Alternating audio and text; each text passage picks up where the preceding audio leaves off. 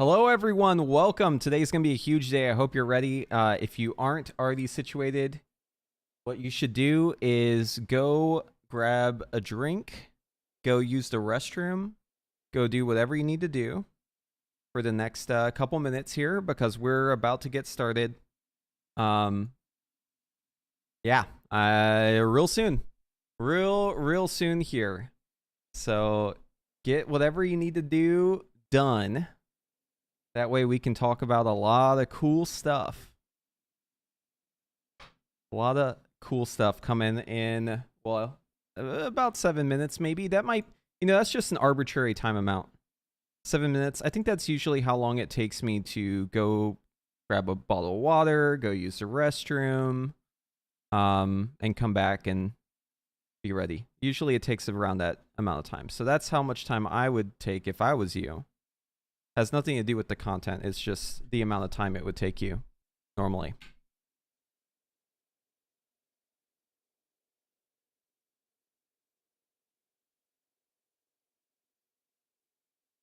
How's it going, Theo? Can't wait for you to tell me that Ellie Shaman got buffed. Yeah, I can't wait for a lot of things. Hey, by the way, is everyone seeing me streaming World of Warcraft right now? Because I noticed whenever I went live, it said Minecraft for some reason. I changed that earlier, and I changed it again. So hopefully it's properly displaying that now. Let me know. Let me know if it looks weird still. You still see Minecraft? What the fuck? Hold on, we're going to restart the stream. 1 second.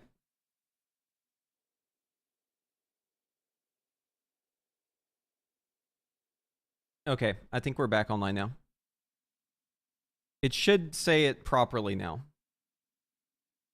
Yeah, I don't like that it was still stuck that way for people. It's really annoying. Sometimes Twitch will just have it be stuck. But yeah, again, 5 minutes usually is how long it takes me to go grab a bottle of water, go grab a snack, use the restroom, do a quick lap in my room, come back, sit down, and get ready to see some awesome stuff. So that's how long I would take if I was you.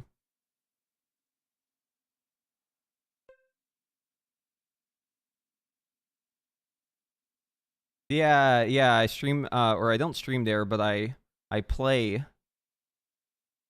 in Velocity. I have streamed a couple raids. Not a lot of raids, but a couple I've streamed. Hello. Welcome. Oh, I have a lot of new videos coming out very, very soon. Very, very soon.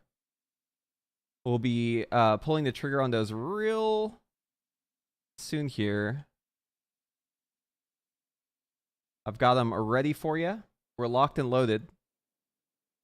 Just got to click the visibility to public. And then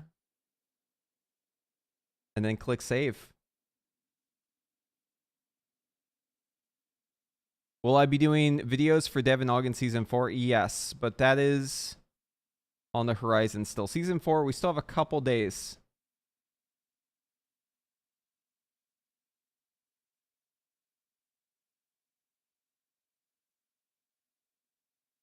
Time is of the essence.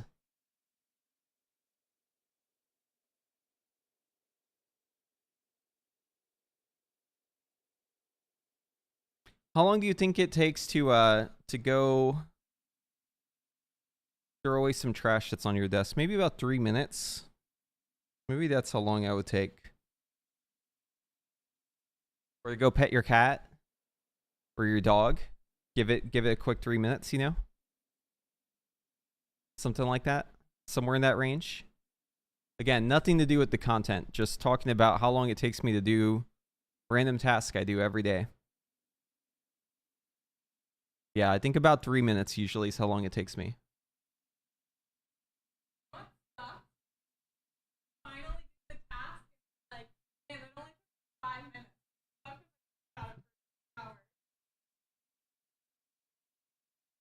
You can pet a dog without taking it outside throwing the ball for an hour? Yeah. You could also take your dog out.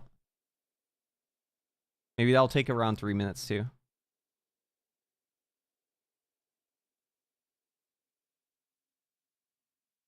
And then command your dog to use the restroom. Yeah.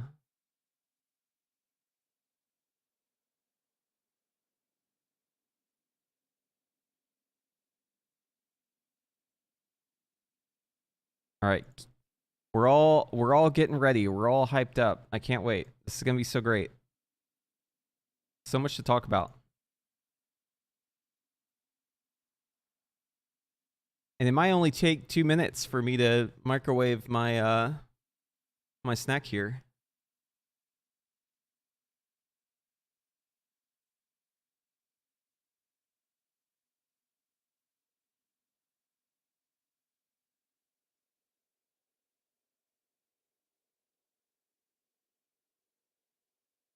How's everyone doing today? I think we might chat with some people today.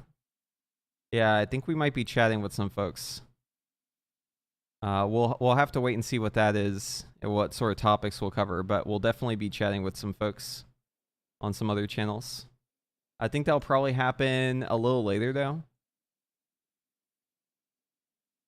Maybe around like 4 EST-ish. Yeah, somewhere in that range. But we're going to have a lot to talk about until then.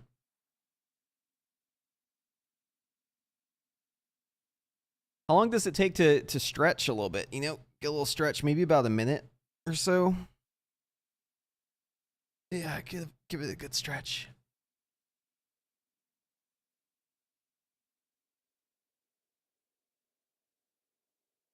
It might seem like I'm counting something down, but that's purely coincidence.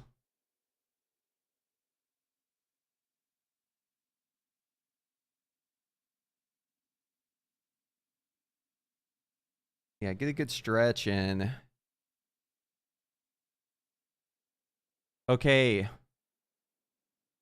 My clock says it is 1 p.m. EST, so that has to be what time it is, right? Let's just check. What time is it? Like the world clock? Yeah, it says 1 p.m. Okay. All right, I'm happy to announce the embargo has been lifted. I can now talk freely. So, I got to go play the War Within Alpha, and there's some really cool stuff. I want to show y'all some content here. So I put it together. It's all live on my YouTube right now. I'm just going to post the links. The videos have actually gone live. I think they just got set live. Yeah, so we should have those up. But we're going to talk first. Oh my god, that's so loud. We're going to talk first about... Why is that so loud? Sun Fury Mage. So I can't log in and show you right now, but I can talk about it. And I'm just going to show some footage. And we're going to kind of jump around different topics today, because there's a lot to cover. Let me tell you, the alpha, there was a lot going on. There was a lot going on. There was a lot of fun to be had. I enjoyed playing all the new specs, and you wouldn't believe it, but a lot of the specs are actually, we never have seen them at all. Like, we haven't seen any information on them. They're just live. Yeah, they're just live. So Sun Fury is the one I want to talk about first, because to me it was like the most fun, the most interesting one. Yeah, let's get this pulled up here. I want to also track what Wowhead's covering, because they're going to be doing a big content reveal too. So we're going to have them open here. But in general, we've seen... Oh, Titles is covering this now. All of the classes with hero talents. And so this is going to be... Yeah, all of the hero talents. We've had all the hero talents. Sun Fury Mage is the one that I enjoyed the most. So... yeah, we're going to let this count down here. I have the links. Let me just make sure that they are also working. All right, I need to add the commands now to Twitch, Sun Fury, and also TWW. So I also had a hands-on session, well, a couple days, of Devastation Evoker as well. Okay, so we're going to just... I'm just going to show this. I'm not going to actually play the video, but I want to show like what the talents look like here. So on Sun Fury Mage, the whole idea with it is you basically have a little Phoenix. You can, by the way, watch the video if you want. It's premiering now, but I'm just going to cover it very summarized version because we have like too much to cover today for me to like sit here and watch this video. Yeah, so Sun Fury has a little Phoenix that you have as a pet. So you basically get to play as Kel'Thas, which is kind of what we were expecting with it. Trying to get my video pulled up here. One sec. Here it is. Okay, that way I can just like scrub through it. There's VLC. Okay, so yeah, the talents themselves. So at the very top here, we have these orbs that we're able to use. Where do I mouse over this? Here it is. Okay, yeah, Spellfire Spheres. So every 6 times you consume Hot Streak, you conjure a sphere above your head. So you know how Kel'Thas has the 3 spheres above his head? You get those. They just give you passive damage increase. And then there's also another component to this. So some Fury Mages have a little Phoenix that comes out, this little guy. So watch him. He just casts spells like crazy. He just rapid fire spells. Like Greater Pyroblast, he's got Arcane Surge, he's got Meteors, he's got Phoenix Flame, he's got Arcane Barrage. He's got like all sorts of crazy spells he does. Here's the tooltip for it. It says Invocation Arcane Phoenix. When you cast Combustion, summon the Arcane Phoenix to aid you in battle. Your Arcane Phoenix aids you for the duration of your combustion, casting random arcane and fire spells. Over its duration, your Arcane Phoenix will consume each of your Spellfire Spheres. That's kind of a tongue twister. To cast an exceptional spell. Hold on, let me just make sure all the videos are live again. 1 second. Okay, so the command should be working. Why is the bot not working here? Oh, this would be a bad day for the bot to not work, wouldn't it? Let's look into that. Okay, I think it's working now. Sun Fury. Okay, there it is. Yeah, so you can watch the video yourself if you want to get more information. But basically, you have this little Phoenix. He does crazy spells. You've got like a haste buff, and then you've got this thing called Burden of Power. So whenever you conjure a sphere, it's going to cause your next Pyroblast or Flame Strike to deal increased damage, which then causes you to get Burden of Power, or at least whenever that expires, it causes you to get Glorious Incantation, or Incandescence, Glorious Incandescence, which causes your next Phoenix Flame to activate. You remember the bracers from Mechagon? Remember that, chat? Like you had these bracers, you pressed after you press your Fire Blast, and then you just like got your Fire Blast back like insta. That's how these work. They give you all of your Fire Blast basically back because each meteor, so you have 8 meteors, and each one gives you 0.5 seconds of cooldown reduction. So you just like instantly get your Fire Blast back. And the coolest thing about it is you see all the meteors. Like there's like a storm of meteors whenever this thing drops. Like watch this here. So the meteors are dropping because the Phoenix is casting, but watch this. Right here. Boom. They're just like machine gunning, right? There's another one. So I actually lined it up so I had 2 in a row. So for my combustion, I could just like spin all my Fire Blast, activate it, get my Fire Blast back, spin my Fire Blast again, activate it again, and get my Fire Blast back. So like you can set these combos in your combustion where you're like basically about to proc it. And then like in your combustion, whenever you spin all your Fire Blasts, you proc it, you get your Fire Blast back, you spin them all again, you proc it, you get them all back. So it's like machine gun, right? Like you can get them back to back if you properly set it up. But it's really awesome. And each one of your Pyroblasts counts towards those 6 for the orbs. Remember, whenever you generate the orb, the Phoenix will actually use the orb to cast greater spells.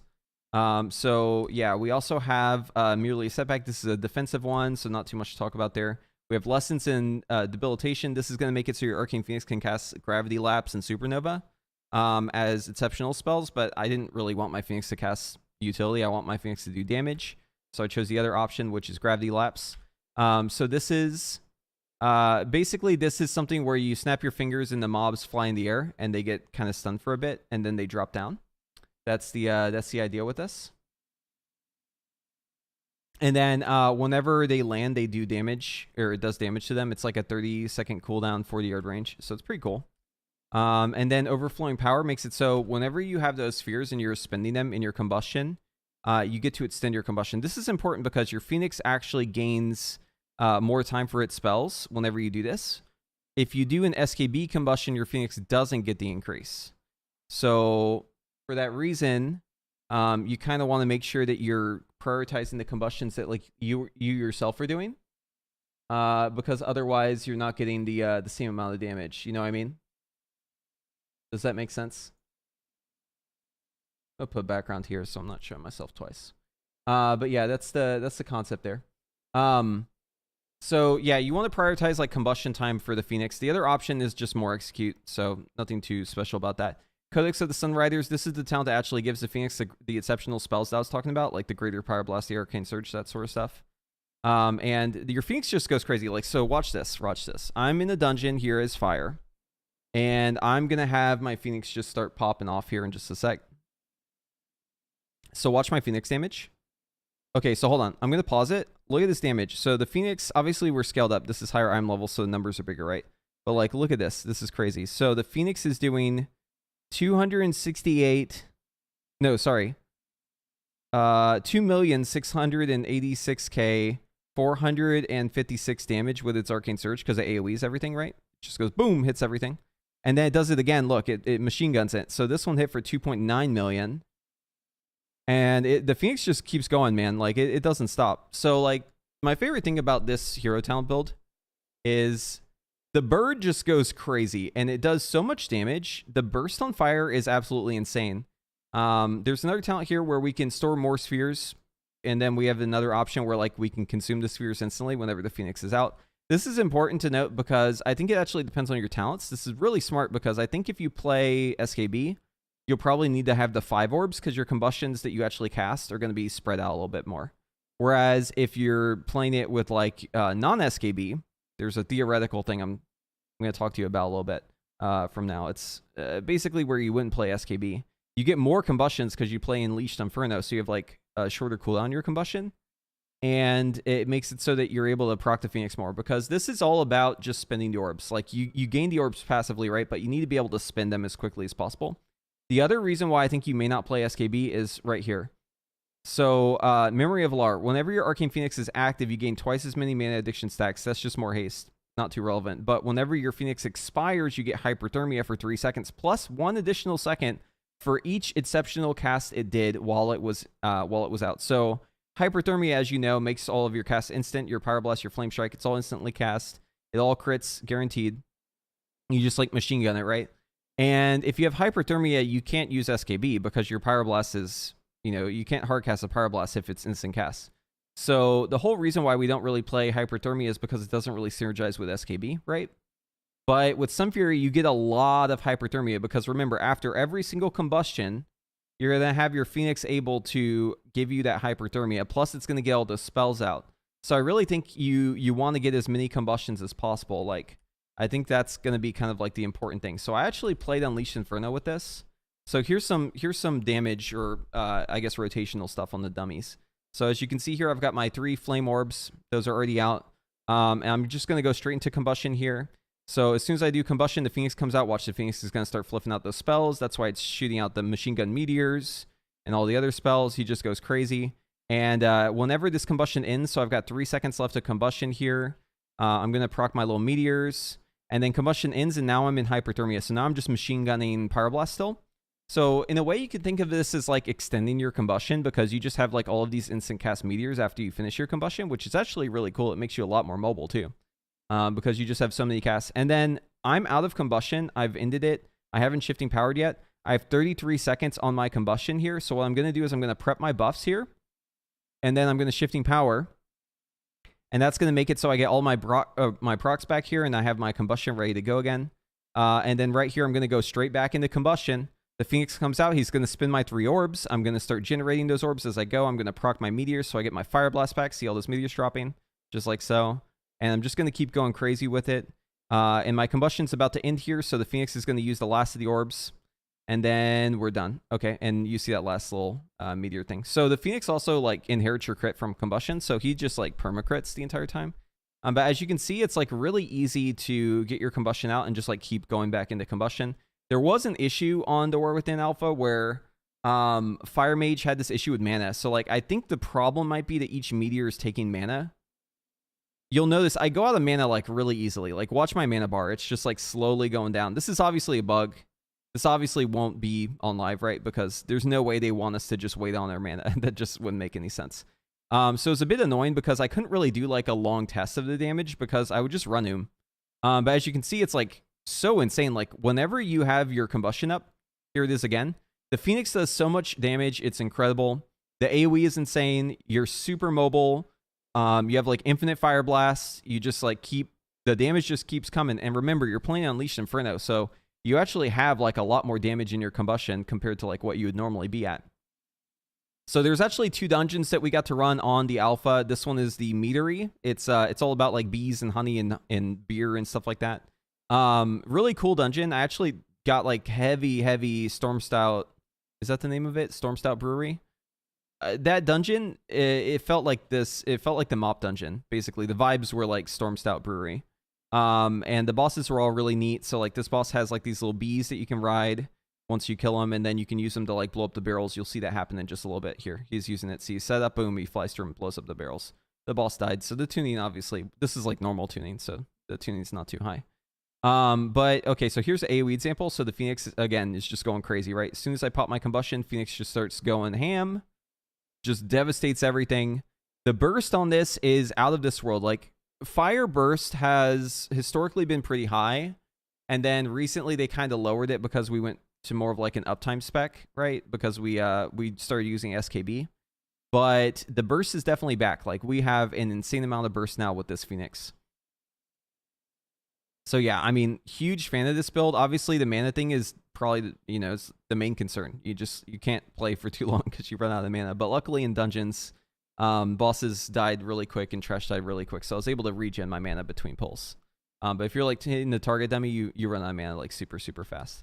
But yeah, I mean, just like watch this, right? So like the bird is out, the shield is up, and the bird's just going crazy. Look at this damage. I mean, you can literally like AFK and the bird just goes ham. Like, that's how good it is. Obviously, you wouldn't AFK because you're near combustions, but I'm just saying, like, the bird is crazy. Anyways, so that's the Fire Mage one. We also got a hands-on look at Devastation. So whenever we play Scale Commander or Flame Shaper, we got like an actual look at how it's gonna look. Like the actual oh, it looks like Wowhead has their posts. The actual way the abilities work, because we were speculating about it. But obviously, we couldn't really tell too much until we got our hands on it. So this right here is the Scale Commander one. So here you can see the UI for the hero talents. They're right there in the middle of the screen. And then we have the beam, right? So we were talking about Disintegrate being like a 3-beam. That's what I was speculating here. So that was basically everything I speculated about Devastation ended up being exactly right on the money. So you have like the 3 beams just like that. What's really cool about this is all 3 of the beams actually proc your causality and all the other stuff. Also, if you beam an enemy that dies, your beams continue on the other enemies. So you'll see here, I beam it, the mob dies, and my beam still keeps going. See that? So this is actually really important because there's going to be a lot of situations where you're using Mass Disintegrate and the mob that you're targeting dies, but you want your damage to keep continue on your other targets, obviously. So like if you begin your Mass Disintegrate and the mob you're targeting dies, the beam doesn't go somewhere else, but the 2 other beams keep going. So that's pretty important. Also, we have a new Deep Breath. Okay, this is probably the thing I'm most excited for. Hold on, let me take a drink. Okay, so there was a lot of speculation about how Deep Breath would work. I speculated that you'd be able to just go into it and fly forward and eject from it, and you'd have controls while you're in it, and it wouldn't require a reticle. All these things, again, right on the money, okay? This is exactly how it works. I totally called it. So you press Deep Breath. You don't even need a reticle. Look, your character just flies in the air. You can turn it once you're in the air. See, that's like the maximum turn speed, so it's not too fast. You can also cancel it early. So like you're going to see me here use Deep Breath and then just instantly cancel it. See that? So you can hop out of your Deep Breath whenever you need to. And then remember, your Deep Breath now has like increased damage, and it also melts the armor of your enemies. So whenever you use your Deep Breath, it's going to make it so your bombardment damage and your essence abilities are all 20% increased. So like a typical rotation, like if you're hitting the target dummy, you're probably going to hit Fire Breath first. Or actually here, I'm showing bombardments here. So let's show this for a sec. So the bombardments, you have like a dragon that flies in, and he like drops a little bomb. You'll see it here. Whenever you Mass Disintegrate, marks it. See the little dragon fly by? So that is what it looks like. It makes like a little sound effect too. The sound effect is actually like kind of obnoxious, really. But I'm sure they'll look into that. But you can see the dragon over here. You can see he's dropping the little pyre here. So it does damage. Boom. And the damage on bombardments, it seems like, did not cause threat at all. And I wasn't even able to see it here in my like scrolling text, which is really cool because it means that you have less threat, right? And the damage that you're getting from this, I'm sure this is going to count towards you in the logs. But the best part is it doesn't generate threat. It also gives you cooldown reduction. Remember, so you get cooldown reduction from your bombardments, and everyone in your party can proc them. It's not just you. So you saw a second one proc there at the last second. And then you can also get this talent where you have like a chance to generate essence burst. It seems like a pretty low chance, but you actually proc like so many bombardments that having it be a low proc chance is like actually probably for the best. Okay, so here's an AoE example. So my speculated opener is Fire Breath into Shattering Star into Deep Breath into Mass Disintegrate into Dragon Rage. The reason why I want to wait that long until Dragon Rage is because I want to build up my Charge Blast stacks for my Dragon Rage so that it does as much damage as possible. So you'll see it here. So I'm going to go ahead and open with the Fire Breath. Boom. Hit the Shattering Star. I'm going to Deep Breath through. I'm going to cancel that early. I'm going to turn around, Disintegrate. This is going to give me Charge Blast stacks. So now I'm at 15 Charge Blast stacks, or 16. I press my Dragon Rage here. It's going to be 16 minimum. Dragon Rage is going to be amped by my Charge Blast. So all of those are getting the damage increase, just like so. And then after this, I now have Eternity Surge to use. And guess what? Eternity Surge gives us Mass Disintegrate. So now I can use another Mass Disintegrate. This Mass Disintegrate is going to give me another Charge Blast stack up to like 15 minimum, or 16 minimum. So I finish this off, and then I do a Pyre. So that Pyre and the Dragon Rage Pyres, they're all amped. They're all like basically doubled, right? Because I'm getting the increased damage. Plus the Milt Armor is still up. If you look, Milt Armor is still active on this target. So all of these Essence abilities are doing more damage. That includes Mass Disintegrate. That includes my Pyre. And then you'll notice too that the cooldown reduction is actually kind of insane. So I'm going to do the same opener here as Skill Commander. You'll see it again. Yeah, so Fire Breath into Shattering Star. No idea if this is optimal, by the way, because I don't have meters. I can't, and then no add-ons. I can't test that stuff. I actually canceled a little late there because I wasn't paying attention. But anyways, Dragon Rage into Eternity Surge, into another Mass Disintegrate, into a Pyre. This is kind of like what the rotation looks like. Fire Breath is already back, so we tip the scales on that. We do another Mass Disintegrate. Now we throw out a Pyre. And then we're going to look for Eternity Surge coming up soon. So we have a Shattering Star. We throw that out. We get the Eternity Surge out. We do a Mass Disintegrate. And then this is going to give us another Pyre that's amped up. And then we just continue. Fire Breath is up again. Look how much cooldown reduction you get. It's insane. You get so much CDR because your causality, like each Mass Disintegrate is giving you 6 seconds of cooldown reduction on your Empower spells. So your Dragon Rage lasts way longer as Scale Commander, which is awesome. And I missed that last extension there, but you should be able to very easily get that. My gear on the PTR whenever I'm doing this test is only 400 IM level. Keep that in mind. 400 IM level, right? That is very bad gear. The starter gear they gave Evokers on the alpha was like 170 IM level. So I actually had to work really hard to get it even just to 400. The part where I ripped right. Oh no, I show that in the video. Don't you worry. Yeah, this is all, by the way, in the Scale Commander video. If you want to watch it yourself, I'm just going to give you like the cliff notes because we have like too much to cover here. But yeah, in the actual dungeons, I was scaled up, so like I actually got to see my damage be like where it was supposed to be. But yeah, this is kind of like the general rotation is just like get your Mass Disintegrates out, spend your Charge Blast. I was playing Onyx Legacy too for more Deep Breaths at 3 targets because of the cooldown reduction you get on your Deep Breath whenever you get those bombardments. In a group, it actually is pretty big. Like you get anywhere from like 20 to 25 seconds of cooldown reduction. So here's some dungeon gameplay. Oh yeah, also one last thing. So you know how whenever you use your Deep Breath and it says it resets the cooldown of your hover, it actually gives you both charges back, which is nice. Okay, so here's like an AoE pull.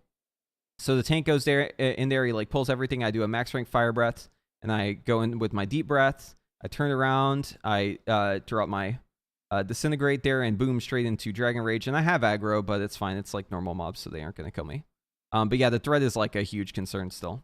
I mean, as we predicted, right? Like, that's no surprise. And my Dragon Rage is still up. We're out of combat, so I'm going to start working on this one. I know I'm going to pull to right here, but I just don't care. Get that Mass Disintegrate out, throw the Empire. Got the Eternity Surge, just trying to keep my Dragon Rage up. It's still up, by the way. And it's about to be falling off here in just a moment. And then as soon as it falls off, it's like, okay, well, now Deep Breath is coming up soon. If these mobs lived longer, I would still have my Dragon Rage up.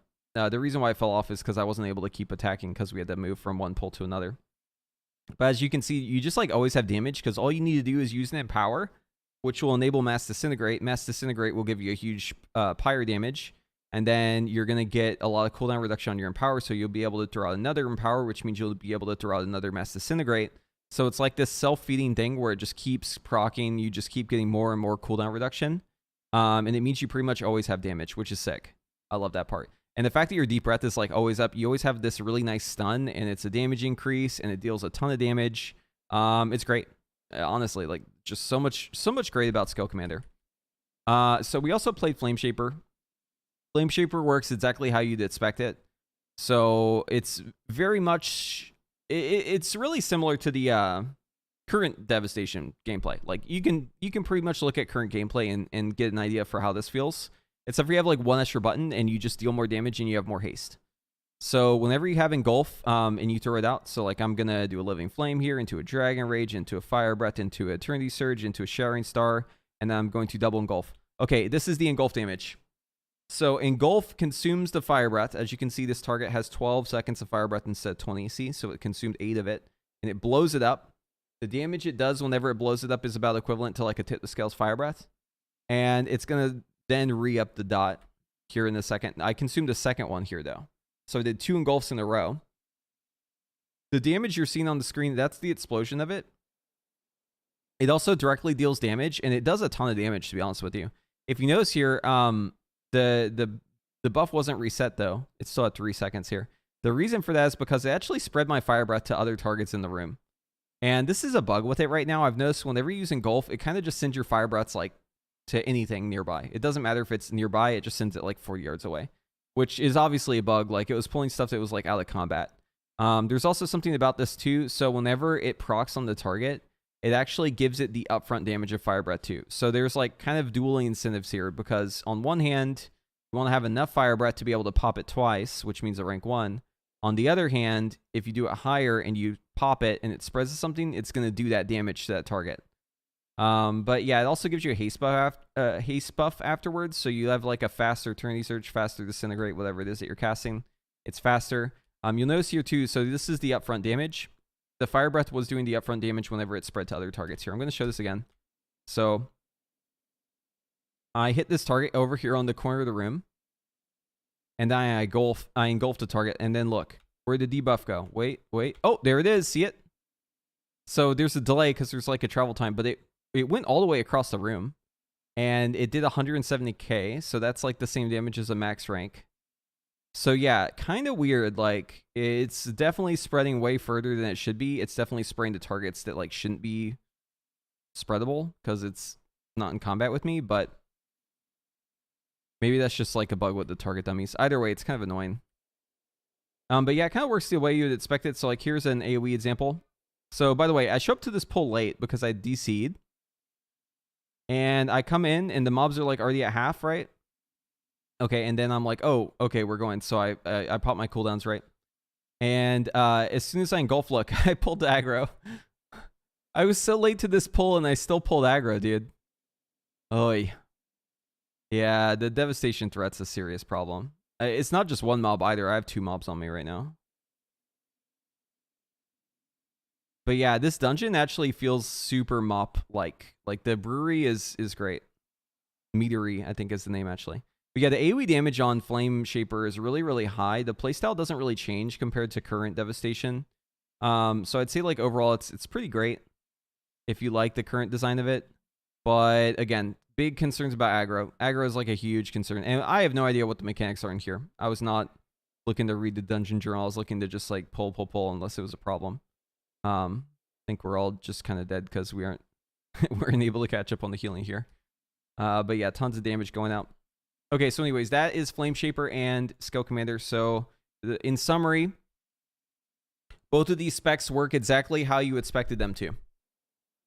We were right about all of our assumptions. All of our predictions were correct. Okay, let's talk about other stuff. So we're going to watch this together. This is the Into the War Within trailer here. We have with... what are they covering here? Oh, yeah, this is just like the trailer, I guess, for it. Here, let me get this open on YouTube. I'm going to watch this.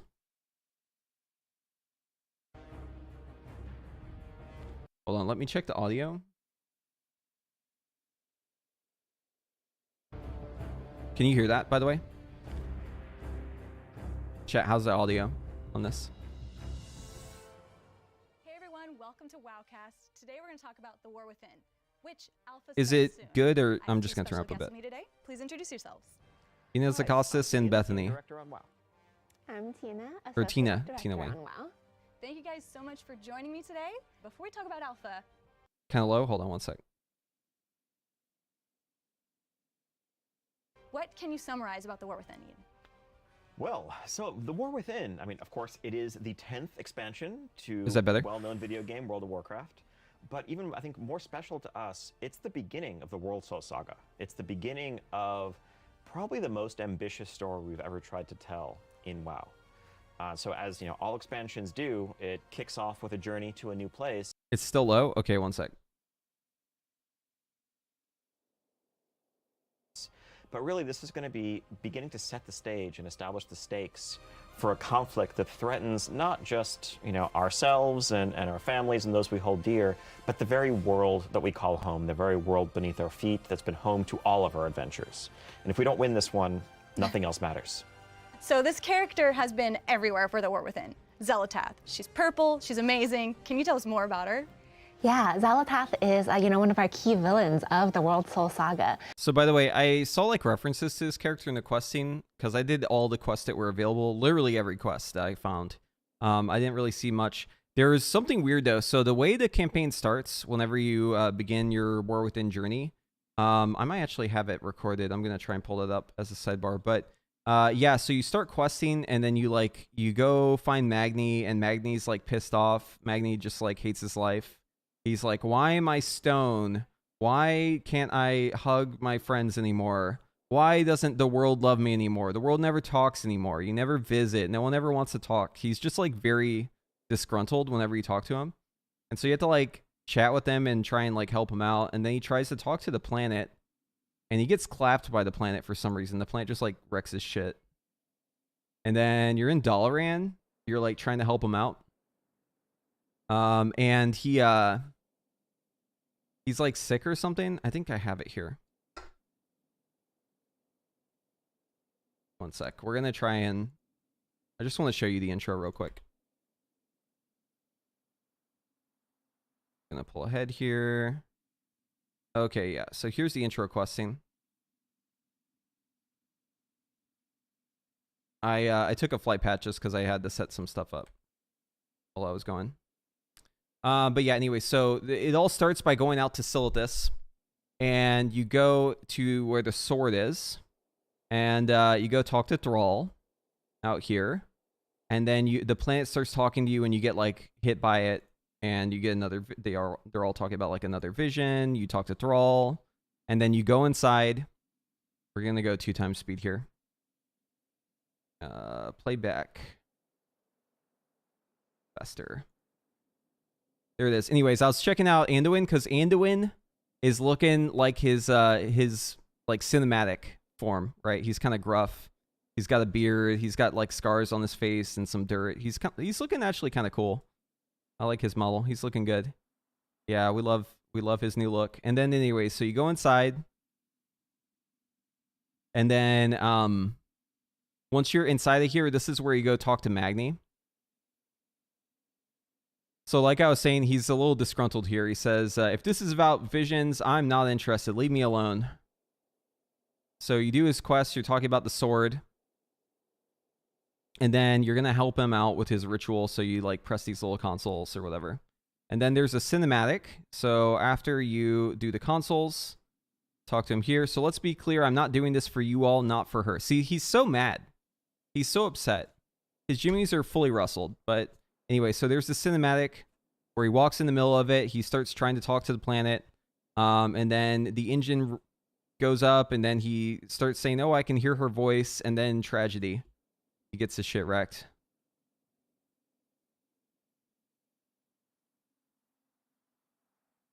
He goes, it's called, and then he dies. You know what this reminds me of? It reminds me of Shrek. Is it Shrek 2 where like the frog is like, the secret is, and then he dies? That's what it was kind of like.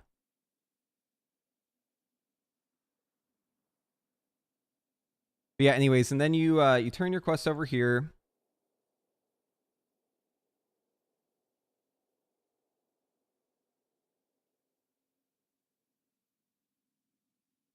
And then this sends you to Dalaran for some reason.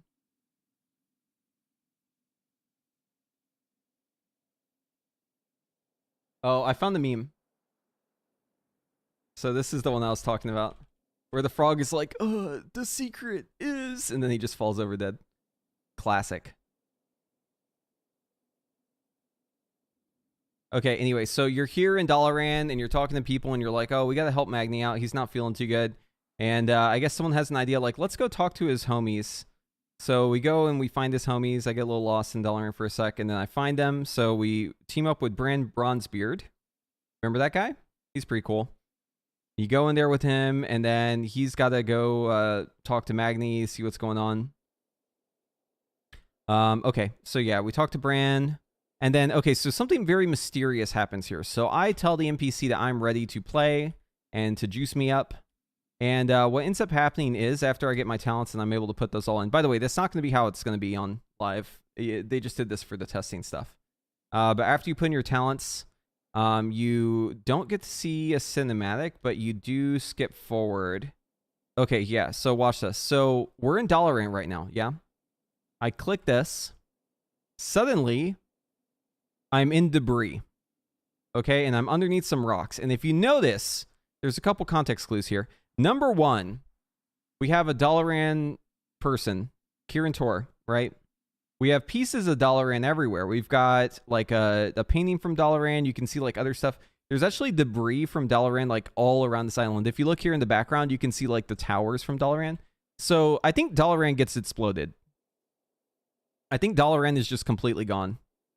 So the guy tries to help you out, and he gets comically killed by one of these little Silithid guys, which is actually hilarious. And then you have to break yourself out of the rocks. So you get out of the rocks. You've got a couple quests here. I'm just going to skip ahead. So we just kill some mobs. By the way, for all of this, I was like super undergeared, and I didn't even realize it really. But I was fighting for my life out here, man. Like it was so tough because my I'm level's 170, and I'm fighting level 70 mobs. So my I'm level on live is like 480. So I was literally 300 I'm level, more than 300 I'm level lower than I should have been. Not ideal. So I died a couple times. It wasn't very easy. I was really struggling out here. Once I realized that my I'm level was the problem, I felt a lot better about the situation. Oh, there's also this other problem that kept killing me because whenever you use Mass Disintegrate, you're going to watch it here. It'll pull mobs that you aren't in combat with. So that was happening to me too. Like I was trying to survive by like kiting the mobs, and then I would kite through like an area where a mob would be within 25 yards of me, and I would use a Disintegrate, and now suddenly I have another mob. And then the mob would come over and start beating me up. And then so I keep running from those mobs, and I would do it again, and it just kept chaining. So like I was just like permanently running away from these mobs while just accidentally mass disintegrating them over and over and over again. It was kind of a nightmare. But I'm sure that's a bug and should be fixed. You can see the bombardments happening though, which is pretty cool. So anyways, I killed the bugs. I set up some UI stuff. And oh, that's okay. Yeah. So you can see more parts of the Dalaran. They're just like falling apart here. But yeah, I mean, the biggest thing though is just that I'm 170 I'm level, and the mobs are expecting me to be like 400 plus. That's a pretty big gap. I mean, that'd be like if you were trying to do like current content with, I mean, it's actually the same as if you try to do current content with 170 I'm level, basically. Not ideal. So anyways, I'm going to skip ahead here. So we do some questing, we kill a big bug, and then we get some breadcrumb quests here. So we kill this guy. This guy took forever on my evoker. On my mage, my Phoenix soloed this guy. But on my evoker, I struggled for a bit. Because, I mean, again, I'm doing no damage. You can see my damage numbers popping. I'm doing like 4,000 damage per tick of Disintegrate. It's not good. But anyways, we got done. There wasn't a cinematic there, but then we have some dwarves show up. That cinematic will be added later. And I realized, oh, you know what? My gear is actually shit. So I'm going to equip some decent pieces. So now my I'm levels up to 251. So we actually got a pretty big increase here. And yeah, we fly over to the city. Just going to skip ahead. And so the city is being attacked by bugs. So we take care of those bugs, and then we can talk to the dwarves. We free some dwarves. We do like general questing. This kind of reminds me of like Wrath of Lich King, Borean Tundra, where you're like dealing with the bugs in the city. And then we do some questing. We fly around. The city was actually really great. So this is what's the name of the city again? Hold on, let me go back.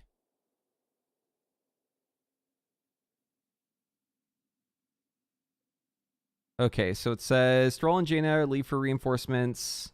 Dornogal. Dornogal is the name of the city. So anyways, we're like doing stuff for dwarves. We go meet with like the people in charge. We have a chat with them. They basically tell us like, oh, we got to go do some stuff for them.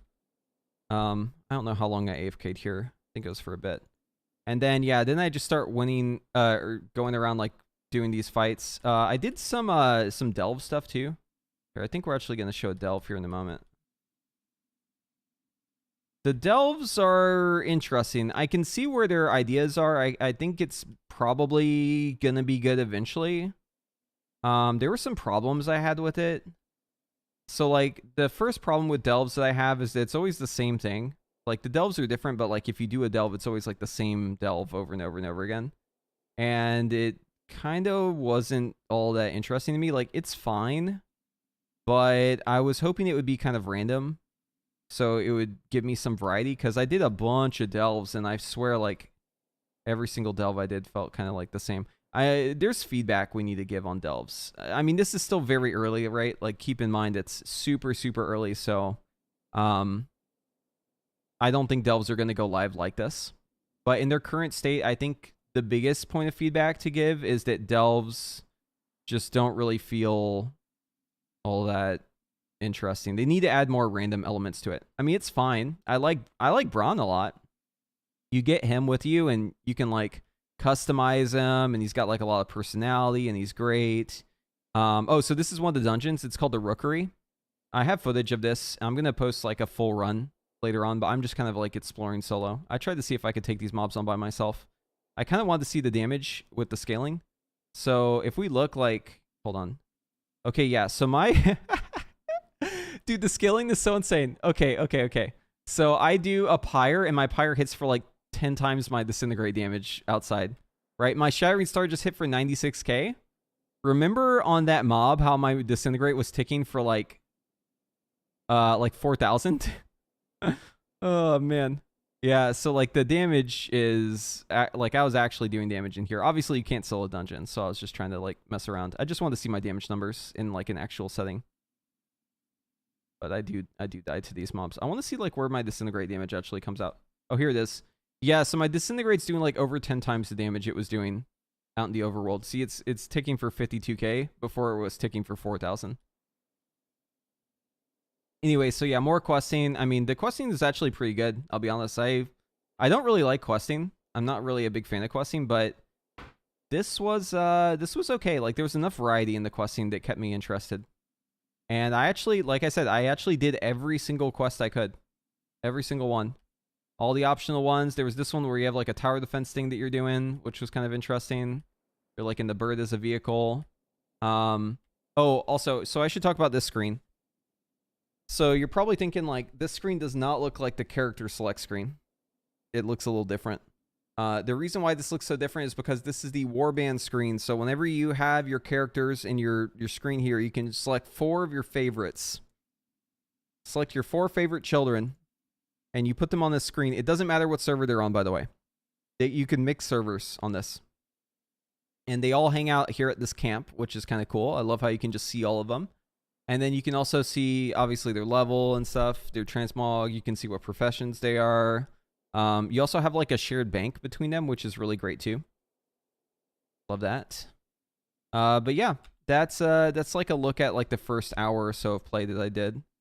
It was really fun. I enjoyed the intro. There was some mysteries that I want to know more about. We actually asked about Dalaran.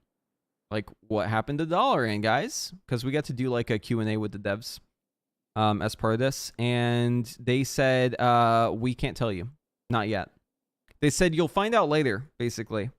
But for now, you got to just use context clues, right? We have like pieces of it everywhere. There are some NPCs that like would talk about Dalaran very briefly, like mention things, but Yeah, all we know is something happened and Dalaran is no longer up in the air. Like, it is exploded, I think, because all the pieces of it you can find, like, scattered across the island. So I think it's safe to say that Dalaran got yeeted. Yeah. Thoroughly yeeted.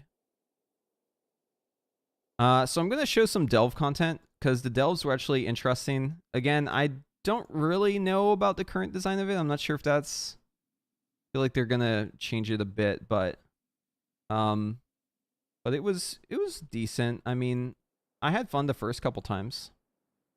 It's just I started spamming them, and then as I spammed them more and more and more, I felt like I was kind of getting a little bored with that. But I'm sure once it goes live, we'll have a better time with that. I think I do a delve in here. Yeah, I do. Okay. So in this one, I go down into this cave. Oh, wait.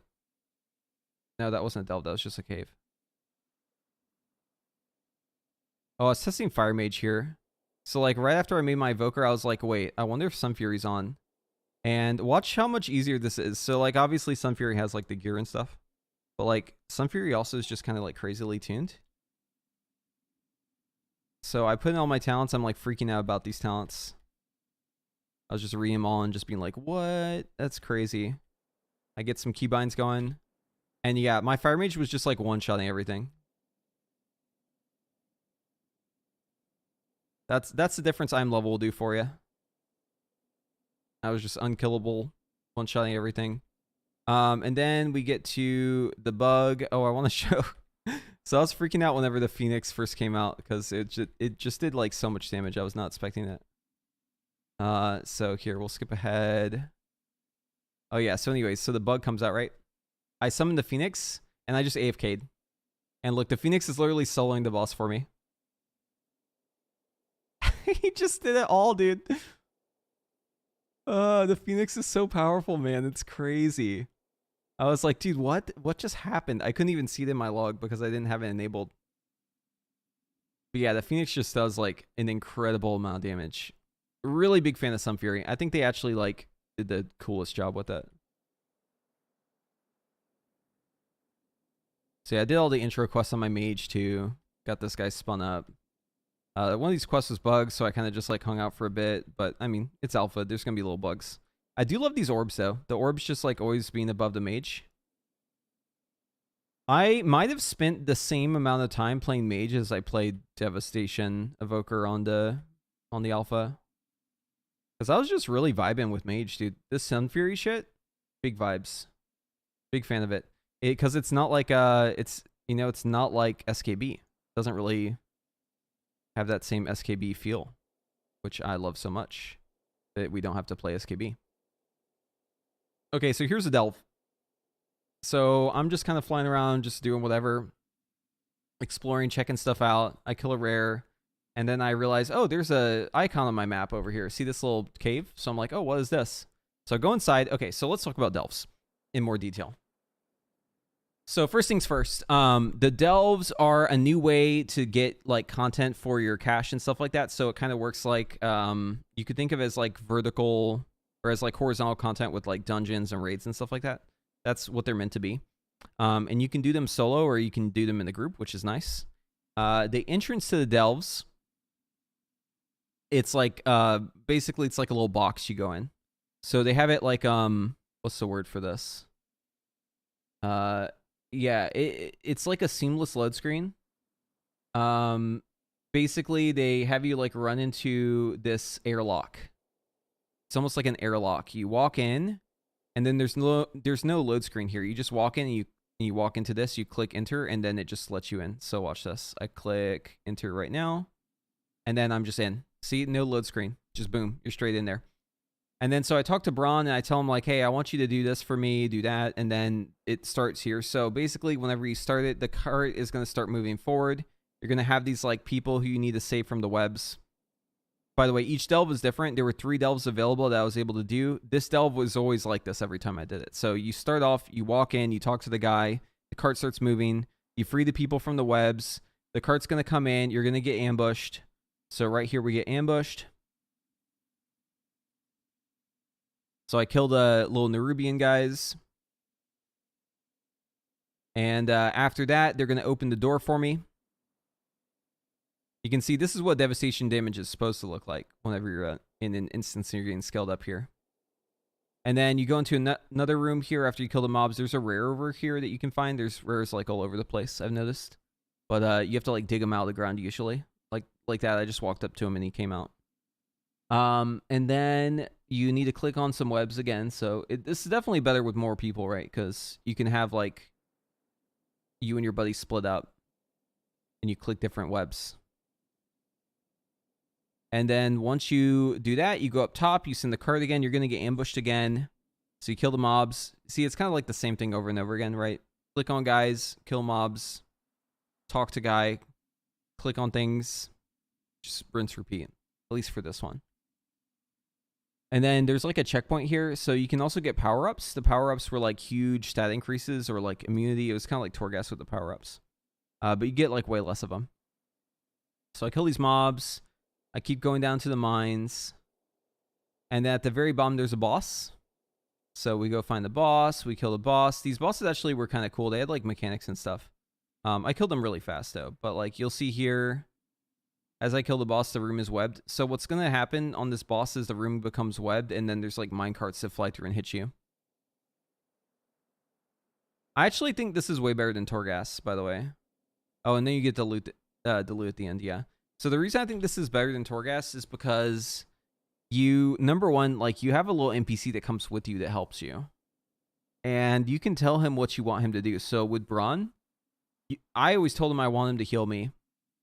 My biggest complaint about Torghast was if you played certain classes, it was just like really, really bad. It just did not feel fun. So like for Mage, you didn't have heals for yourself. You just had to like deal with it. So because I didn't have heals for myself, I just like struggled so much because, you know, if I needed to heal, I just had to leave combat or kill the mobs. Whereas with this, you can have Braun heal you, so he throws potions at you and he heals you up. So it's a lot less frustrating. And at the end, you talk to a little thing and then you can leave. So yeah, that was one delve. I had a lot more delves I did. I think in this one, okay, yeah, so here's like here's the same delve. Let's find a different one. Okay, so this one was cool. So this delve is like a mushroom one. So you go inside. It's called the Fungal Folly. Same idea there, seamless load. You just walk in, you talk to the guy, you tell Brun what you want him to do. You fall into a giant hole. I was testing to see if I could fly through. And then you're like on these platforms and you can like fly down. So this was actually really nice as Evoker because I could just like keep flying. And then you're supposed to go find the scouts. So you free the scouts, you just like run around, get all the scouts. This one took a bit longer than the other one. You kill the mushrooms, you free the scouts. There's like things you can interact with. There's rares. The little mushrooms, you could jump on them, which was kind of cool. You also get a power up here where like you can get a double jump no matter what class you are with the mushrooms. There's other quests to do too. So you see me using the double jump here. Also, there's these mushrooms. You step on them, boom, you get knocked in the air.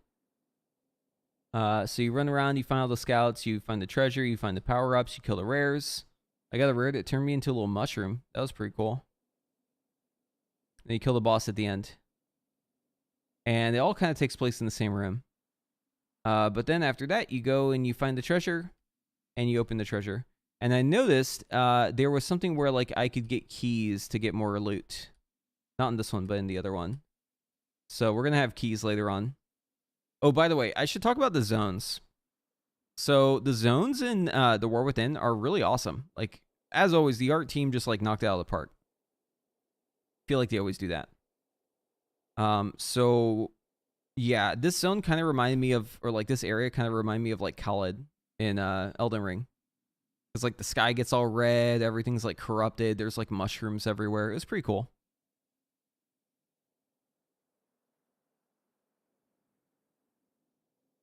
But yeah, the questing, again, not too bad. I actually enjoyed the questing, and I'm not really a questing enjoyer. Normally, I'm not really a big fan of it, but it's pretty fun. Oh, I think there was another delve that I skipped. Hold on, let me go back. So here's the mines. We did this a couple times. Jedith and I were running these together as like 2-man. Oh, here we go. Here's the other delve.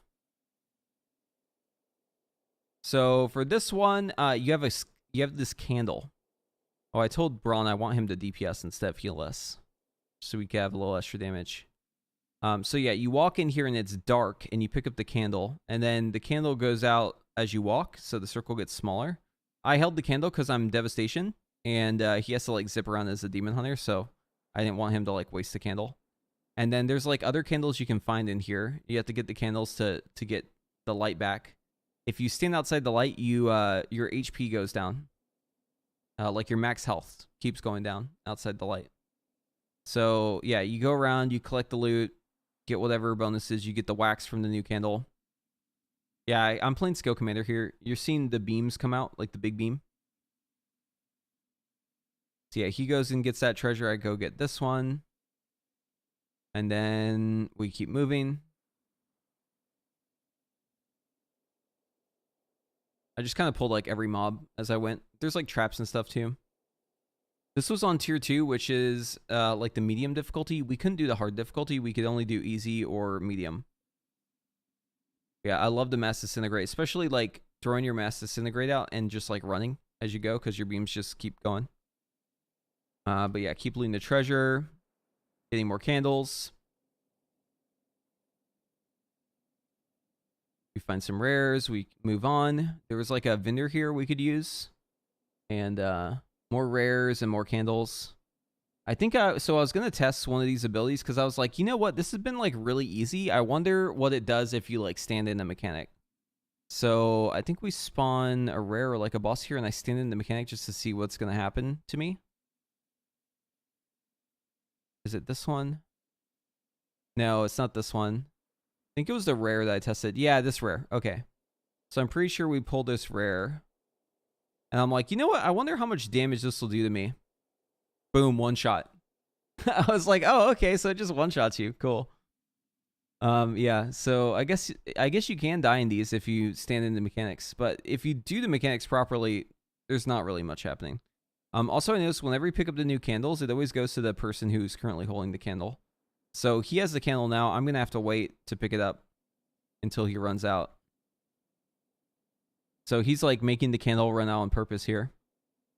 Now it's dark. As you can see, the light just instantly changed once we lost the candle and I pick up the new one. And now I'm the candle holder. So he can do his demon hunter stuff. And then we get to the end here. And we open up the chest. And then there's a boss. We kill the boss. And then on this one, we actually get more chests. But yeah, these bosses actually have mechanics. I don't want to like diminish it too much. Like I actually had fun in these. I did. It's just, I think if we're going to be doing them a lot, they might need to add some randomness to it. Just a thought. And then, okay, so we have these chests here. This was very curious because I didn't have a key for the chests, but there were 2 other chests, right? There's an epic one. There's a rare one. I'm like, okay, well, how do we open these chests up? And it turns out that the key is from Renown. So I guess as you level up your Delve rep or whatever, you get Renown, and then you can use that Renown to access new keys. And then you can buy the keys and you can open up these chests. So that was pretty cool. I enjoyed this. Yeah, I couldn't open these chests, so I'm just chilling. Sup, hope your day's great. Yo, what's up, Break and Bake? Yeah, so saying here says, how did hero talents feel? Do both seem viable? Yes. I feel like the hero talents were viable for single target and for AoE. I felt like Devastation had like 2 really good options to choose from. So overall, I gotta say, they're both great. However, if you wanna know what I'm most hyped about that I played in the alpha, I gotta say it's Sun Fury. Sun Fury Mage was extremely hype. I had more fun with that one than I did with anything else. Let's check back in on World of Warcraft real quick here, see what other news. Oh, we also didn't finish our video. Let's do that. I need a little talking break. The expansion is, I mean, part of it is this journey, delving deeper, find Xalatath and her allies. And the inspiration for her design from an art side was really based on the priest artifact weapon that she had been trapped in for so long. So if you look at her armor, like all the motifs of, her belt, her shoulders, really take inspiration from that design. Even Her character model is awesome, by the way. in the runes on her cheeks, those are a homage to N'Zoth, who freed her from the dagger. Naifu. So if later on in War Within you find yourself, wiping to a raid somewhere, just blame the Shadow Priests for not just putting the knife down, Yeah, why didn't walk they away put from the that- talking dagger, and we wouldn't be here. Oh my And god. yet, Are there any other familiar faces that we can recognize? Yeah, some of the key heroes of our story So that's Sylvanas' sister. are Illyria and Anduin. So these two, they're running a bit, right, from some of the wounds of their past. There he is. There's Andy. Jerry, yes, I have a new video out. It's in the commands if you want to watch the video. It's just TWW. That one is The War Within, hands-on on Devastation, both specs. But in the end, they're going to find hope and redemption. So, Illyria, we've seen her new design that really reflects the duality of her character. And Anduin, we saw him in our cinematic, and he just looks, a little more haggard. He's been through a lot lately. He grew his beard. Yeah, He's working on it. yeah, I mean, the name The War Within is one that has a couple of layers to it, right? Obviously, we're literally delving beneath the surface of Azeroth and going to be battling within our world. But this is also a story that involves a lot of inner turmoil and inner conflict. And Anduin is probably the most torn of any of our cast of heroes, given what he went through in the Shadowlands. And his journey into the darkness as he seeks to rediscover his own light is a big part of the narrative arc. And with The War Within, there's new zones. Can we talk about what our new zones are going to be? The continent as a whole that begins on the surface and extends beneath the earth, right, we're calling Khazalgar. This is an ancient home to the Earthen. It's actually just off the west I want to talk coast about of this very Pandaria. briefly. So the Earthen are awesome. The Earthen are like the dwarves. They're in this new zone. They're really cool. They have a lot of personality. I was really enjoying running around, seeing all the NPCs. Also the other races that are on the island were really cool too. Everything lore wise and art wise, dialogue wise was actually really sick on it. And normally I like the art a lot, but normally the other stuff I don't really care too much. But thought overall it's really well done, and I enjoyed the Nerubians as well. They seem a little bit more cultured. They kind of talk like other dwarves. There's little variations, but the biggest thing is they've got a different I guess they're their lifespan, or their the way that they get older and what happens to them. Their bodily functions are different because they're made of stone. So you'll find some Earthen. There was a quest line where one of the Earthen was I guess older, and he was losing his memory, and they become rocks basically. As they get older, they just become like a statue. So they're losing, I guess, parts of them, and for him it was his memory, I guess, that was going out.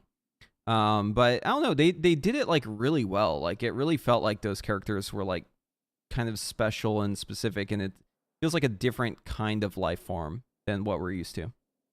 Area about between Pandaria and Kalimdor, just a couple hundred nautical miles away from a certain sword that's sticking out of the southern end of Kalimdor. But yes, home to 4 zones with amazing varied settings. Yeah, so our first zone, the Isle of Dorn, this is basically, you'll find an isolated group of Earthen there. And so they have their awesome city, Dornogal, which we're very excited for players to check out. That'll be the hub in the end. The second zone is the Ringing Deeps. So, the evocative of mine picks, industry. And so this is the heart of earthen industry. But it's not all just, lava and fire. It's mixed with these beautiful caverns, cenotes with light and water coming in, creating these, lush spaces for the players to enjoy. And then we go to Howlafall. Howlafall is where we really wanted to break expectations. Right, this. By the way, this zone, I didn't get to see this, but the footage of this place, the screenshots, all that stuff, it looks absolutely incredible. And dragon writing felt really good on the alpha. The main issue with it was that we did not have access to all the power-ups from Dragonflight. We would have had to go back to Dragonflight, do all of the glyphs, get all that work done. It just wasn't worth the time and effort whenever you're on like a tight schedule to like see all the content and get as many impressions as possible about it. So it didn't really make sense to like waste time doing that stuff. So I just ran around with 3 Vigor, but that's obviously not going to be how it is on live, right? Like you're going to have your normal dragon riding. So even with the 3 Vigor, it wasn't too bad, but yeah, it was definitely like a bit annoying not having the Vigor. And this is Arathi airships. Right, underground airships, right? The first thing you'd naturally think of when you're going under the surface. How are they going to get around? Well, airships, of course. Of course. And then our final zone is Ashkahet. So this is the heart of the Nerubian Empire. This is where we'll finally be able to see the Nerubians and all of their strength and glory, like with the height of their civilization. I think we'll get into the details of Alpha later, but everyone's journey is going to start in the Isle of Dorn. But I really can't wait until we get to Hallowfall in our testing. I think Tina mentioned that this crystal, it is such a striking visual element that dominates the zone. Imagine in this place deep within the earth, a radiant crystal of light, and the way as it illuminates the surroundings, that actually plays with the environment and some of the spawns and how the world around it reacts to it. I think when we set out to create this underground space, we knew that one of the risks was that it could feel oppressive, that people didn't want to feel the sense of claustrophobia, of you're always in caves. Hallowfall really from the outset was built to be a place where, honestly, unless you fly all the way up to check out the ceiling above you, it doesn't feel underground. It feels like you could be outdoors in some vast, welcoming area that's just... Yeah, like you can tell it's in a cave because you've got like the slag tights and you've got the other cave motifs, but it's so bright. Epic. In there. When we arrive to the Isle of Dorn, what's the first thing we'll see? Well, so you're going to see something a bit different in Alpha from when the expansion goes live. There is an expansion intro experience that is not currently being tested. It's something that has some cool narrative elements that we want players to all experience together later in the year when War Within launches. But players will spawn in the Alpha on the Isle of Dorn, surrounded by some debris that will look pretty familiar and pretty distinctive. I guess they're alluding to it now. And really is the scars of an initial battle that seems like it didn't end so well. And the beginning of our journey, as with many expansions, is a bit of a mystery, a bit of an investigation of arriving in a strange land, having this threat that we face, these visions, these whispers that heroes around Azeroth have been hearing in recent months, but trying to understand the nature of the threat we face, how we're going to stop it, and our journey begins. Oh, here's two of the Earthen I was talking about. They all have so much personality. I'm telling you, like all of them with their like idle animations, their like little routines that they do as NPCs in the town. They had like a lot more personality than I think we're used to. It's like a new direction for how they're doing this stuff. Like if you just look at like these two, right, and even the guy in the background. In the past, NPCs just stand there like T-posing, right? And maybe they do like a little waiting animation, then they go still, and then they do their little animation. These ones, they went out of their way to like make these NPCs feel like alive and real. I think it's really interesting, and it makes the game feel actually kind of different. Like it feels like there's more going on. I don't know. It's weird. I don't really know how to describe it. It just gives you a certain feeling. On the doorstep of these ancient earthen people who are going to begin, helping us figure out where to go next. They're going to become our next allied race too, right? Once we earn their trust, that's for sure. Is there any other NPCs that we're going to be familiar with? Yeah, there are going to be some characters that we haven't seen in World of Warcraft in a while, but will be, part of this story. That's because of their, dwarven heritage. And, Magni, he hears the Radiant Song. He brings some of his family members along. Moira, who is leader of the Dark Iron Dwarves and heir to Ironforge. She'll be here with her son, Dagran, who is now a young adult. Dagran, the last time Look at that nerd.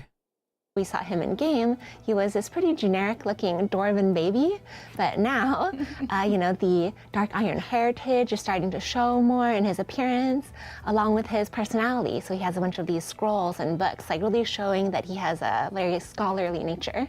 I think one of the fun aspects That's another way to call him a nerd, by the way. of just world building and narrative in WoW is we have this vast array of characters and If you ever have someone in school tell you that you have a very scholarly nature and isn't a teacher, they're bullying you. champions and heroes and backup characters. And whenever we figure out where we're going, what the next natural location is, what the story elements are, the first question we ask is, who needs to be here? Who does it make sense to have answer this call, want to step forward? Just as when we were dealing with the Green Dragonflight or the Emerald Dream or the like, okay, this is time for Malfurion and Tyrande to step forward.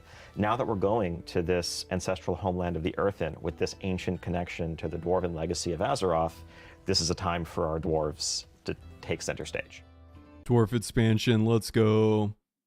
Aren't dwarf babies born with a full beard? Yeah, maybe he shaves his, or maybe he's just so much of a nerd that like he can't grow a beard. All right, so let's talk about the 8 new dungeons in the War Within. What are your guys' favorites or the notable ones you want to talk about? Well, so one that's fun to talk about is actually probably the first dungeon the players are going to see in their journeys, and it's going to be tested early on. The Rookery. Alpha. This is the Rookery dungeon in the Isle of Dorn. The Rookery is the place where the Storm Griffins were raised and trained by the ancient Earthen over the centuries. Dwarves and Griffins go hand in hand, and the Earthen have a legacy of Storm Riders that we got to see a little sneak peek of. If you got the War Within Heroic Edition, you might have been flying around on that guy. There's plenty more where that came from in the Isle of Dorn. And so this dungeon, of course, is not all peaceful. It's been overrun by a group of corrupted Earthen known as the Skarden. And we're going to be beginning to understand where they came from and what their nature is as we fight through it. But one cool thing about this dungeon is that it's actually part of the main campaign as you play through Isle of Dorn. Now, I know some people are instantly saying, wait a minute, I don't like doing dungeons, I just like solo questing, that's terrible. Well, fortunately, in 10.2.5, towards the end of Dragonflight, we introduced this feature called Follower Dungeons. Yep. And we're really happy to bring that to the... Follower dungeons are great, and especially if you need someone to heal you. So, like, let's say that you're doing the Legendary Axe quest, right? And you do that part where you need to take damage from the axe over and over and over again. Normally, you'd have to go pester a healer from your guild to be able to heal you, or you'd have to do the quest to get the items so that you don't, die to the damage. But the best thing to do is just enter a follower dungeon, let the NPCs heal you. Yeah, it's great. Honestly, follower dungeons, it's a fantastic idea. I love it. If you need to get something done in the dungeon, having the NPCs to be there with you, not having to deal with other people for a simple task like that, it's fantastic. You can just AFK as much as you want to. The NPCs will just wait for you. I guess I should mention this too. In Delves, since Braun is you can think of him kind of like a follower dungeon guy, right? He'll just wait for you. If you AFK in a delve, he'll just chill there for a bit. If you wait long enough, he'll actually fall asleep. One time I got up and I went and poured myself a water, and it took about 3 or 4 minutes to get back to my computer. And whenever I returned, Braun was leaning against the wall. He was just waiting for me. And then whenever I started up again, he was like, "Oh, okay, we're starting back up." He acknowledged that there was a break that had taken place. I don't know. There's cool little flavor things like that. I think they're doing really good stuff with the NPCs. The level up dungeons in War Within right from the outset, so that you can go in solo with NPC allies as you play through the dungeon if that's what you prefer. Or of course you can just queue up with with friends or random group mates through the group finder. But what this lets us do is, where appropriate, we can really have the story flow directly through dungeons in a way that we couldn't in the past, in ways that at times was frankly awkward, because sometimes major villains die in dungeons. Dungeons are places of great importance in a zone, but we couldn't really tie them directly into the questing because we didn't want to create an obstacle for players who really just prefer to keep playing solo. Tina, is there anything that you like? One of my favorites is in Hallowfall. So it's called the Priory of the Sacred Flame, and it's this Earthor monastery. Okay, this is in that really cool zone. So one of the coolest parts is the final boss room. There's this giant window that frames the crystal that is embedded in the ceiling of Hallowfall. And so I love, the beauty of the room, as well as just how it ties in with the narrative of the story as a whole. Looks awesome. And another really cool one, it's the City of Threads. So this one is underneath the Nerubian city proper. And so it's really interesting to see the ancient civilization that the newer civilization was built on top of, and just to think about the layers of Nerubian history that is in this land. Is it that the ancient civilization back in Lich King? Even far before Oh, that it's even farther before that? Yeah, the Nerubians, I think, we might think of them as monstrous or arachnid. They're one of the great powers, one of the great advanced civilizations of Azeroth, right up there with Wow. the elves and trolls and the others that helped shape the course of the world's history. I like the Nerubians a lot. Like, they were one of my favorite things from Wrath the Lich King. I feel like we haven't really seen much about them since then, so I'm glad that they're coming back.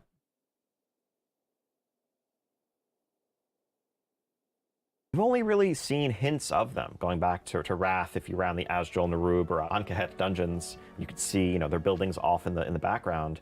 But they were a civilization that at its height rivaled the High Elves and the Nightborn on the surface. That's insane. They were able to go toe-to-toe with the Lich King's armies and win until the Old Gods and their forces on another flank eventually led to the Nerubians being overwhelmed. But they have like whole cities and stuff too. Really being able to explore what they're all about is one of the things we're most excited about when it comes to War Within. One of the things we're excited to bring is an arachnophobia filter, if you will. Oh, this is hilarious. Okay, so I actually love this so much. I actually have a friend who has arachnophobia, and she's like always freaked out by spiders. And I remember when I was playing like Dark Souls, there was like this giant spider boss, and she like, oh man, it was so bad because I remember we would fight that boss, and she was like living with us, and she'd be like, "Can you tell me when you're fighting that boss so I can avoid looking at the TV?" But yeah, so now there's a thing. Oh, there's an ad going right now? Okay. Now there's a thing where you can turn off spiders. You can just disable all spiders, and it turns them into crabs.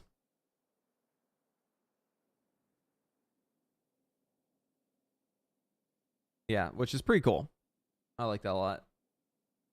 Well, for all of you out there who could never, go to that spider section in Nax, you'll be able to turn on arachnophobia filter and all. Okay, hear me out. This is just an upgrade. Like, you're turning all the spiders into crabs. The crabs are hilarious.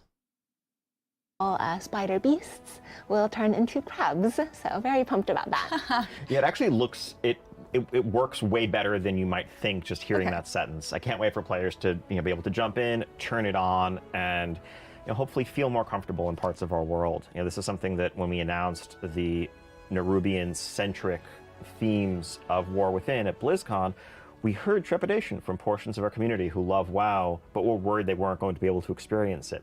Honestly, prior to that, it's something we heard concerns about from within our own team, where there are, people who genuinely felt uncomfortable with these elements of the game that we were building together. And so we set out to try to find a solution that would still, preserve the fidelity of the game, but really make it more approachable, more accessible to everyone.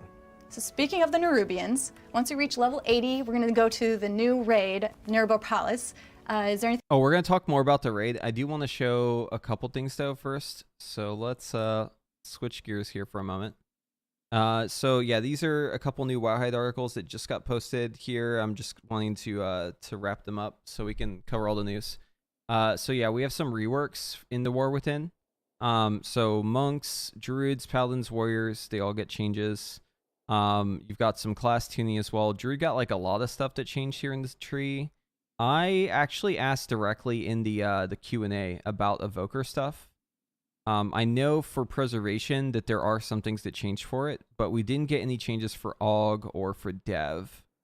And they said basically that they weren't really qualified to answer my questions about the classes because they didn't work really like with the classes, the people who were doing the Q&A. But they said that they'll be listening to feedback during the alpha and the beta, and that's where a lot of the changes will happen. So I guess like the point is just that we need to make sure that we're giving like a good amount of feedback whenever it comes to the actual War Within alpha and beta about devastation, about augmentation, because I know a lot of people don't really like it right now, especially AUG. I know a lot of people have problems with AUG, and just the way it's working, it's not really, doesn't really feel very good. So we'll definitely have to give a lot of feedback on that one. It looks like Paladin's got a lot of changes. What changes do I want to see for dev? Oh man, I've talked about this so many times. So the number one thing is threat is a major problem, and we don't have a button to deal with it. Our entire bit with dev, the whole fantasy behind it is we're good at killing big things, and we do a lot of damage up front. That's the whole idea of dev, right? You do big damage up front, giant killer. But we have no tools to deal with the threat we get from that damage. So we're like very front loaded, but then we have no way to deal with the front loaded damage that we have, so we just die. Right? So it doesn't really make sense for there to be a class that's supposedly specialized in doing damage up front that just doesn't have a way to deal with the threat from it. Like, what? That's like building a car that's made to go as fast as possible, but you put no brakes on it. Like, you're just going to crash every time. It makes no sense. So that by far is the biggest problem. It's contrary to the design of Devastation. Like, if you want Devastation to be a specialist in dealing damage up front, why the hell do you have no brakes? Why is there no button to make the damage either stop or to get rid of the threat or something else? Because once you get going, even if you wait, you're probably going to still pull threat. I mean, 9 times out of 10. I would wait like 10 seconds on a normal dungeon. Mobs are already at 50%, and I go in, I press my buttons. Suddenly I'm pulling threat. Like, what are you supposed to do about that? So that's number one. Number two is Spatial Paradox. Spatial Paradox is AUG only. That's, in my opinion, silly. It should be a choice node on the tree. And I think it would have actually been a choice node on the tree had AUG been released with Evoker at launch. I think the only reason why it's on the AUG tree instead of the class tree is because AUG was added later. And there's actually a couple examples of abilities that I think should be on the class tree instead of the AUG tree. And the only reason why they're over there instead of on the class tree is because AUG got added later, right? That's why. There's other issues too, but those are like the main things. I don't want to like... I guess they're like way more important than the other stuff. You've got like dead talents and stuff. It's not too important. The dead talent stuff is like definitely a problem, but it's not anywhere near the problem that Spatial Paradox is or the threat is. Okay, so Blizzard says Heroic Week returns in the War Within. 1 week of lower gear caps before Mythic opens. So it looks like they're bringing back the Heroic Week. To be a little bit more specific, one of the considerations of the War Within for the first time is in World of Warcraft history, we're doing an early access period for folks who will be able to purchase the higher end products, so they'll get 3 days early for that. One of the major goals with allowing that was to make it feel like it didn't give folks too much of an advantage, so they're bringing back Heroic Week. It's still an advantage, but yeah, at least it's not like as critical. Oh, so we actually have the Sun Fury talents now here in the talent builder thing, which is cool. So you can go check those out. Yeah, all of these specs here were available. We've got Sentinel Hunter, we've got Sun Fury Mage, Master of Harmony Monk, the new Oracle Priest. It says gain access to a spell that gives you advantage against your fate using your abilities rotates through the available spells. Increase your healing done, reduce the cooldown of your next 3 spellcasts. Your next single target spell increases your target's healing received. I have a different direction for it, but I think it makes more sense. Wait, it makes way more sense than Power Infusion. Void Weaver has this cool thing where you like open a rift under a target and it like deals damage to them.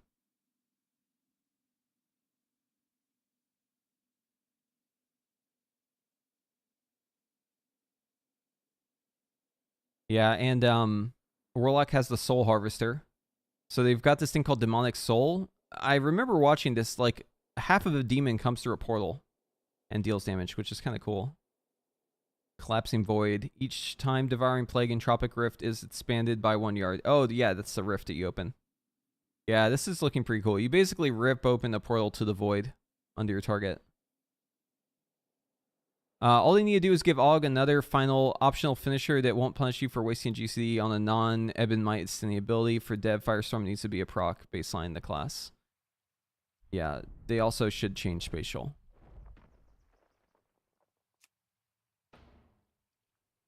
And give us an aggro reduction button.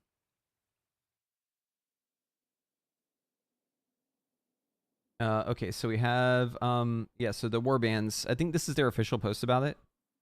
So they go into great detail about how these warbands work. But again, you get to choose 4 of your favorite children here, and you put them on the lineup. And then once you have your guys, so like right here, I would choose, you know, my Evoker, my Paladin, my Mage, and then I could bring a character in from another server. But that's the concept there. And then you have your new reputations and renown tracks. Those are all warband wide. Your new warband bank will allow you to easily store and share items between your characters. The ability to collect most item appearances on your characters be a cross warband. So transmog is cross warband. Goals of the warband system. So yeah, basically being alt friendly, allowing you to have more freedom in your in your play. These are all really good things. They go into greater detail here, but I'm not going to get into the specifics. It's all looking pretty good. Dude, yes. Okay, yeah, now now I can actually talk about why that copy paste is like that. Okay, this is a copy paste I was posting a lot on the alpha because there's a problem with Sun Fury where you run out of mana like instantly. It's really, really cool and really fun, and it's definitely my favorite. But the bird is kind of funny. If you duel someone, like if you try to PvP, the bird will not attack them. The bird is a pacifist. He does not fight people. And then also the flame orbs is how you get all your damage. So the balls are very important. You need those balls very badly. You have very low mana. You use the mana instantly, basically. And then you're just AFK.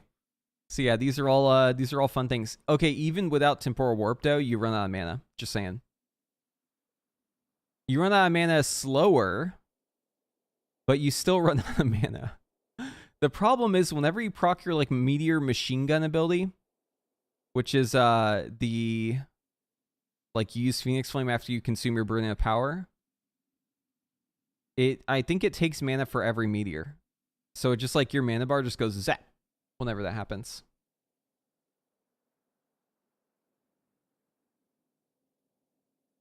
Anything you want to speak about that? Yeah, this raid is epic in so many ways. One of the coolest parts is there's this beautiful showpiece that is just in front of the Queen's palace. It represents the Nerubian race, and it just shows how highly Queen Ansrek thinks of her people and herself. This raid will get, one of the sections of the raid will get to check out her innermost sanctum. This is where, you know, only VIPs. This raid is awesome, by the way. I was looking through the dungeon journal, and it was actually all in there. I think I recorded it, but the bosses were really awesome. And the final boss is like this spider lady. She's like a queen This is spider. before the Nerubians get to go. Here she is. The spider queen. So yeah, Nerubian raid. How sick is that? You really get to explore the dark elegance of her palace. I think, again, as we were just saying, like the Nerubians, we need to remember they're an advanced race, very, you know, just this epic civilization. I think there's some parallels probably to going back to the Nightborn in Suramar and what going. Check out this setup, dude. It looks like, you know what this reminds me of? Final Fantasy VIII. There's a zone that looks like this where it's like a diamond. And I think it's where you fight Odin. I think Odin's at the top of it. Into that city and that. Yeah, you can turn on arachnophobia mode on her, and she's going to probably turn into a crab queen. I don't know what she looks like. I never did it because I never found her model. But I'm sure she has a crab mode. Palace felt like we really want to show the sophistication here. This is not a monstrous supervillain lair. This is, you know, a superpower of Azeroth that we find ourselves, you know, facing off against.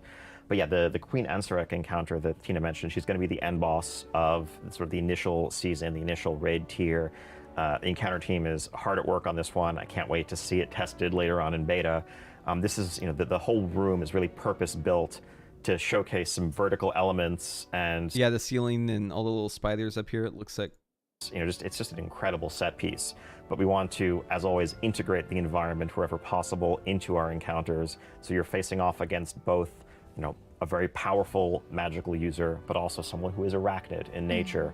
And how do we kind of deliver parts of the fantasy of, you know, scaling a web while locked in combat against the Queen? Those are the things that we're currently exploring. Those are big hints, by the way.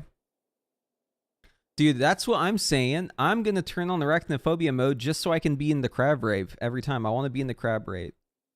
Can't wait to crab see raid, crab rave. That up for testing. Does that mean we're going to get tier sets again? Certainly. I think last time we tried taking them away, I recall torches and pitchforks in the street. Okay, tier sets. Check it out. So I asked for like a high definition photo of this. Didn't get one, but like check out these tier sets. They look awesome.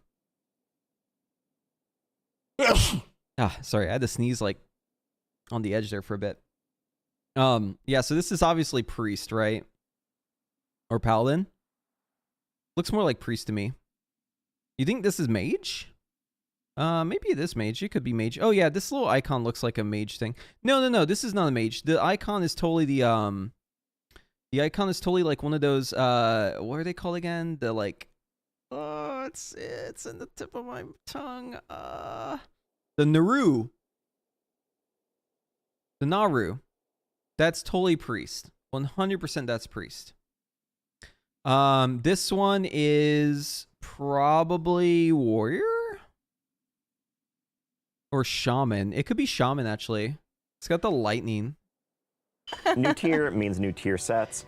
And these days, unlike years and years ago. Okay, this one's obviously Evoker. I don't think there's any question about it. This one is Evoker 100%. I do like the chains. And the shoulders look cool too. Shoulders and the hat. You won't see the hat. You'll just see the belt and the shoulders, but still. When you had to raid in order to get the tier set. Now you can. Oh, that last one was definitely a hunter, right? This looks like a hunter set. It could be druid too, but I don't think so. That'd have to be feral only. Yeah, no, this is definitely a hunter set. Yeah, dude, the evoker one looks sick.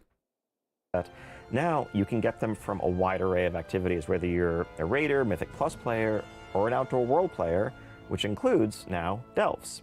Ah, delves. Let's start talking about delves. Yeah, I mean, delves are one of the major new features in War Within, and I think we're really excited to offer a more structured, progression-oriented extension of the Outdoor World gameplay. When is the alpha live for pre-orders? I don't know, but we're gonna be able to stream the alpha soon, I think. That we know is the favorite of so many of our players. And delves are these seamless experiences integrated into all of our zones, where you can have these localized, varied adventures alongside in the first season, Brand Bronzebeard, either on your own or with friends. And finally, get a shot at some endgame epic rewards just through an extension of the Outdoor World ecosystem. Yeah, we'll be able to get it from the Great Vault, right? Exactly. Yeah. So you can get delve loot from the Great Vault. That's important. Super exciting. So one of our goals with building delves was we really wanted the player to just feel like they adventured, came across a place, and could just, go in and see what's inside. I love how seamless it is. You just walk in. Sunfury, dude, Sunfury looks so sick. Oh my god. I was talking about it earlier, but like the Sunfury shit is insane. It is so cool. I have a video about it if you want to watch. Or you may have already seen it since you're here, but yeah, exclamation point Sunfury in the chat to get that video. It is looking extremely fun. I probably played Sunfury more than Evoker. And yeah, it was great. When you walk up to the delve, there's this, dark, misty door, and you click on it, and then it just disappears, and you just walk into your own personal delve instance. So very excited about that. I mean, players are going to have that first experience on the Isle of Dorn early in the alpha. The first delve they're likely to encounter is Earthcrawl Mines. You're going to encounter your good friend Brand Bronzebeard outside an ancient earthen mine that has been overrun with Nerubians who are borrowing. Yeah, so I'm going to play in the War Within. Right now, at least my plan is obviously Fire Mage, because Sunfury is too insane. I'm going to have to play Sunfury for sure. I'm going to play Devastation, both Skill Commander and Flame Shaper. I'm going to play a Death Knight. The reason why is because I want to play the Riders of the Apocalypse Death Knight. That's going to be awesome. And then a Paladin as well. I want to play the Templar Retribution Paladin, I think is the one. There's also the Sun version of it too. That's pretty cool. Yeah, the Rider Tree. Yeah, you get to ride them out the whole time, which is pretty cool. Ring up from the depths. Brand will ask you if you want him to outfit himself as a healer or as a damage dealer to help support you. And you'll venture in and have your very first delve experience. You'll be able to choose whether you want to do it on Tier 1 or Tier 2 difficulty. Tier 1 is kind of the default. This is for everyone experience. Tier 2 is for those who want to opt into a bit more of a challenge because that's what they enjoy.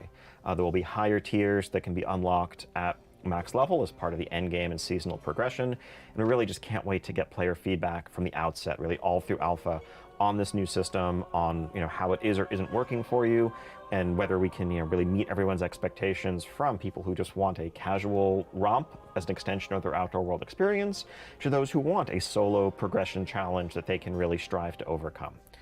Feedback is going to really help shape how this evolves, but we're so excited about delves as a central part of War Within.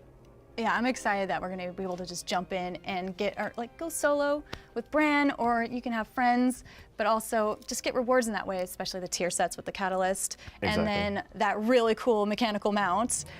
Yeah, so this is going to kind of be an introduction to the, sort of the Delves end game. As you hit max level, as you hit 80 and start to get a sense of the Delves ecosystem, right at the start of that, we're going to give you this epic customizable mount, kind of the successor to the customizable drakes you had in Dragon Isles, where you'll be able to, through doing Delves, earn a variety of different customizations and attachments that you can mix and match to really create your own personalized flying mount.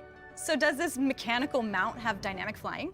This is one of the big questions we had moving on from Dragonflight. We had the question of like, well, okay, dragon riding is amazing.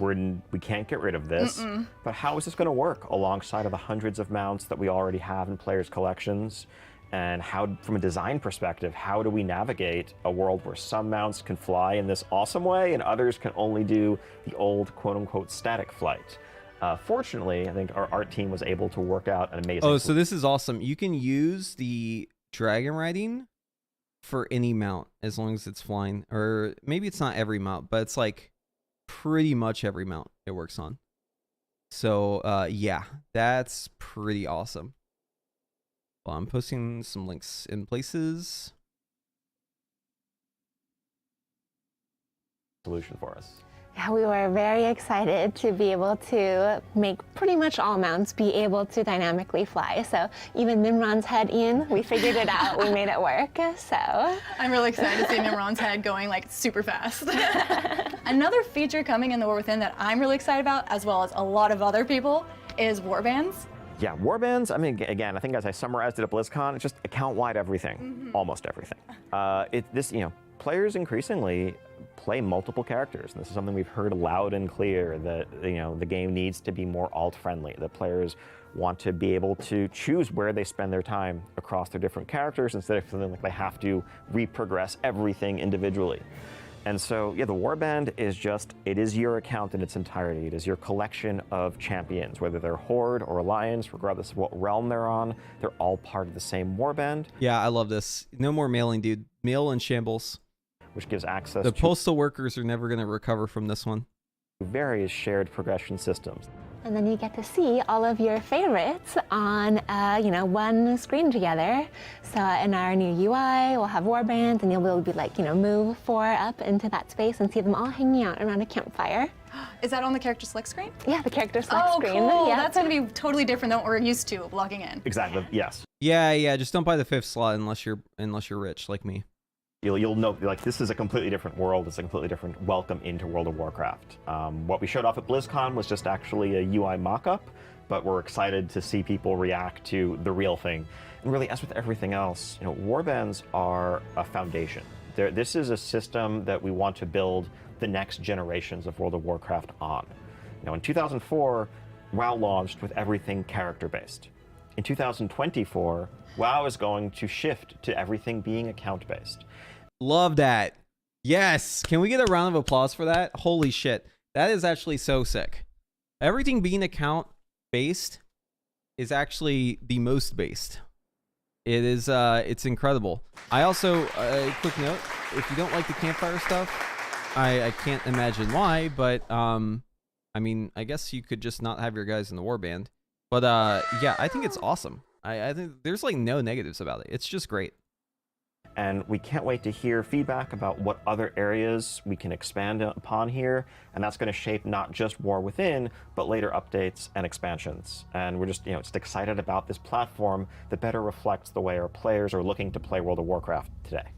You can't forget about PvP. Let's talk about it. Yeah, so we have a new battleground called the Deep Hall. This one is earthen themed. It's a bit of a mashup between Silver Shard Mines and Arathi Basin. So, hold some points, push some carts. We're really excited to see how players navigate around this one. Yeah, and in terms of how players are interacting with it, there is an overhaul to our rated battleground system that is coming with War Within. People who've been paying attention over the course of Dragonflight have checked out our Battleground Blitz, our kind of brawl that was testing out a 8v8 solo queue rated battleground format. we're happy to move to that as a default for how rated battlegrounds are going to work going forward. I think we're really excited to make that battleground experience that personally I've always felt is the best part of WoW PvP, the larger scale, more cooperative, objective-based, collaborative, competitive setting, as opposed to the deathmatch style in Arena, to make that more accessible to everyone who loves battlegrounds, loves PvP. We know it's a bit overdue, honestly, us adding a new battleground map into the rotation, and we're excited to do more of this going forward. We're excited to have a new framework that can make battlegrounds more central to the end game rewarding part of PvP. And They still talk about PvP? This is just the beginning of a new chapter. Another feature in the War Within is hero talents. We've been having a lot of articles talking about them. What are some of the other things that we can expect with the hero talents coming forward? Well, I can say there's going to be no more blogs and articles releasing hero talents because they'll be there for you to jump in and play. And I think that's the most exciting thing. We're so grateful to the community for all of the feedback and discussion in recent months, going back to the first blog in December. This really helped us shape this central... Can we see the Frostfire Bolt? Yeah, absolutely. I have it recorded. Hold on, let me find the recording. I was actually going to do a Fire Mage video for Frost Fury as well. It does look really cool. Hold on, let me find the right vid real quick here. Let's open up VLC. I think I recorded on the 16th. Let's see if that's right. Okay, so this is all Sun Fury. Hold on, let me get out of this. Where's the minimal interface? Video.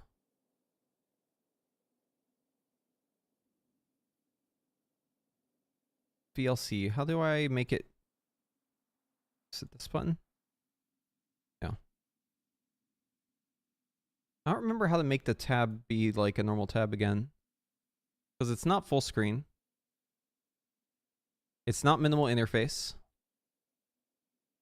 How does this... I have this turned off. Is anyone a VLC user? Oh, here it is, full screen interface. Okay, it's F11. There it is. Okay, 1 second. So I'm gonna let this play for a bit while I find how it. people's class gameplay is going to evolve. You're going to see hero talents that you haven't yet seen for the trees that we haven't discussed previously, and for many of the ones that we have released, you'll log in and see changes that are directly shaped by your feedback, by what we heard loud and clear in some cases about what was and wasn't exciting. Check that shit out, dude. You see that? Look how sick this is for Warlock. Many of the ones that we have released, you'll log in and see changes that are directly shaped by your feedback, by what we heard loud and clear. And you get like a demon that comes like halfway through a portal and he like fucks shit up. It's sick. Okay, maybe it's on the 15th I did it. Oh, this is just Scale Commander footage. This is Sun Fury. That's Evoker. That's Sun Fury. That's the Phoenix. In some cases, about what was and wasn't exciting. We've committed to have as many of these playable right from the outset as possible. We will have 100% of the hero talent trees available and playable not long into alpha, and then the rest of the journey is going to be about... I found it. All right, check it out. This is what it looks like whenever you cast Frostfire Bolt. Oh, hold on. Let me slow this shit down. Slow down. You're going too fast. Okay. Okay, so I'm trying to actually get the perfect angle for it. So it's really cool. Whenever you have it in your hands, check it out, dude. This thing is so cool. So whenever you have it in your hands, it like glows with the orange and the blue, and then it comes out, and it's like this icicle with the fire wrapping around it and shit. See that? Look at that animation. Boom. See this? Right here, freeze frame. Boom. It looks really cool. And you have these little splinter, or like the little icicles too from it. You notice how those are also looking like Frostfire? See this? The little ones.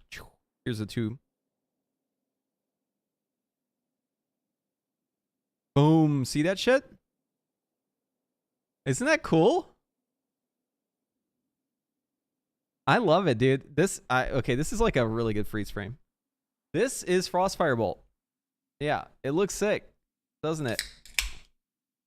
Hear that one, dude? Cracked open a cold one.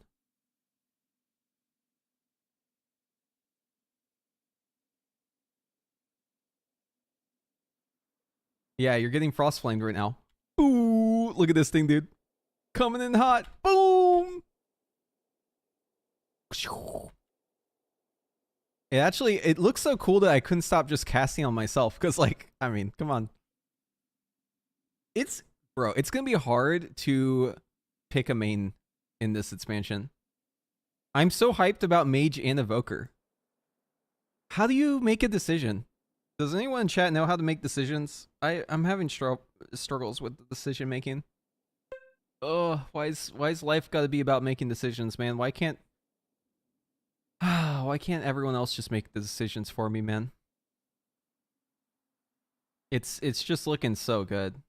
Boom. Flip a coin.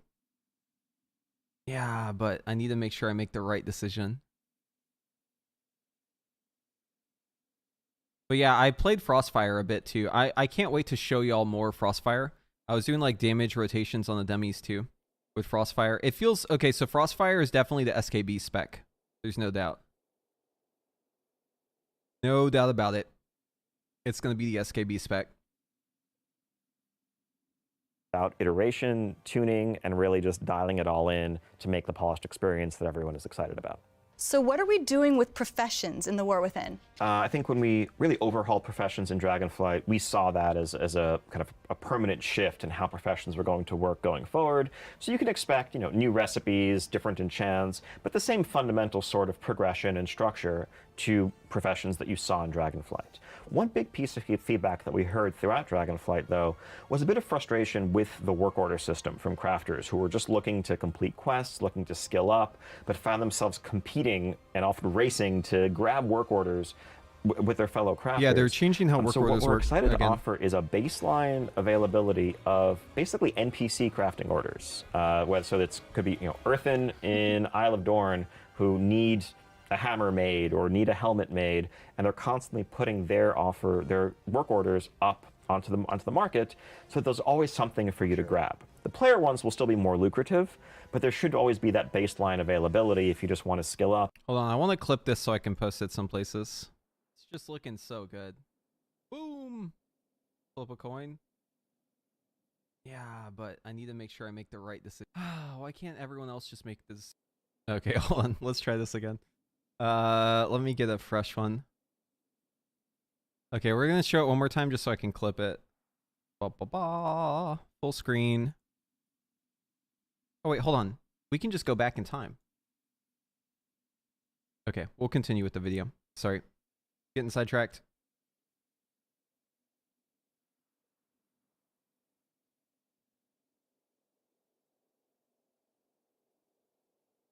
You just want to practice your trade skill. And there's also some cool potential for narrative tie-ins, the ability to have quests that now can point you towards that system because we can count on it always being there. So with Dragonflight and the profession overhaul, there was also a UI overhaul. Is there anything we're going to see with the War Within? Yeah, so the UI overhaul, it's basically a continued improvements that we want to make over time. One of the things that I'm very excited about is the quest bang overhaul. So we're going to have a bunch of new icons that will make what type of quest it is much more clear. One of the new ones that you'll see is one that's like we consider an important one. These aren't campaign, but they're pretty important to your character. For instance, some that must-do ones for your profession, or ones where you're going to unlock the revival catalyst. Yeah, I think as we've leaned more and more into outdoor world gameplay and varied gameplay there, different types of public events over the course of Dragonflight, honestly, we reached a point about halfway through Dragonflight where we just took a look at our map and kind of recoiled in horror at the number of different icons that were there. And it was just a kind of icon soup situation that made us say, like, it's kind of at this point, we've advanced far past the world. Icon soup. Sounds good. Maybe Whispering Incarnate like icon? it's like this icicle with the fire wrapping around it and shit. See that? Look at that animation. Boom. See this? Right here, freeze frame. Boom. It looks really cool. And you have these little splinter, or like the little icicles too from it. You notice how those are also looking like Frostfire? See this? The little ones. Here's a tube. Okay, this is like a really good freeze frame. This is Frostfire. Hear that one, dude? Cracked open a cold one. Okay, we'll end it right there. And it's all right, cool. It's like World this, of, oh, you just have some like this daily icicle quests with or the world fire quests wrapping. here. We need a clearer visual language. And so really excited to just evolve that central interface that players use to log in and see what there is to do in WoW on a given day. So that covers the War Within, and the alpha is starting extremely soon. Pretty much working on getting it stood up as we speak, as we sit here right now. And yeah, so the way this is going to work is pretty similar to the Dragonflight Alpha for those who followed that, where really each week, each new build that we release, we're focusing on a different piece of War Within to concentrate player feedback and our attention to just really get all that feedback in and maximize the quality. So we're going to start off zone by zone, level band by level band. This first week is going to be the Isle of Dorn, level 70 to 73 or so, the dungeon and So they said the the level was capped at 73. I almost hit 74 and a half. Actually, no, I was a little bit above 74 and a half. I was trying to go for 75, and then I realized, like, what am I doing? This doesn't make sense. Why am I trying to level up right now? But yeah, so just like doing all the quests, all the content, everything, you can get from 71 up to like 73 pretty easily. And then the rest of that, the 74 and a half, like that one level and a half was like dungeons, delves, and just like grinding mobs and doing all sorts of dumb shit. Because I was just testing stuff the whole time. and delves there, as well as universal systems like hero talents. With successive alpha builds, we'll move on to other zones, other portions of War Within, inviting more waves of people. If you haven't gone to the website to opt in yet, that's a great reminder to do so. We, really pick from, there's no secret to it. We're just randomly pulling lots of folks in and hope to get, by the end of this, countless people into our testing. Yeah, boy. So get lucky, and once you get in, hey, you know what? I'm going to assign you a job, all right? Everyone who's in the chat right now, you need to help me help ourselves by giving good feedback, okay? Giving good feedback means being constructive and being precise and giving exact information about what's happening, right? Don't be vague. Do it. Basically try to give them exactly what's going on, right? Tell them what's up. Give good feedback, especially about devastation. And I think if they get enough feedback, then maybe we'll see some change. Some stuff that needs to get changed will probably end up getting changed, hopefully. Once we've gotten through all of those rounds of focus testing, we'll move into our beta phase, which really is an end-to-end holistic test of War Within from 70 all the way to 80 and the end game and beyond. And throughout, feedback, bug reports, suggestions, all of this is instrumental to helping turn what we have now into the finished product that we want to be the best it possibly can be for all of our players later this year. Thank you so much for joining me for the War Within. And thank you for joining us for this. Really, this is one of the most exciting times ever for the development team, when we get to pull back the curtain and welcome you all into this world that we've been building in the last few years. So can't wait to see you in the alpha, and can't wait to hear all of your feedback. Yes. Really looking forward. Yes. Okay, thank you. Yes, looking forward to it. Me too. I don't think my account yet has access to it. I don't know if anyone does yet. I was checking this earlier today. Still not here. I think it'll be tomorrow that we'll get access to the alpha. Rav, you want my take on Shadow Priest hero talents? All right, let's talk about it. So I didn't play it, but I do know that they're out there. We can look at them.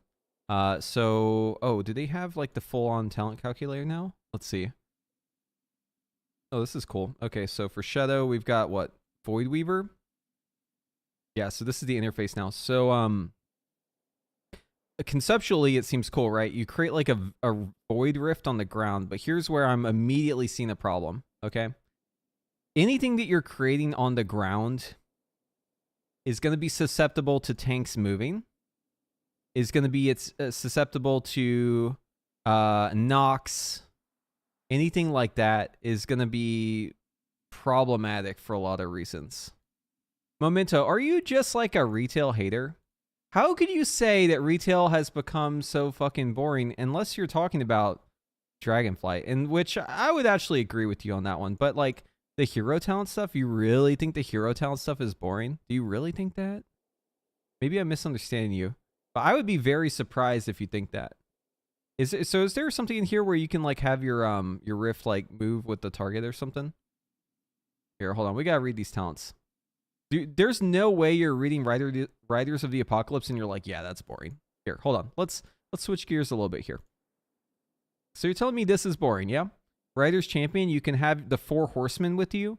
You can stay on your mount the entire time in combat. Like, you can have all your spells, like, make these dudes do empowered abilities. Like, you're literally the 5th horseman. This is the sickest shit I've ever seen.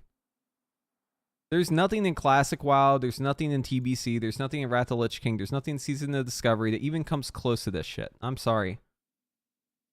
You gotta be a certified WoW hater to close your eyes on this one. Alright, let's go back to Priest. So... okay, I think it falls the first thing it says that. Okay, hold on. Void Torrent tears open a rift. It falls the enemy. Okay, never mind. It's fine. It's totally fine. Okay, they thought of it. Perfect. Okay, so it follows the enemy. Great. What if the enemy dies? It says follows the enemy. Enemies caught in its path suffer shadow damage each second within its reach. So if the enemy dies, they'll probably stay in place, right? Vampiric Touch, Shadow Word Pain, deals 20%. Okay, this is a boring talent. Void Blast. Entropic Rift upgrades Mind Blast into Void Blast while it's active. Sends out a blast of cosmic void energy at the enemy. Okay, so you have insanity stuff. The Rift slows enemies by... What? 80% slow? Hello? That's insane. Okay, wait. Void Torrent can be used while moving. Okay, dude. Alright, these are actually both sick.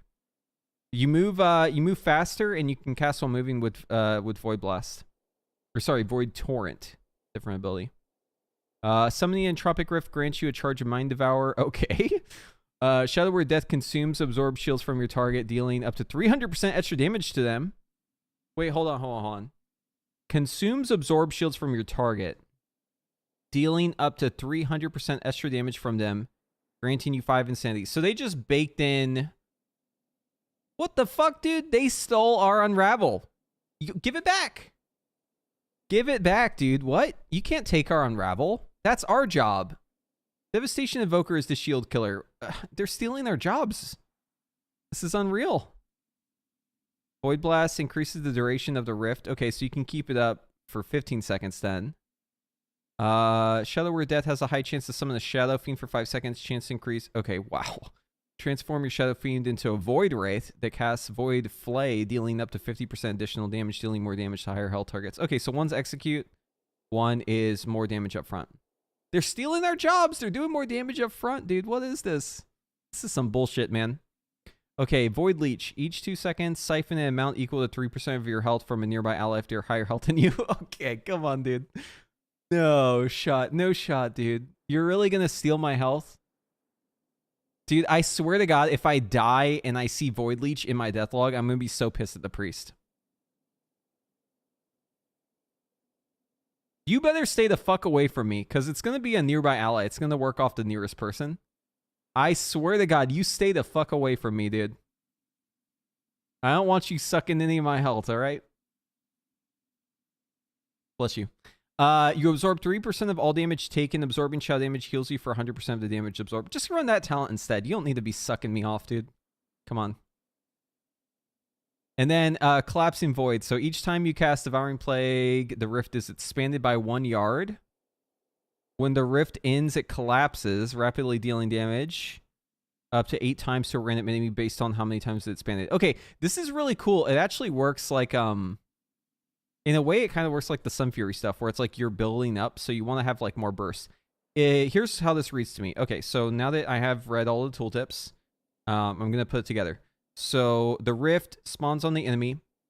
Think of it like this. Once the rift is out, you want to make the rift get as big as possible. So each time you cast Devouring Plague, it's going to be expanded. So you probably want to pull and have as much Devouring Plague available as possible when the Serif is open.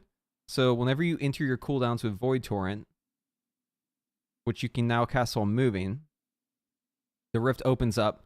You juice it with the Devouring Plague, so you spin, and you get that thing as big as possible right away. And you're going to be dealing increased damage with Vampiric Touch, with Shadow Word Pain. You're going to be getting the duration extensions with your Void Blasts. So Mind Blast is Void Blast while it's up, so your Mind Blast is doing more damage as Void Blast. You're also getting the extensions on that. So 15-second window, you're going to put as much damage into that 15-second window. You're going to be stacking your Void Torrent with your little Entropic Rift, right? And then afterwards, it's going to pop. And the pop damage... Oh, also, you do 10% more damage while it's out. Oh, and you get a charge of Mind Devour when it's out, too. So, yeah, you're going to be way more bursty, I think.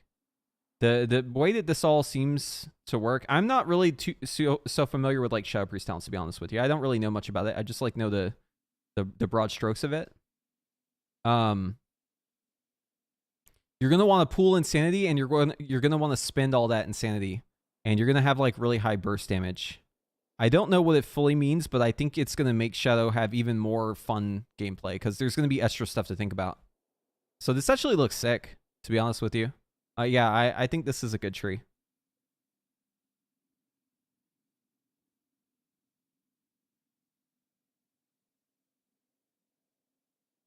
Way better than the Warlock one? Wait, which one's the Warlock one? Is it Soul Harvester? Is that the one?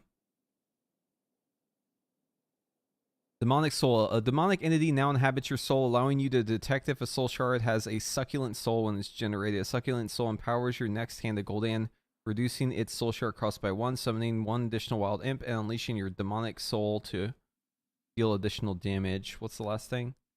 Nether portal and demonic, summon demonic tyrant, grant Shadow of Death. While Shadow of Death is active, casting Hand of Gul'dan always invokes your demonic soul, and your demonic soul deals increased damage.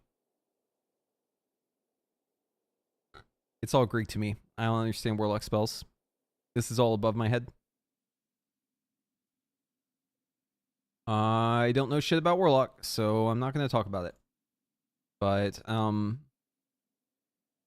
I will say the Priest ones are really cool. So yeah, as a baseline, the Priest one is probably going to be better. Because it's cooler. Dude, I didn't even look at Sun Fury for Arcane. Hold on. What does this say? Each 4 times you consume clear casting, you conjure a sphere. Arcane Phoenix casts meteors and arcane surges. Assuming clear cast gives you haste. Okay, so it's basically the same thing, except for instead of hot streak, it's clear casting. Causes your next cast of arcane orb to call down the storm of 8 meteorites. Oh, interesting. Summoning Arcane Phoenix grants you spells, fire, spheres. You can now cast Greater Pyroblast, Arcane Surge. Okay, so it's the same as fire there. Oh, okay. Arcane Bombardment. Damage increase. When you cast Arcane Surge, its duration is extended. Oh, okay. So the guaranteed proc is missiles has a 100% chance to proc clear casting. Oh shit, dude, what? Okay, so whenever you exit, you're just going to be like machine gun missiling. While your Phoenix is active, you gain twice as many stacks of Mana Addiction. When your Phoenix expires, it empowers you, giving you Arcane Soul for 3 seconds, plus an additional 1 second for each exceptional spell. Arcane Missiles has a 100% chance to proc clear casting. Okay, so you can literally machine gun those shits. It's a little weird, though, with Nether Precision. I wonder how that's going to actually work. Is Delve going to be awesome? Listen, all right? I'm trying to keep an open mind. I'm trying to keep the most open mind. I think Delves could be awesome. But the question is, are they going to be awesome? Are Delves going to be awesome? I think they will be cool. Or even okay.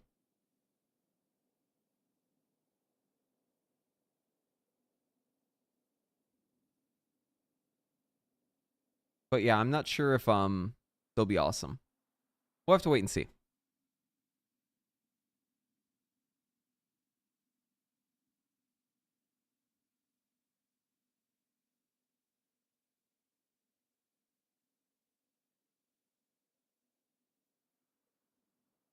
What's wrong with delves? Nothing's wrong with them, but if you do a bunch in a row, it doesn't really feel like there's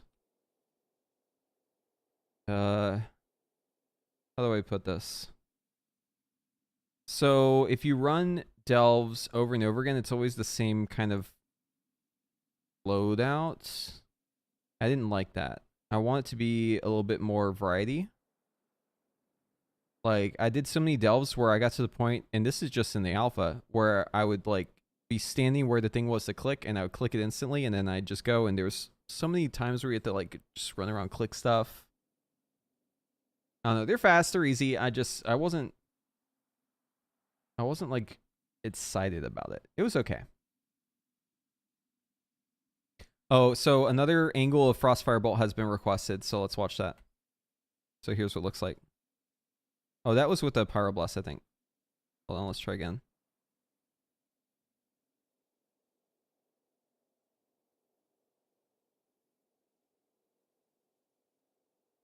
Let's go normal speed. So I was doing like rotational testing as Frostfire. So yeah, so this is just like me doing a combustion. I do like the meteor and the comet storm is pretty cool. You also get the instant cast Frostfire Bolt, which is neat. SKB is ready, so we're hard casting here. One thing I did notice is as Frostfire, whenever you get an SKB cast, you get a guaranteed instant cast Frostfire Bolt.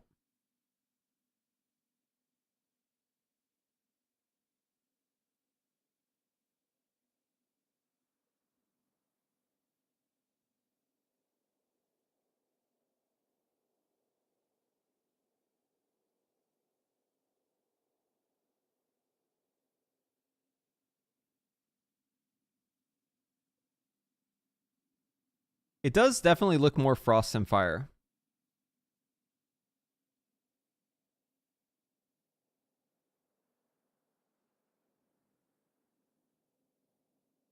The fire is just like a little spin on it.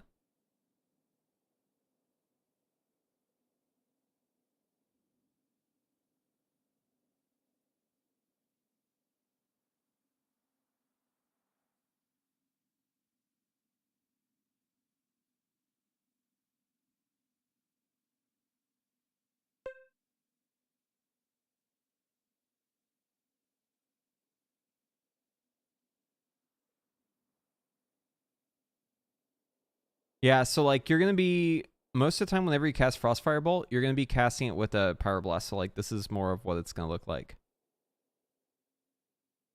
Yo, what's up, Mr. Hill? How's it going?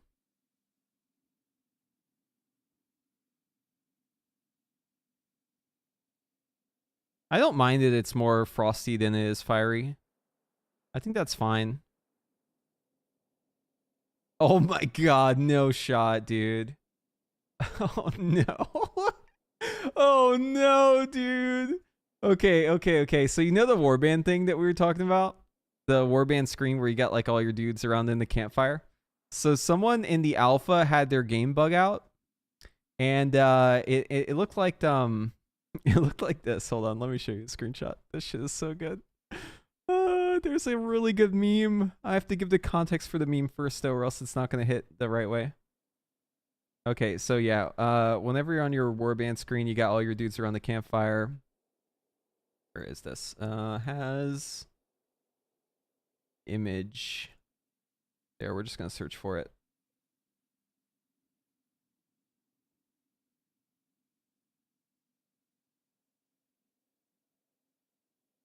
Okay.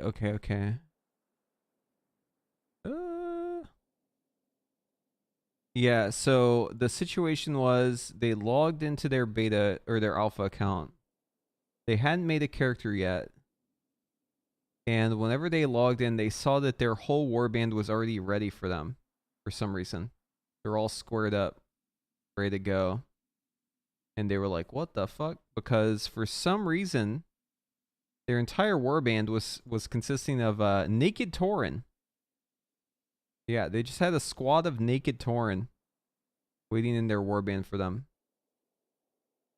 I can't find the screenshot. It's one of the first days. Shit, I might just show the meme if I can't find the screenshot.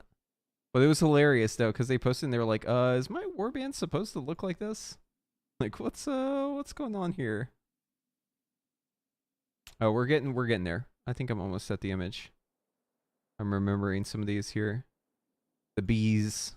There's a really cool like wasp mount you can get.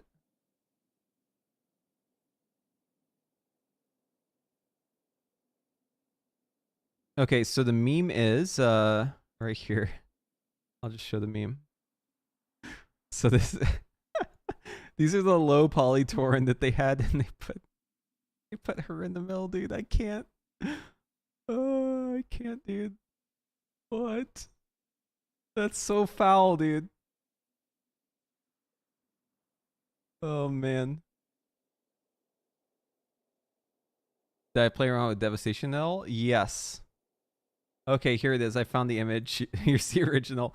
It says, funny anecdote. This happened the first time I logged in. 4-butt naked Tauren staring at me, judging me. Scary stuff. Dude, what? So this is what they logged into. Yeah. It's called scary.jpg. This is what they logged into. And then this is what someone did with it, dude. I can't. Oh, fuck. It's so good. Oh, man. Mr. Hill Plays. Thank you for the Twitch Prime. Appreciate you. Welcome, welcome, welcome. Dude. Oh, my lord. That's so good. Oh, we have the evoker set. Oh, check it out.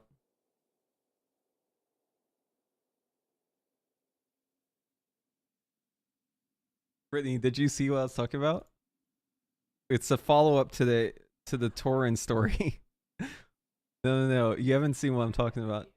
This one? This one. Have you seen this one? Oh, I can't, dude.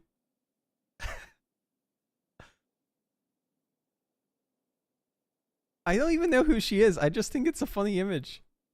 It's a great meme. Okay, so yeah, here's the evokers. Hold on. I think I can sneak. Oh, content is not available. Okay, maybe I can't sneak that. I know it's from a porn scene. That's all I know. But I have no idea more than that. But that image is hilarious.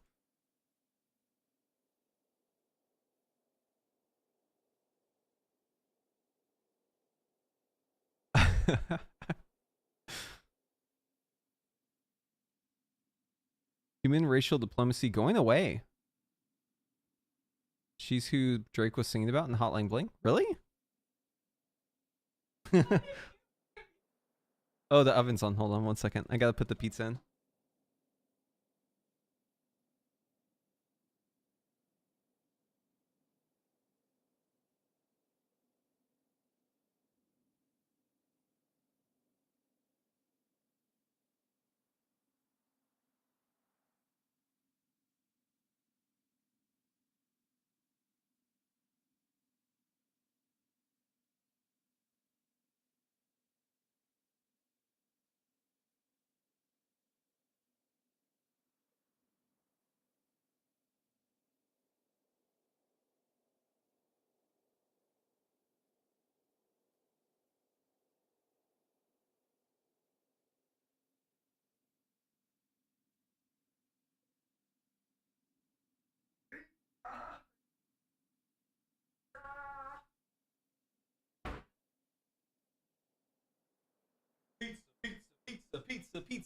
Pizza.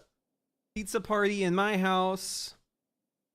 Today is a good day. A day of great celebration. We're getting a pizza party. Okay, so we have all the data mine stuff. Oh, new hunter sets, new warrior sets. We've got... Has Blizzard made like a screenshot with all the sets yet? New rogue tier? Okay.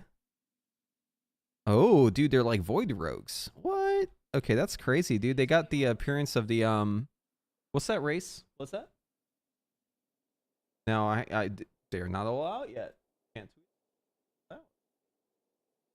out. Yeah, so this is the what are they called? The people who are like in the TBC with like the appendages and the band-aids and no, it's not Void Elf. I mean, it does look Void Elf, but no, I'm talking about the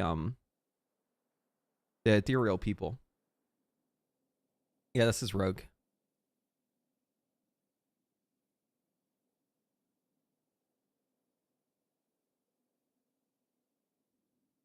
New Hunter.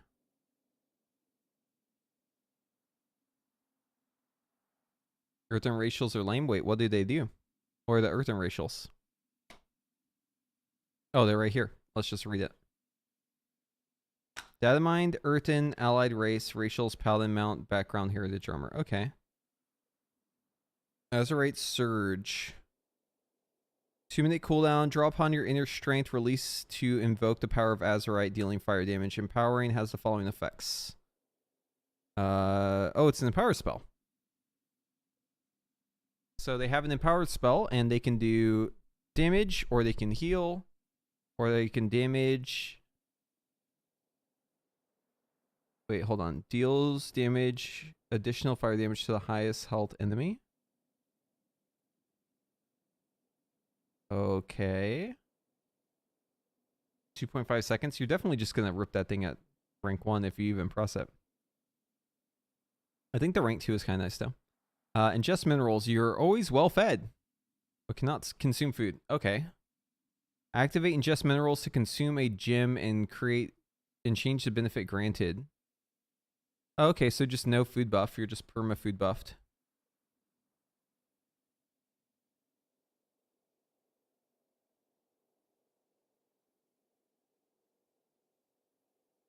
They'll probably do something to balance the damage on it. You'll probably get more out of the buff than you would normally get.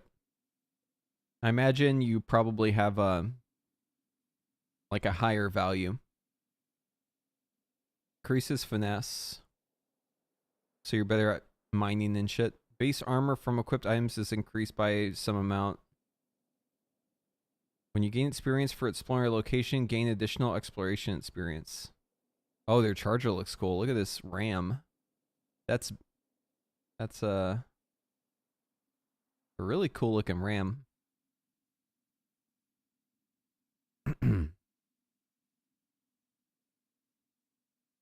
Oh, the tomes look cool too.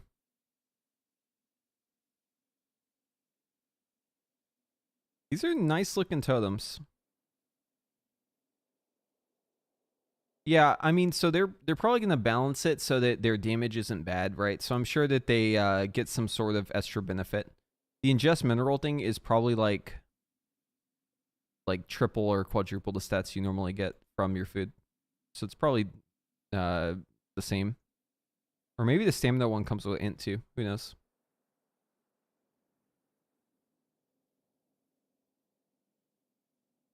Oh, okay. So they data mined the journal for us. That's great.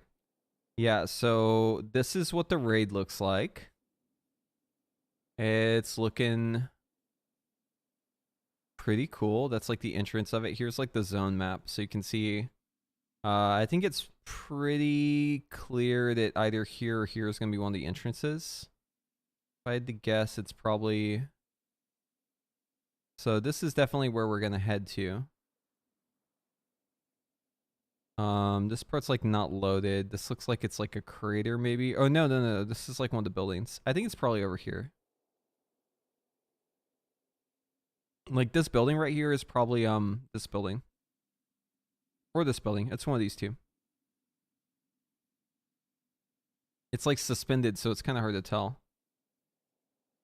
But it looks really cool. Like check out these mobs.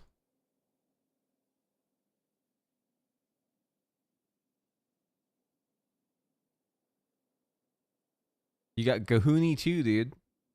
The sequel. He's got like crazy mouth pincers. Pincers. He's got some fur on there too.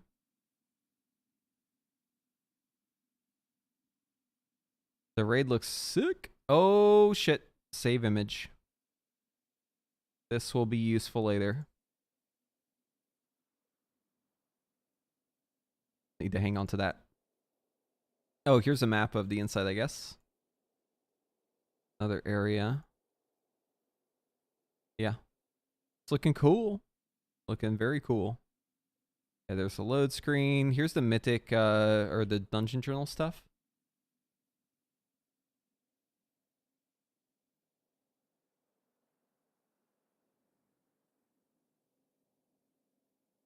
So they broke down all the bosses. I did read most of the bosses in the dungeon journal just to kind of get a taste for what they're going to be.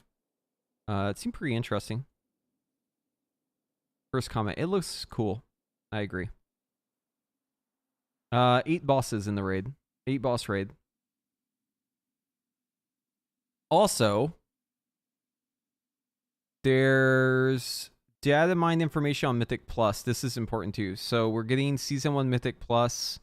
We're going to have new dungeon, returning dungeon, Mist of Tyrna. So that's from Shadowlands.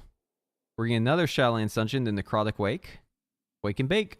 We got Siege of Borealis. And then this one's kind of like out of nowhere, but some people noticed that they data mine changes for this before season, I think it was like before season 3 came out. Grimba Toll. Yeah, Grimba Toll.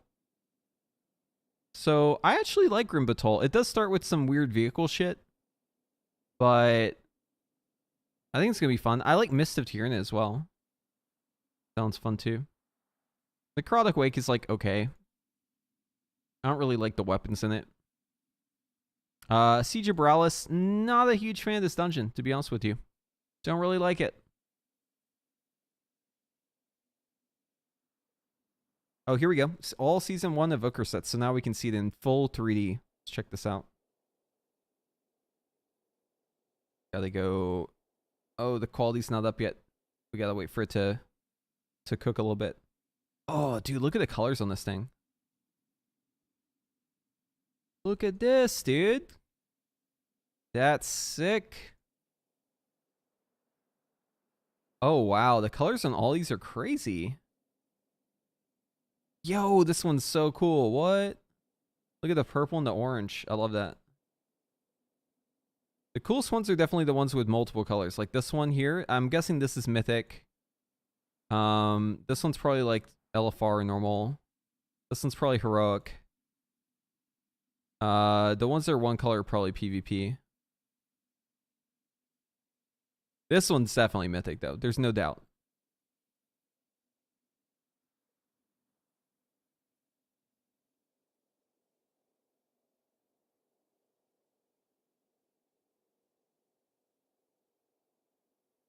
Yeah, too bad you'll have to use like toys to see it. That's okay. You can always just use toys. There's like so many toys you can use these days. I think most evokers who don't like their dragon form have it figured out how to avoid their dragon form at this point. Personally, I like being a garden lizard, so I don't really care too much. So yeah, dynamic flight is available for pretty much every mount. Here's every mount you can use it for. They've listed them all. So my personal favorite is the X-51 Nether Rocket. This one's always been my favorite mount. I'm curious how the vehicle stuff will work, because I know for Dragon Raiding you can like enable your mount so people can get on you.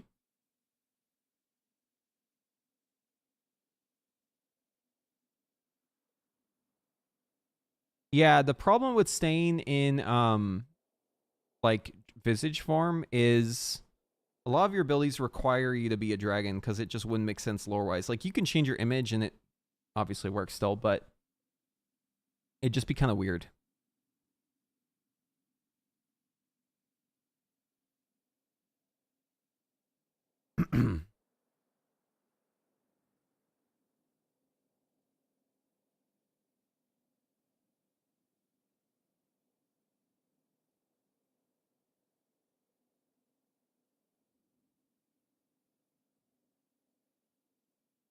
Okay, so I'm keeping an eye on the Wowhead stream because we're actually going to go on the Wowhead stream here in just a little bit. We're going to talk about Sun Fury Mage.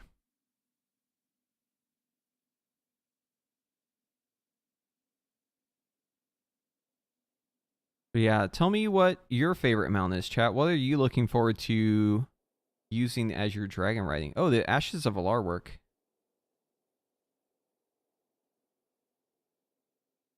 I think my favorite's probably the rocket. I like the rocket a lot. I also like the kites from like Mists of Pandaria. Those are cool. I don't have the clutch. I don't have the where is it? The super rare Ashes of Alar one. I don't have that one. I don't have Mim's head. I have a lot of the rare mounts, but I don't have like the super low drop rate ones. I just never bothered with those.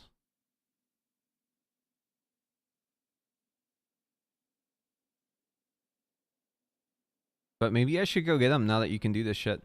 Squeakers. Also, dragon riding on squeakers is going to be sick. I think squeakers might be one of my favorites too.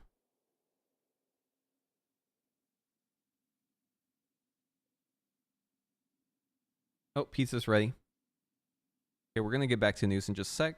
Gotta grab my pizza. Don't want it to burn.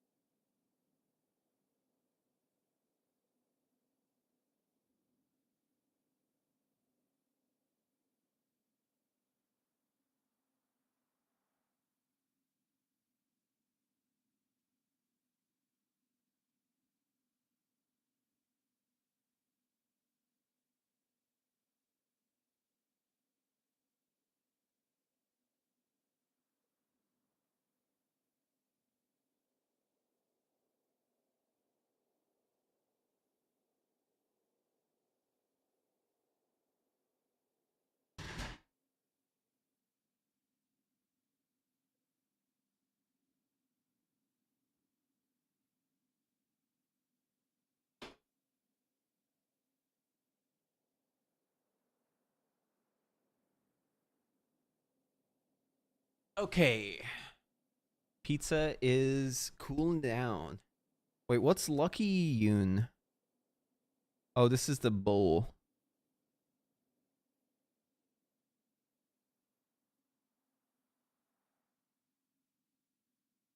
What else? What else? What else? First look at delves. Yeah, let's do that. Delve footage. Okay. Yeah, I mean, I already showed me going into the delves. I just want to kind of review the notes that they have. So it says you advance through the delve, you might find side objectives. Yeah, we have like little rares to kill. We have treasure chests. We have mining nodes. We have upgrades. You've got the delve transmog and equipment and mount that you can get. So some of these items are actually really awesome. One thing I want to talk about is the direction, the like armor and art direction of World of Warcraft. So I've noticed a shift recently where it seems like they're okay with being silly now, which is good. I think Brittany described it earlier as whimsical. It's another way to put it. But yeah, I appreciate that they're more open to whimsy, because in the past, almost all of the like sets and stuff was kind of serious, which is fine. You know, it's cool to look serious, but I've always been more of a fan of looking stupid.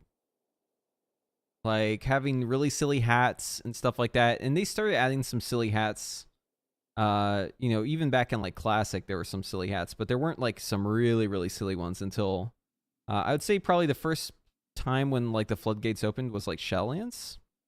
We got like the pajamas, we got like the party hats, we got like a bunch of goofy stuff, and they've like fully leaned into the goofy stuff. So we've got mushroom hats now. We've got candle hats.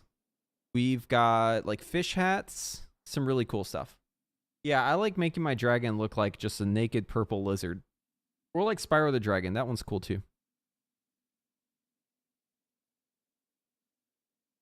Oh, am I late? 1 second.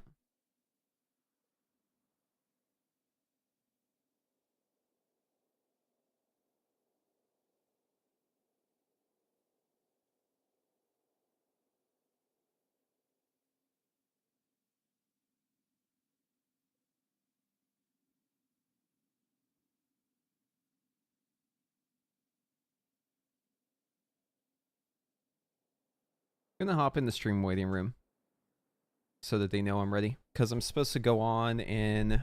Hold on, let me check the time again. Okay, it says like 2 minutes from now.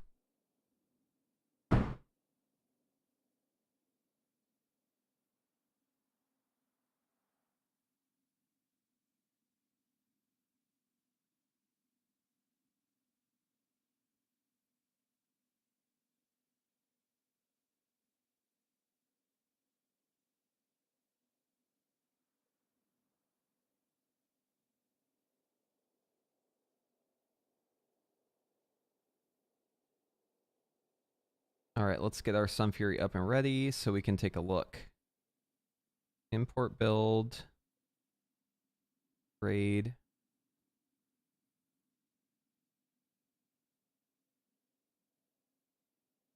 Sun Fury.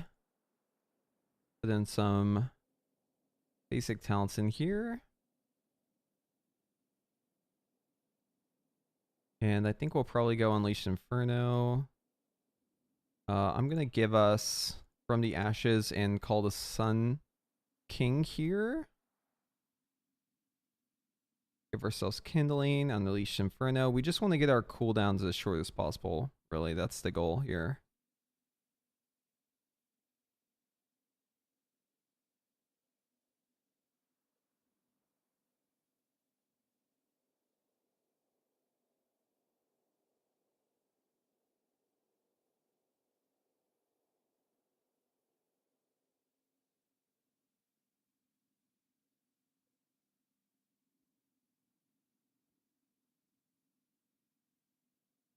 Realistically speaking, it might be like Meteor.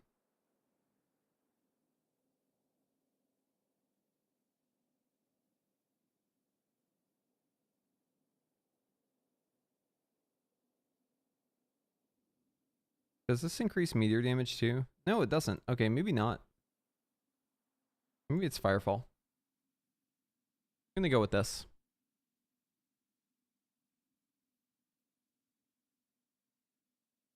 Okay, so yeah, we're in the waiting room here right now. I see people being like, "Where's preheat?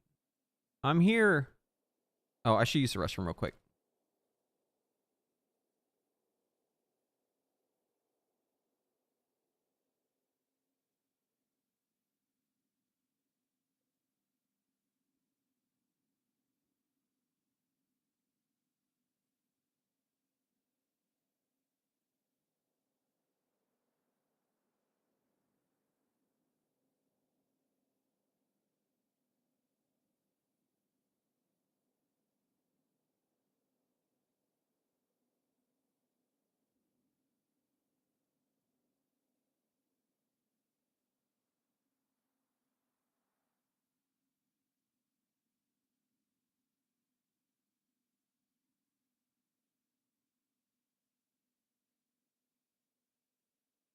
Okay. Hello, Mr. Heat.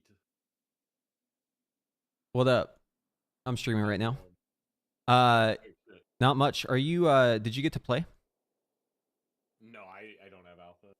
Oh, gotcha. Well, I can tell you kind of what the bid is with Sun Fury, but I mean, I'm sure you can glean it a bit from the talents, but the playstyle of it's really, really cool. I actually like it a lot. Have you fucked with it on Arcane at all yet? So I did not. However, I was reading over all the Arcane stuff, and it seems like it's pretty much the exact same concept with how they've designed it, because they've just Control C, Control V hot streak with clear casting. Pretty much, yeah. It's a little unfortunate. I guess we could talk more about it with Tettles, but I There, definitely like. yeah, I feel like it's not the Definitely same. not the best proc. Yeah, yeah. You always get everything always goes around clear casting. It's like that's not really. It's not the same as hot streak. It's not really the same concept. So it's always weird how they always try to shoehorn it in there. Yeah, like it's great. It's fine in single target situations, right? Or like low target cleave kind of situations. But the moment you cross over into an AOE rotation, clear casting is just a useless proc, you know? Yeah. At least relative to like Winter's Chill or Hot Streak, right? Definitely is not as juiced as hot streak. Because I mean, you can use hot streak for flame strike too, and pyroblast can generate the ignites, which is also doing AOE. So it's extremely versatile for fire. But I guess the other two specs don't really have stuff like that. Even brain freeze, if you compare it, like it's not really a good comparison, right? Because it's just flurry. There's no AOE version of flurry. The only thing with Frost, though, is because all their AoE stuff is cooldown based, they actually still consume Winter's Chill in AoE, right? Like, it's Yeah, still it's got true. some usefulness. Whereas clear casting, like, if it kind of feels bad to have to use clear casting in AoE because that means you don't have any orbs or charges. Yeah, they need to make clear casting like soup up your arcane explosion, not just make it free, but like make it like a crazy button. Or Yeah, like a or like a priority. big arcane barrage, you know, that'd be cool too. I've actually thought about that. I think clear casting would be really cool if it made it so you could cast barrage without consuming charges. Oh, that'd be sick. Yeah, I was thinking about that for Memory of Alar as well, like the 100% chance to proc clear casting that it gives on missiles after Surge runs out. Or Yeah. after Phoenix runs out, rather. I was thinking like that would have been a really good opportunity for something like kind of out of the box like that. Wait, so for arcane, what is Glorious Incandescence reduced to cooldown of? That's the one where you consume burnout power. Names. It reduces the cooldown on Orb by like 8 seconds. Weird. So Orb procs it, and then Orb also gets cooldown reduction. Yeah. Huh. Yeah, for fire, it's Phoenix procs it, right? And Fire Blast gets the... Yeah. Yeah, it's so good for fire, man. Oh, my lord. It's it's going to be good for Arcane, too. It just sucks that you have to consume clear casting to get there, right? Yeah. Clear casting's like kind of like the core problem, I think, with it for Arcane, it sounds like. Yeah. But yeah, it's like, you know, like Mechagon Bracers? It's like Mechagon Bracers, but imagine you can like queue up one of them and have it ready to go and then proc another and use it again. And the cooldown is only based on how many hot streaks you can get out. Yeah, so you just don't cast very much at all, huh? Yeah, you're kind of just like machine gunning instant casts. And then, you go into your combustion, right? Which you can like move around for because you're just instant casting most of the time or casting Scorch. And then, by the way, after combustion, you have hyperthermia. So you're just instant casting again. So yeah, fire's like BM tiers of being able to move around, it feels like. Do you, does the Memory of Alar proc from SKB?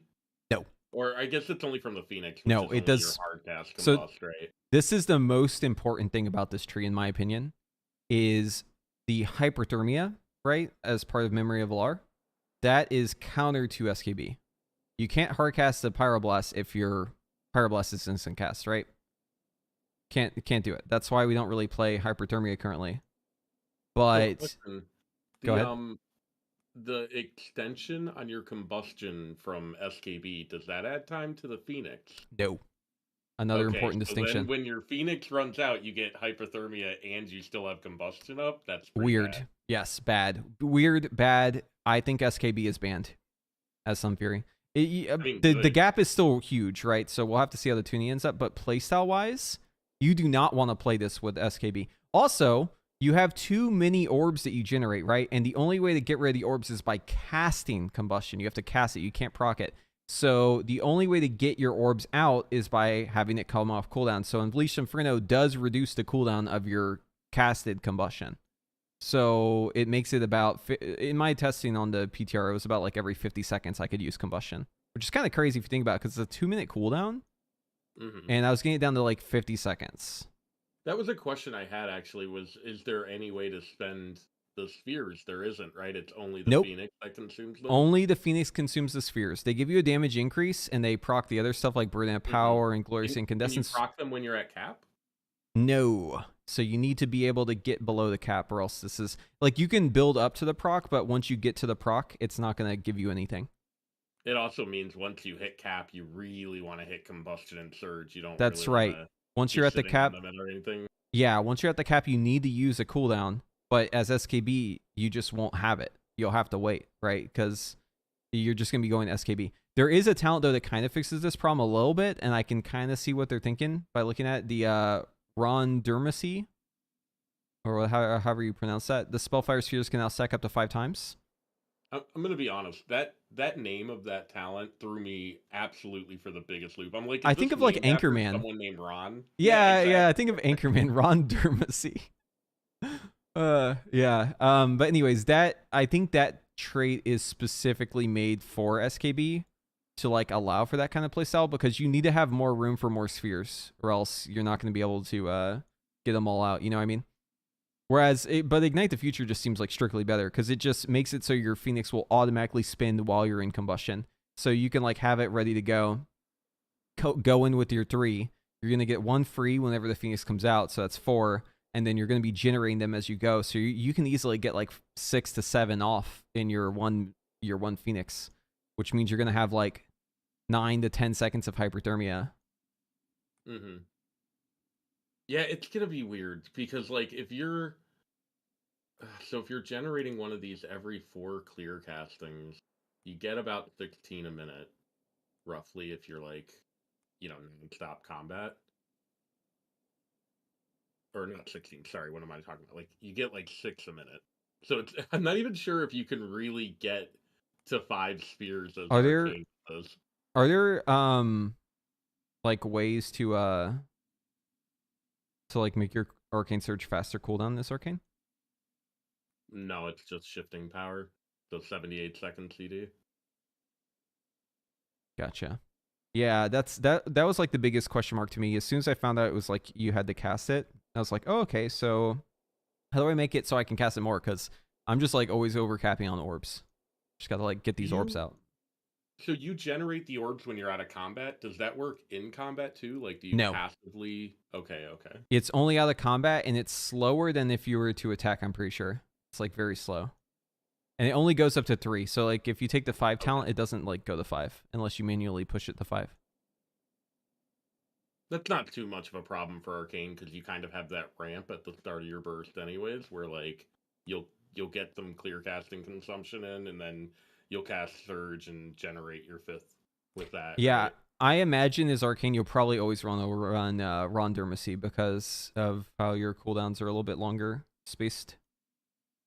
Yeah, I'm inclined to agree as well. But I will say really Ignite the Future interesting feels thing really about that. good whenever you can play it.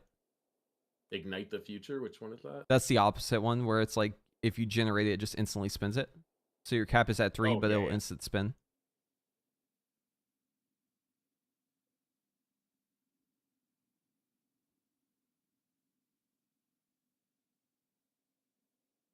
Wait, so for Ignite the Future, you generate and you spend that sphere basically on that Phoenix, right? And like you get 2 big spells for each sphere you generate during. No, so the tooltip's a little ambiguous here. Basically, what it means is it allows your Phoenix to spin the orbs once it's already out. So in the tooltip, it says your Arcane Phoenix aids you for the duration, casting random and arcane and fire spells. Over its duration, the Phoenix will consume each of your spheres to cast its exceptional. Goodness. Hello, Preheat and Hello. Purim. Hello. Hey, how's it going? Oh my gosh, we have Mage Talk. Yeah, we've been chatting it up before we joined. Don't worry, we already did the whole talk without you. Yeah, we're kind of out of things to talk about now. All right, so Mage got 2 new hero talents, right? Just one. Just Sun Fury. Or just one. Okay, it was just Sun Fury. Dude, Preheat, I saw you in the Discord saying that Sun Fury is the greatest thing they've ever created. Is that true? Yes, huge if true, and it is 100% true. I'll tell you why too. It is because it does not seem to synergize with Sun King's Blessing. That's like the main reason, and I hate that talent. So You don't like Sun King's Blessing at all. Interesting. okay, I wouldn't say I don't like it at all, but I do hate it for a lot of reasons because it's so good. It's like an oppressing presence. It just kind of like forms our entire tree. It's one of those talents where like the entire class is basically bending over backwards to accommodate it.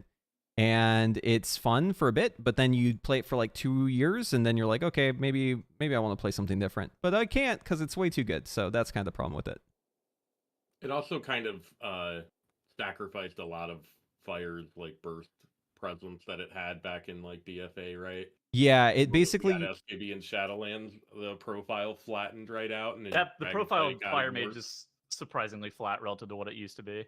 Yeah. Basically, it took Fire from its roots, which was like a super high burst spec that was all about like having your cooldowns, lining everything up, thinking things through quite a bit, to being more of uptime, constant, having to hit the mob, and like if you can't hit, it's just really bad. It completely derails everything. Okay, so basically how this works, and just to explain it, we'll start with Fire. Every time you consume Hot Streak 6 times, you summon a Spellfire Sphere, which increases your spell damage by 4%, stacks up to 3 times. Does this refresh? How exactly does this work? Porm, do you want to take this one, or should I? Oh, go ahead. You've played with it more than I have. Okay, so yeah, basically the spheres, you have them generating out of combat passively. It's like pretty slow though, but you get like these nice little 3 orbs above your head. It's very much in the theme of Kel'Thas. Like if you know of him, right, he's got those 3 orbs around him. He's always got phoenixes hanging out around doing stuff. Okay. That's the whole point of this build, is you're basically him. So you generate these spheres. It's You're true, him, and you actually. use the spheres to use like really awesome spells too. But yeah, so you passively generate them. How it works is there's 2 buffs. So one buff is how many spheres you have, and then the other buff is where you're at in your journey to getting a new sphere, right? And you have to cast 6 hot streaks to get to that point, or 4 clear casting. So it just keeps track of like where you're at. Once you get the 4 clear casts or 6 hot streaks, it's going to give you Burden of Power, and it's going to give you a sphere. We haven't talked about Burden of Power yet, but this is basically like a little damage amp on one of your next Pyroblasts or Spenders. But yeah, you generate the orbs. I'm looking at it right now. And then the orbs, you have no way to spend the orbs. The orbs aren't for you. They're for your bird. So have you ever watched JoJo's Oh. Bizarre Adventure? No, I know what you're talking about. It's for your bird? Yeah. So like in JoJo's, there's this concept called stands, where it's like you've got like this spiritual manifestation that like is ultra powerful, and that's how you fight. This is basically a stand. You have like a phoenix stand. So whenever you pop your cooldowns, the phoenix like comes out from behind you and like starts doing crazy damage. And he's the one who uses the spheres. Phoenix eats the sphere and then produces exceptional spell with it. Fire Blast and Flame Strike have no cast and are guaranteed to critically strike. Wow. This Yeah. this seems really good. Yeah. Let's talk about that talent. You're looking at hyperthermia, right? I'm looking at Memory of Alaria with hypothermia. Yeah. Okay. So this one is like how the Phoenix gets like all the juice, right? So like whenever you have the I'm looking at the juice in this guy up. Yeah, so whenever the Phoenix is out, you get twice as many stacks of Mana Addict. So you get really high on the mana. You're going like twice as fast. It gives you a bunch of haste buffs. They all overlap, so you get like a lot more haste. That part's nice. It's not really the important part though. So once the Phoenix is out, the Phoenix is going to consume your spheres and use like awesome spells. We're talking like Arcane Surge, Greater Pyroblast, Meteors, Phoenix Flames, Greater Arcane Barrages. Pyro, hold on. Yes, the Phoenix casts Greater I remember Pyroblast. this. I'm not joking. Okay, that's Wait, not even the does it coolest even one though. Say that. Oh, hold on. You Huh. need to look at the talent above Ashes of Alar. It's like the tome looking one. Invocation. Yeah, I Here it see it. is. Yeah. So casting Combustion makes your Phoenix come out, right? The Phoenix uses your spheres to make exceptional spells, and it says right here, so it also allows it to now cast Greater Pyroblast and Arcane Surge. Okay, are you good at PvP? Okay, yeah, the PvP question, so I tested this. The bird is a pacifist. Bird does not fight people. Yeah, I tried... I know. It's crazy. The bird refuses to fight. He's a lover, not a hater, all right? So if you go out in the field with someone, you do a duel. Listen, I was like, yo, check this out. This damage is going to be insane. Come out here, duel me. Like, I'm going to show you how much burst my bird is. I'm just going to AFK. I'm going to let my bird solo you, right? I go out there. I duel him. The bird won't help me. The bird just watches me die. He will not Okay. fight. I don't know why. Let's talk about these choice notes. Lessons of Debilitation or Gravity Lapse. Lessons reads like it's insane. You're gonna cast Supernova? It's what? probably the problem with lessons though is it's probably going to detract from you casting other spells that are more damaged. So like it Oh. might be really good in PvP or really good when you need like a lot of control, but probably really bad damage, right? Because you're not going to cast Surge for that exceptional spell. Instead, you're going to cast Supernova, which does like 1/10 of the damage. Wait, Gravity Lapse is a on-use ability? Wait, this is one of the first like on-use abilities that I've seen. Yeah, so Like, that It replaces replaces an Blast ability. Wave. Yeah, from the class tree. Wait, what does it replace? Blast Wave.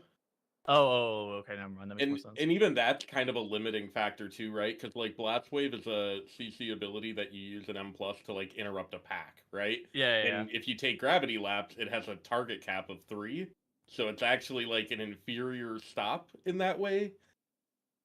So I don't this love might that. actually be like a talent point that you don't spend. You Well, know no, what I well- mean? In some PvP cases. Yeah. So you spin this one on Gravity Lapse so that the bird doesn't know how to cast the PvP spells, because you don't want the bird to know that. You want the bird to focus on the big damage spells instead. So this is like a non-talent basically. Okay, I will say the 3-second knockup is not bad, but getting rid of I don't know. So what do you take? Do you just take lessons? Like that actually I don't like this node now that I'm getting explained to me a little Yeah, more. you The worst take part is you need it to get Codex, so it's not even like you can just not take that point and work around it, you know? Yeah, so like you just go Gravity Lapse and you just say, okay, well, I guess I'm just not gonna Blast Wave. That's the correct answer, I'm pretty sure. But like I'm sure this will be hate useful, that. but the fact that it's target capped is a little weird. I don't like the target. I think the target cap is maybe the mistake there, right? Because I mean, you want Blast Wave, right? Yeah. If it was just not target capped, we would be completely fine here. And in fact, it would be like way better than Blast Wave, unless it's like Sanguine Weak, I guess. I would love nothing more than if they were to replace it with a vacuum spell similar to like Chains or One Ooh. Death Knight Grip and call it, you know, a better Supernova kind of. It's down. Okay, so Overflowing Power versus Sun Fury Execution is what's the deal with these? okay, so basically your choice here is between having more combustion uptime or having Sun Fury execution, which is just 5% more execute. But it's important to note, okay, so you know how I'm talking about like the Phoenix only comes out whenever you press combustion? So SKB does not work with this. If you activate combustion through SKB, it does not work with the Phoenix. All right, if you extend combustion with SKB, it does not work with the Phoenix. But guess what does work with the Phoenix? This talent right here, Overflowing Power. So I'm pretty sure you just like always lock this one in, unless there's situations where like maybe a boss is stuck at 35% or something like that. But having the extra combustion time means 2.5 more seconds of bird. And you want to min-max the bird uptime. It's all about the bird, okay? More spheres, more bird. We want to min-max as much bird as possible. All right, let's look at this from an arcane perspective a bit now. We've seen it from fire. It does sound gross for fire.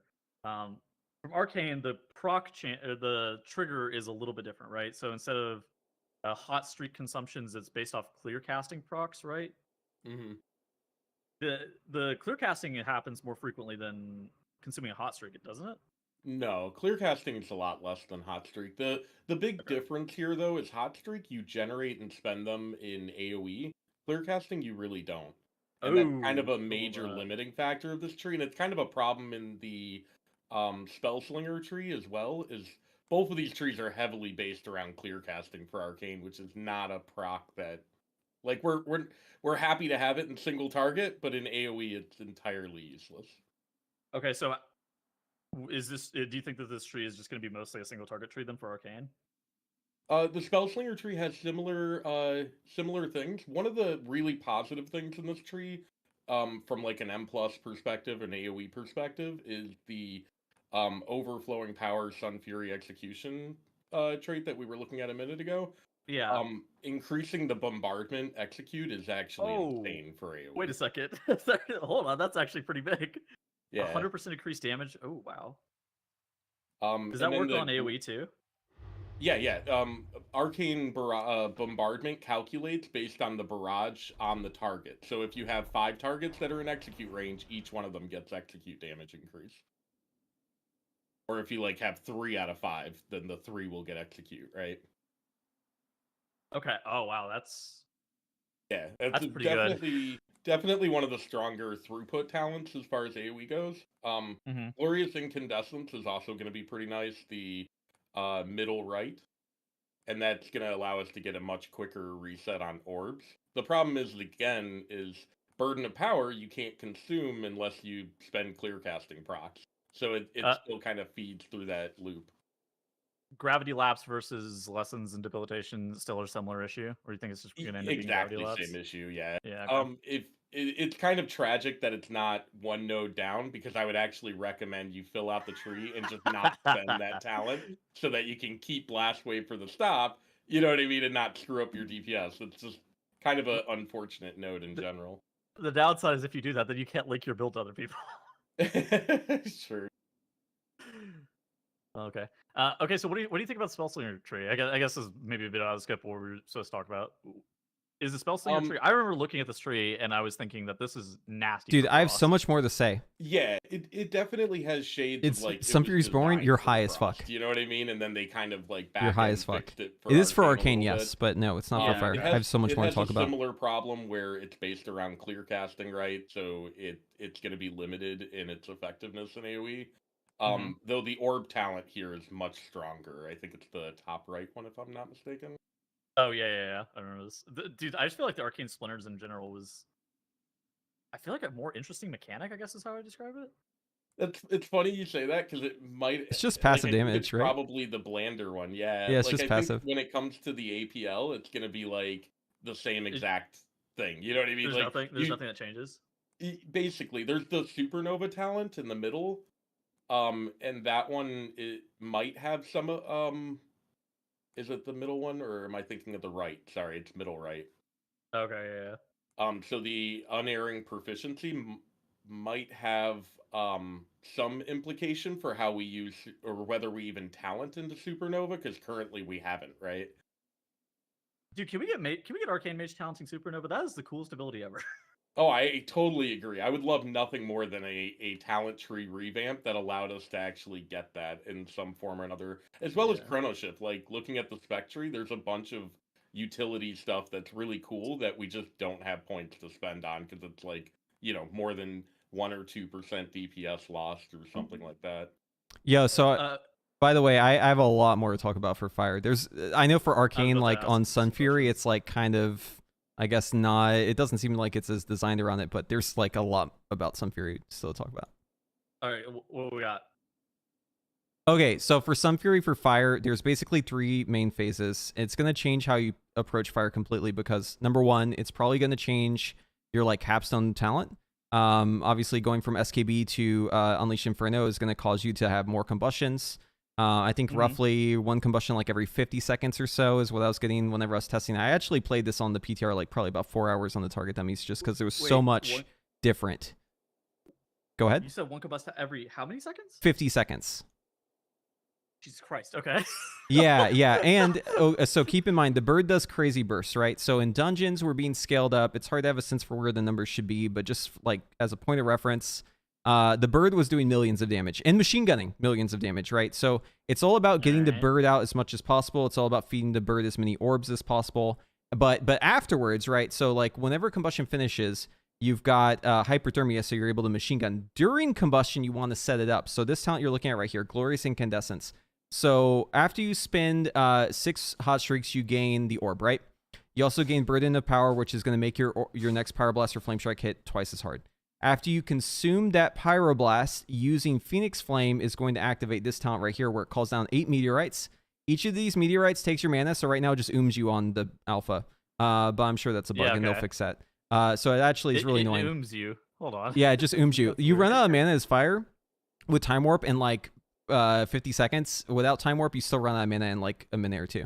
But like a it's a bug. but Yeah. I've given feedback on that. So, but like, let's assume that bug isn't there, right?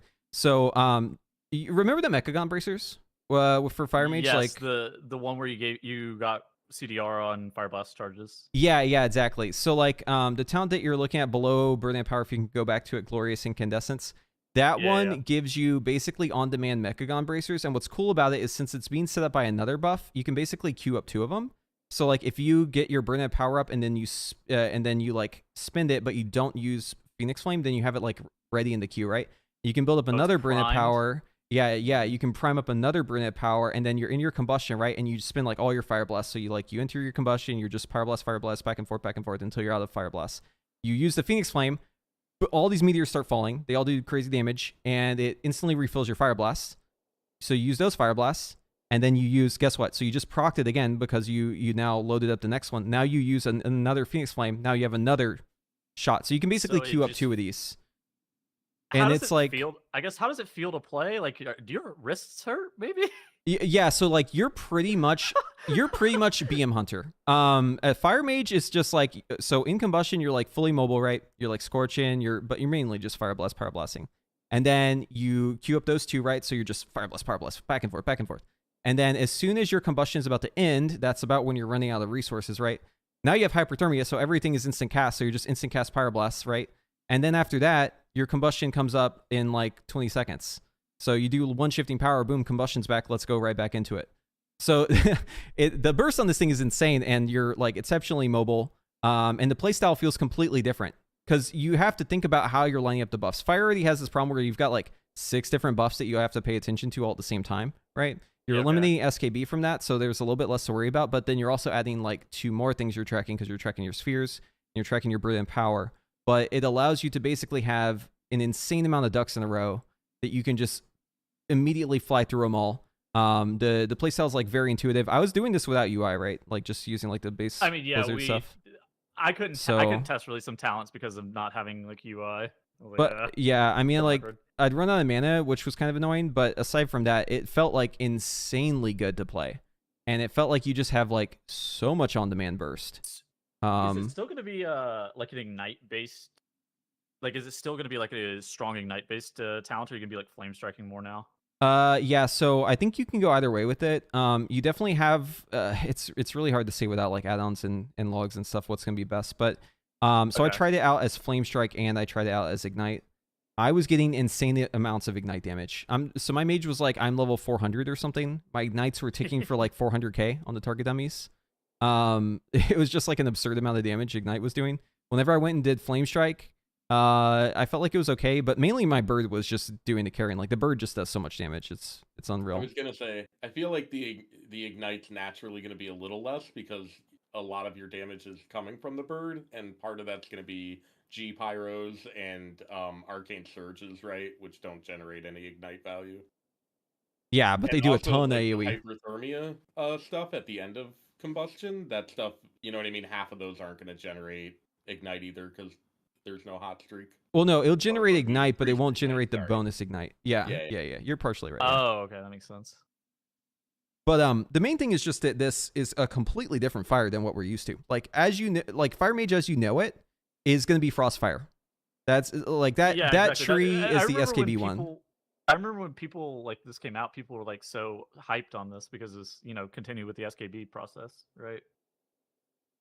Yeah. So like Frostfire is definitely more like the traditional fire, and then Sun Fury is just a whole new thing.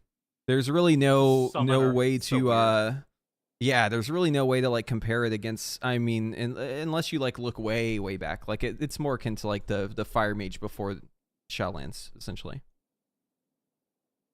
I feel like in a general sense, Sun Fury is going to feel pretty different for Fire and Arcane. And it kind of fits really well because Frostfire feels very similar to normal Fire, and Spell Slinger feels very similar to normal Arcane. So I think this is definitely going to be the tree more people are excited about. Literally, I logged in, dude, and I played this, and I could not believe how fun it was. Because like because as you know, like I started playing Evoker, right? Because I was like kind of annoyed with the stagnation of Fire Mage, and I was playing Sun Fury, and I was like, oh my god, I think I might main Mage again. This is too fun. Like the amount of bursts you have, the bird is so insane. Obviously, there's like issues with it, with the bird just like not fighting people. Fucking Kael'thas, right? Like, yeah, dude. It's an RP as Kael'thas. You got the balls, dude. You need the balls. They're very important, and you're very mana starved. Hold on, I've got like a copy paste meme to put in the chat here. But yeah, it's very fun. Like I guarantee you, no matter who you are, if you're coming in and you're playing this build, you're gonna have a blast. I have one question preheat because I obviously don't have alpha. Is the arcane version? Do they get purple orbs? Very important. No, your orbs are you just get like the fire orbs. At least that's what I saw. Up half the arcane community's not going to play Sun Fury Here. as a result. look at the chat. Wrath of the Sun Mage knee balled badly. Very low mana. That's a good one. And the birds are pacifist, dude. I was so annoyed by that. I'm sure they're gonna fix the bird. I don't know how they're gonna tune this for PvP though. I don't know how they're gonna tune it for PvE either, because whenever I had to kill any elite on the alpha, you know what I did?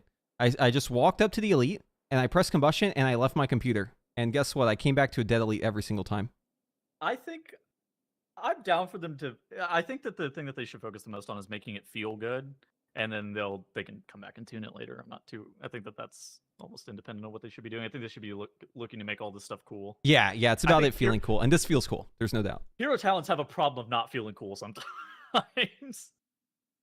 Yeah, I don't think this one's gonna have that issue. This one is. What I've seen and read. Okay, I was saying before that like the Riders of the Apocalypse was my favorite, but this one is now my favorite. Cool. This one's like up there, man. Hey, it kind of fits, right? Because it's the only mage theme that's actually like based off a role in the game, right? Like Spellslinger mobs and Frostfire, those are just like schools and things you call casters, but like Sun Fury's an actual, lore established thing in WoW. Is there what any? they should have done? Oh, go ahead. Khadgar Arcane. Yeah. That's what Yes. Khadgar Arcane. I suggested multiple times, like Lich or Kirin Tor Archmage would have been a great Arcane Frost landing zone for that, but hey, Splinter Slinger's all right. We'll roll with it. We've seen worse. Is there any hype Boomkin hero talent build right now, Tuddles? Yeah, the Grove is pretty cool. The Elun's Chosen. So the Keeper of the Grove one is based around trees and it's trash. The Elun's Chosen one is actually sick. You get a ton of astral power from it. It just feels good to play. Kind of similar to Mage. There's like so I was like doing dungeons and stuff, and I saw some like shamans with the like ancestral spirits, and that looks so cool. Wait, what spec of shaman has ancestral spirits? Is that the I don't know. They had like these like spirits that ran around with them, and they were always chain lightning pulling stuff on accident. I don't know if that's part of the talent builder. They're targeting the wrong mobs, but a lot of these yeah, a lot of these builds on the it might be Farseer. I think it's Farseer. Is it Farseer? Yeah. Yeah, a lot of these builds on the alpha, whenever I was running dungeons, it seems like Blizzard really forgot to like whitelist the spells. So like all of the spells that hit other stuff nearby, just pull everything. You just pull everything always. Like it's like Hunters with old Barrage, where it just like pulls the entire room. Yeah, so that's obviously gonna need to be fixed. But there's a lot of really cool like stuff added to a lot of these specs. I think Shaman was probably the one that stood out the most to me whenever I was running around with them. But everyone who I played with as Mage was like, dude, that spec looks awesome. What is that? Like, I want to play that. Because it just looks so cool. I gotta go look at it after the fact. I might need to make a Mage. You should, dude. You should. It's insane. Yeah, definitely lock it in. And at first you're gonna be like, wait, what? Because the rotation is just kind of weird to wrap your mind around. But just remember that like it's all about building the burn and power. You spin it with the Phoenix Flame. You need to load those up for your busts. You want to get into your busts right away, and you want to just like use your hyperthermia afterwards. There's no game indicator for hyperthermia. You just have to know. So like obviously you can look at the buff, but once combustion ends, that's when you're in hyperthermia. Okay, cool. Thank you guys so much for coming on. Where can people find you guys? So I'm on twitch.tv/preheat. You can also find me on YouTube. Just search up preheat. I have a video, by the way, of me playing Sun Fury. So if you want to watch that, it's like on YouTube, or where is it? Yeah, it's on my YouTube. Yeah. And definitely go check that one out. There's also one for Devastation Evoker for Flame Shaper and Skill Commander. So, but that's the best way to find me is probably on my YouTube channel. And then I'm at twitch.tv/Porum Games as well on YouTube, but I don't publish a whole lot. And also the Mage Discord, I'm pretty active there, probably an unhealthy amount. As one more point too, just to bring it up, the mana addiction talent in the top left, something we didn't really touch on too much. Is this thing like a blander passive talent, right? Yeah. It's just haste granted when you consume clear casting or hot streak. And it's worth noting that, like, as a result of temporal warp and time anomaly in the class tree, and Arcane's global cooldown being very low, or spellcast being very close to the GCD, haste is like the last thing in the universe we want, unless they're gonna Oh, like really? get rid of it Haste somewhere is else. terrible. Oh, I didn't know that. It's really that we get so much of it automatically, right? So Guess who loves haste? fire, Fire yeah. Mage. Fire. Now we know, man. The You're main character of WoW, the main right? character. Yeah. Yeah, The dude. main character of the main class. I get it. Yeah. We're literally getting to play Kel'Thas, dude. How cool is that? All right, perfect. Thank you guys so much for showing up. I appreciate it. Yeah. Yep, Thanks for having us. me. Later, guys. Play that. Yeah.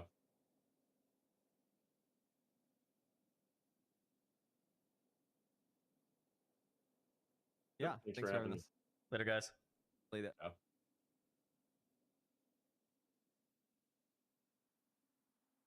All right, that was awesome. Give me a sec. I need to step away for a moment. All right. Cool. That was cool. I feel like I got to make it a fire mage now. I feel like I've been.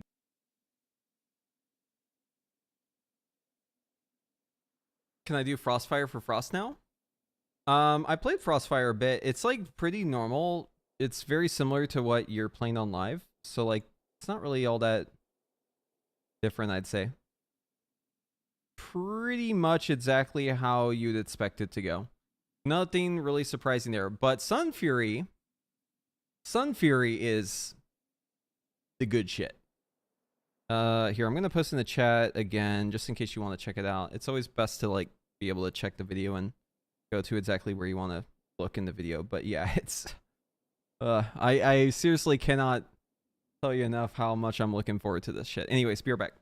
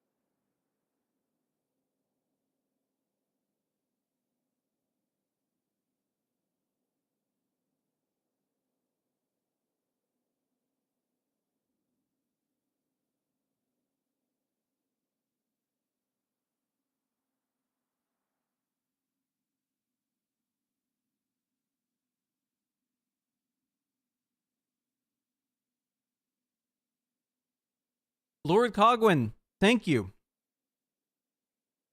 I appreciate that.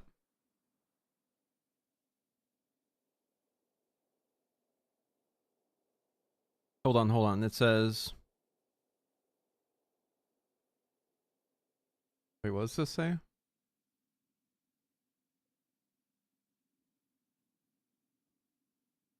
Yeah, it looks sick. Your sets will be available in the raid.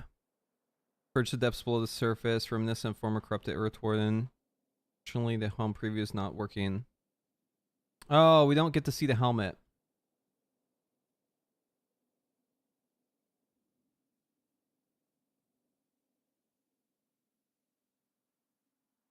Okay, so this is some other news. There are plans to expand classes as director. No time frame has been given. It'll be likely near the start of the expansion. He also said that you'll be able to stay in Visage form in combat while playing the new classes. Okay, hold on. Is he saying that you can only stay in combat for the new classes? Or is this just like an unintentional qualifier here? What about the old class? I mean, as a dragon, it would be weird, right? To like use dragon spells as a human, but I guess you can already do that with toys.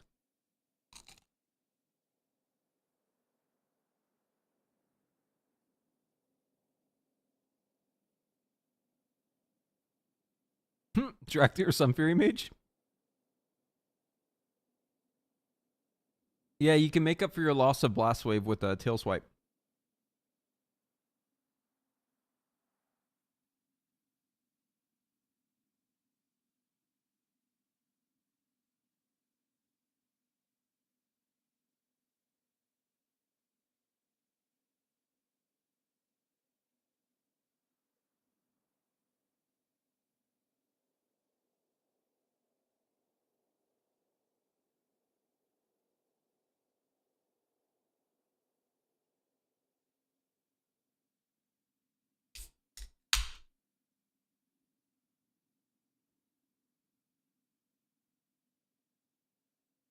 New mounts. We got Cloud Griffins. We got Mole Rats. We got Fire Bees. We got Chittens. Kittens. Inspired by kittens. Kitens. Whatever. Earthen Rams. We got... Oh, hell yeah.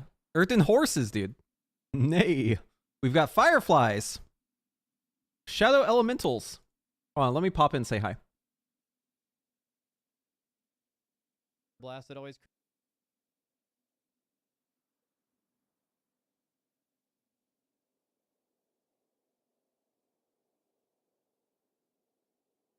Dude, everyone's pogging. Look at this, dude. Everyone's fucking pogging, dude. The chat is going crazy. His owl is fucking shit up, dude. Yeah, it's true. Hold on, we need to do the copy paste in there.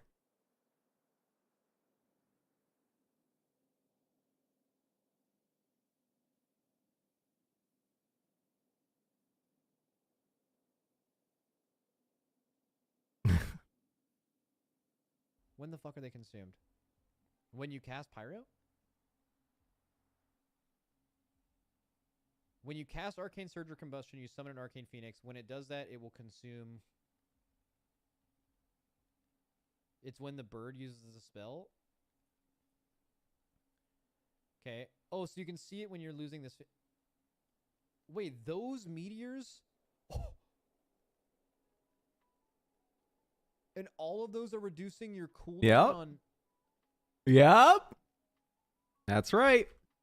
I just don't even get it. How are mages... He's just fucking spam casting Pyro after dance. How do mages exist, man? That looks so fucking cool.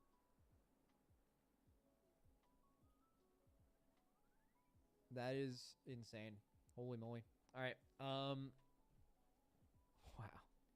Oh wait, I want someone... Is there a hunter content creator? Okay, let's see. I just sent him a DM. I want to look at all We'll the see. hero talents, and I want to just look at how they If Mass Eruption gets 3 times its just like Syndos? that. I just want to see fucking dummy... I actually didn't test Aug at all. You might be Still, surprised to hear that. content creators have that shit I out. was not interested. I was like, you know what? I want to see. I want to see if it looks sick. I'm gonna wait. I'm gonna wait and see this. Yeah. I didn't even spec og, dude. Wait, I mean Roger was there. Roger Literally, as soon as I saw Sun Fury, I was like, okay, I need to spend my time playing mage instead of evoker. So I basically gave up augmentation to focus on devastation The and new Sun data Fury here that just dropped on WoW as the has two. stats. Wait, we got data mine tier sets, guys. I only have so much energy for today, and we still have to watch. Oh, we got tier sets too? Shit. Maybe he's talking about the appearance. Oh, okay, yeah, he's talking about the appearance. I'm gonna keep this over here. We'll see if we go on there. Yeah, so yeah, I mean they're pretty cool. I think the tier bonuses definitely look really cool. What the fuck is this? It's Death Knight, dude?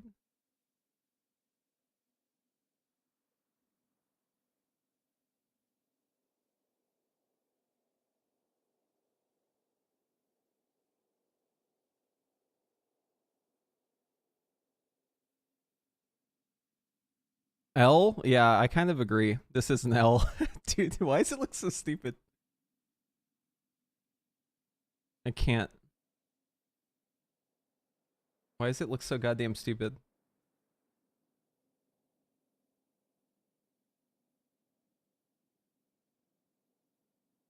We got the evoker one looks sick. Wait, here's the monk one. Okay, monk's actually kind of cool. That set is rancid. The monk one actually seems kind of cool. You got these nice little ox shoulders. You got like cool effect. I think it's probably gonna look really cool once you get the motion on it. Here, hold on. Let's look at the animation.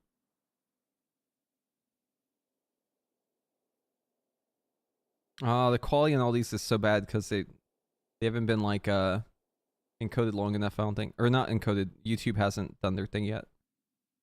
Where they like give you the HT versions. It's too new. It's breaking news.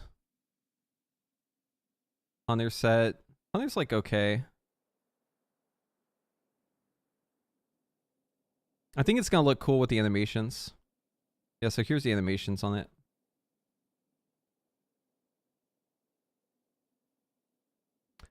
Usually if there's no cape or stuff like that, like no helmet, no cape, it's because they couldn't rig it. They couldn't get the animations to work, so they just took out the item instead. So like we can't see the Draktyr one. Or like the helmet on the Draktyr one, right? You got no helmets here. Same reason. But the fires look really cool. Dude, those fires actually look insanely cool. Holy fuck. That's gonna be sick.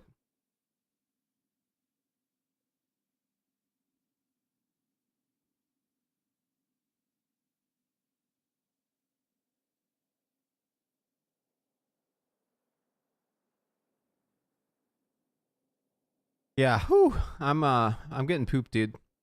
I was getting too hyped there for a moment. Talking about Sun Fury.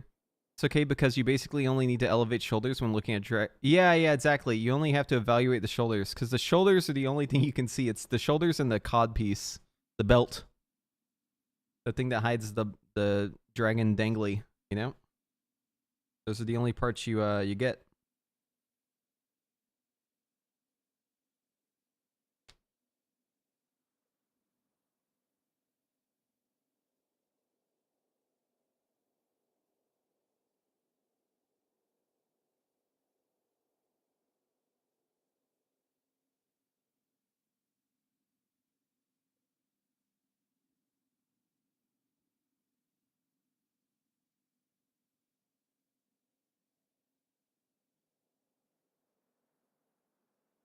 Yeah. Yeah, I can't wait to play Sun Fury. What I want to do right now, like I can't log in the alpha right now. But if I could, you know what I'd be doing? Legit, I would be playing Sun Fury right now. That's what I want to do right this second. Because it is just so awesome and so hype. And I can't wait for everyone to see it. Like, see more of it. I want to figure it out. There's just so much to figure out. Like, I think I've already pieced together most of the puzzle. But it's really... Okay, hold on. Let's talk about this. I want to go a bit more in depth here. So, like... So, whenever you do your opener...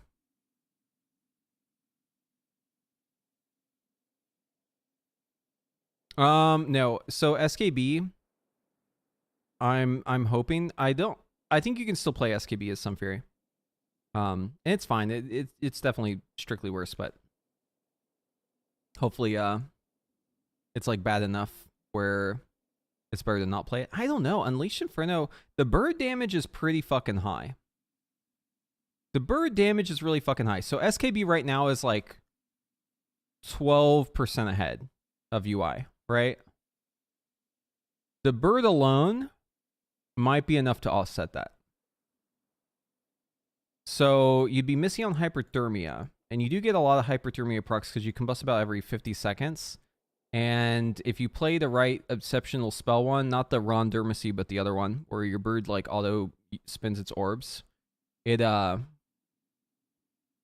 you can get like 10-second hyperthermias after each combustion. So you're not like extending your combustion aside from like the 2.5 seconds of the bird extension through having the orbs. So obviously you have improved combustion too. I don't know. They just need to make Unleashed Inferno slightly better. But it's actually kind of crazy how bad it feels to play SKB as a shit. It's insanely bad. Because SKB does not extend the bird. The bird is only extended by the talent. So this talent right here, Overflowing Power, extends the bird. The bird does not get extended by anything else. So if you SKB to combust, you're going to have hyperthermia during combustion, which is bad because guess what? It's going to proc right when you want to hardcast your Pyroblast.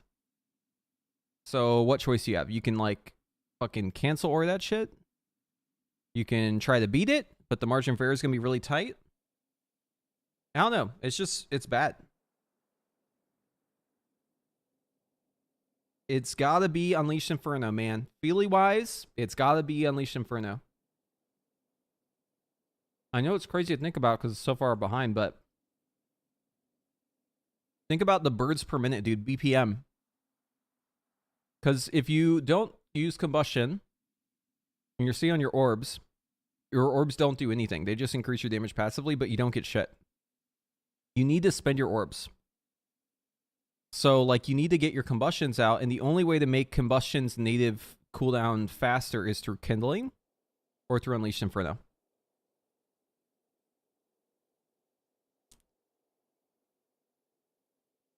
You ever fold pizza in half like this? It's good, but it's like gotten too wide now. Gotta go off cam to eat this shit.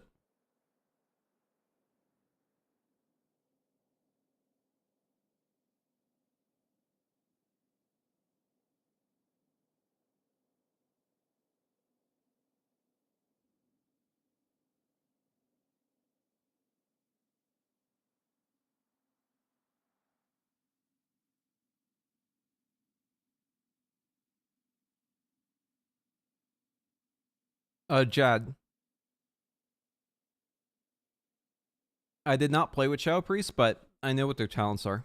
And it's really cool.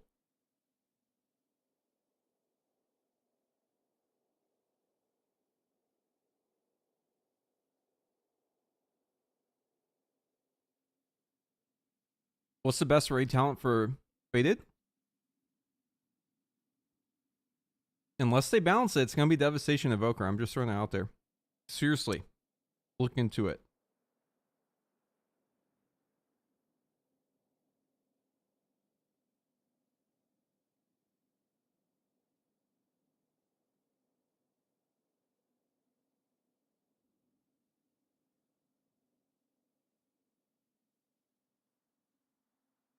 Oh, the best mage spec? That's a harder one.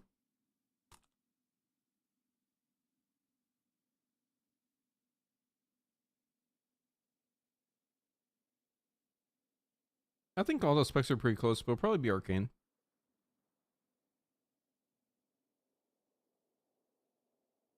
At least in raid.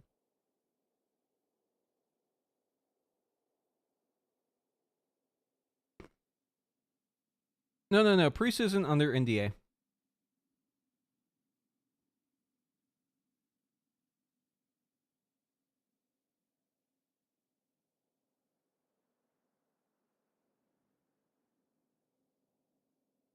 I just didn't really see him.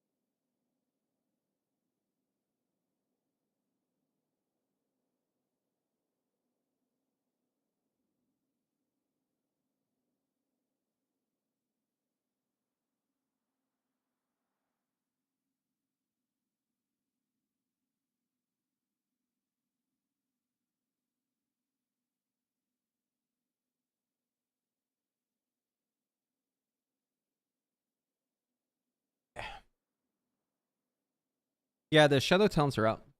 Here, let me show you. We go over to Priest. Where is Priest? There it is. Shadow Voidweaver.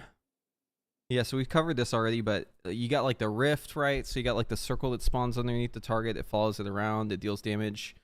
You basically have a 10-second circle and you extend it. So it can go up to 15 seconds. And then while you're extending it, you're dealing increased damage. You also have some like spells that transform. You also get a free Mind Devourer as well. And then you can castle moving to cast Void Torrent, which is nice with this trait. And then after the thing is over, each time you cast Devouring Plague, it makes the rift bigger. Once it's done, it collapses and it deals damage up to 8 times to a random enemy based on how many times it's expanded. So you want to get at least 8 expansions, obviously.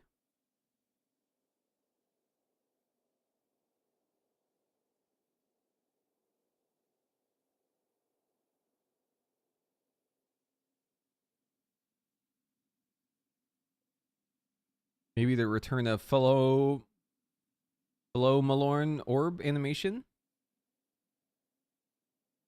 We've seen the orb animation. Let's talk about that. It's in my video. My like Sun Fury video.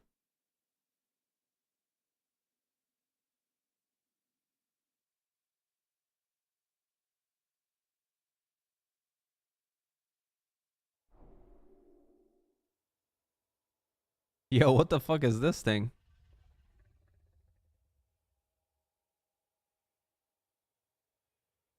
Dude, I want to play as this thing. This thing looks sick.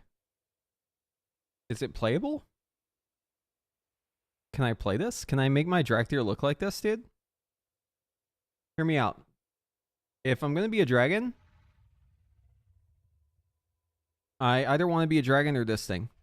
These are like the two options. Let me be a fish tier or a Draktyr. The fish is looking mighty suave though. Look at his little, he's got a little lantern there, dude. You got a little nightlight on your head. Never stumble around the dark. Got these nice long talons, dude. Look at those fingernails. Holy moly. How do you type on the keyboard with these talons? Do you think that they use like their talons to type? So like their fingers don't actually make contact with the keys? Or do you think that they still use the fingers and the nails just like, they're like pressing keys like this flat? So like fingers fully out. Is that how they would type?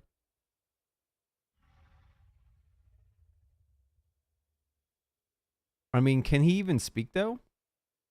I'm not sure if he can use text or voice to text. Maybe they use their knuckle, right? Because the nail is too long. So they just click, click, click using the knuckles.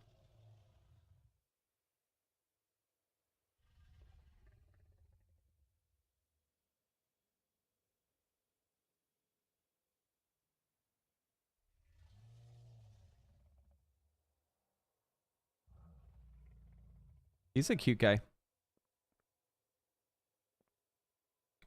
Okay, I've been told apparently he would type like Nicki Minaj texting.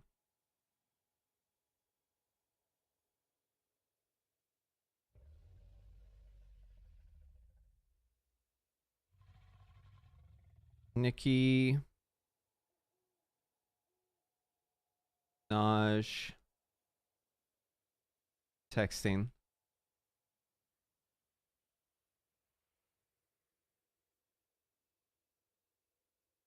Long nails typing.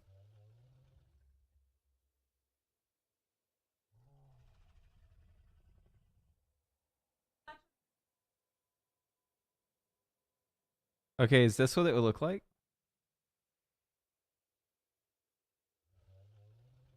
This is how the fish type. They gotta go fully flat with the fingers, I guess.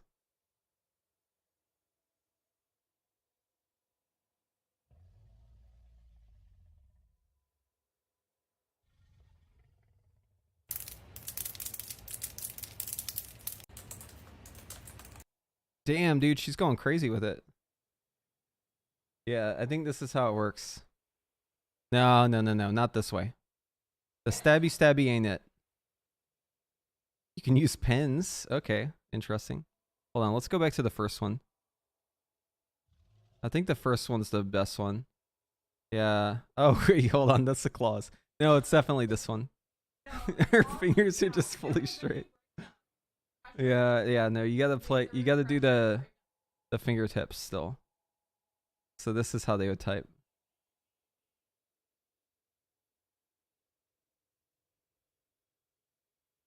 Okay, cool. I feel like I learned something, so thank you.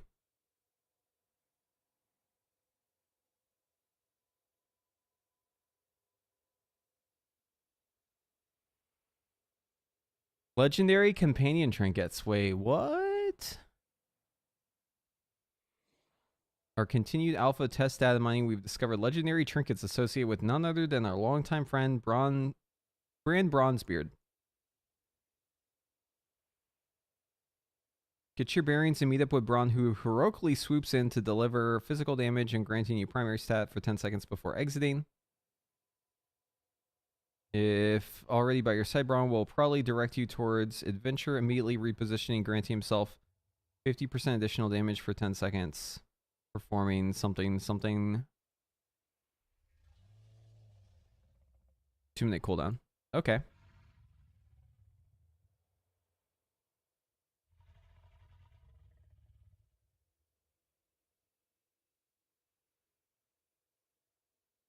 We've also found the second legendary trinket, although this one doesn't appear to be for players. Okay, so I guess he gets one too. That's cool.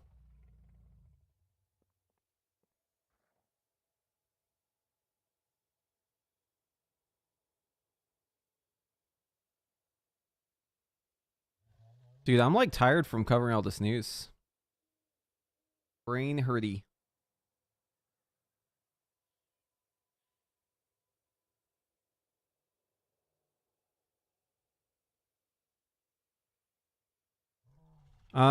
Yeah. Let's just talk about the alpha and then let's play a little WoW.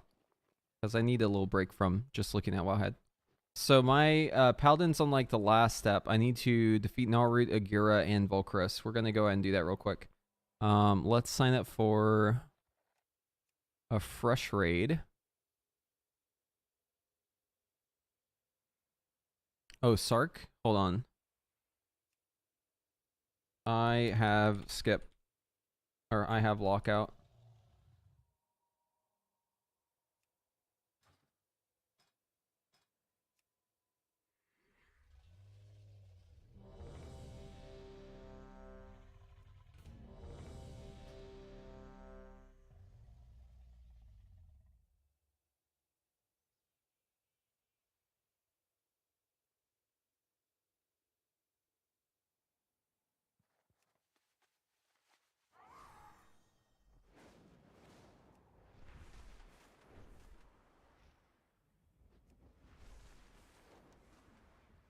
I'm seeing if they want my lockout.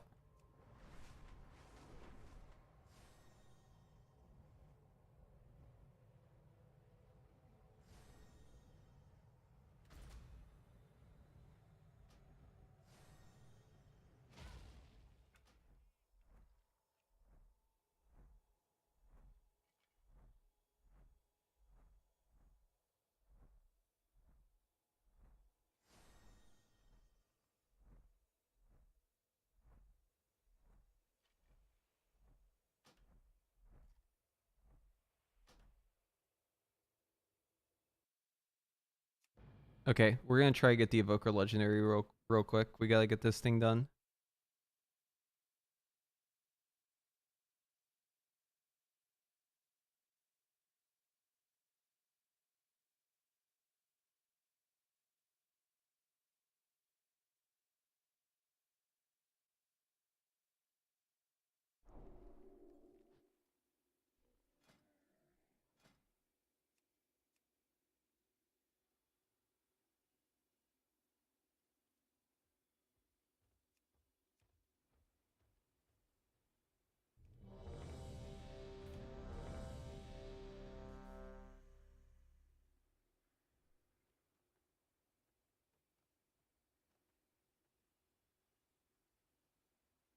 Yeah, allies, proc, bombs too.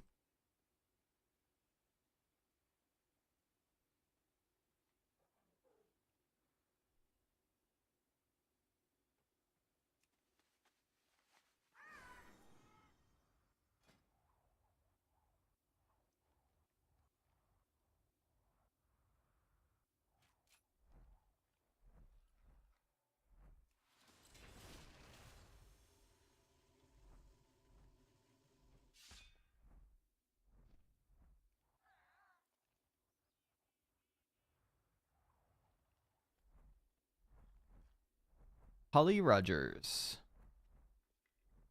I like this bird a lot.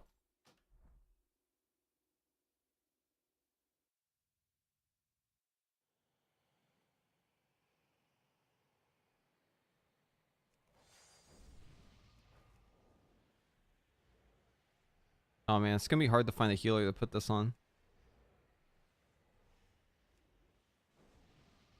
God damn it, everyone has Source of Magic. I can't even get it out. No. It's just gonna be on my screen the entire time. That's so unfortunate.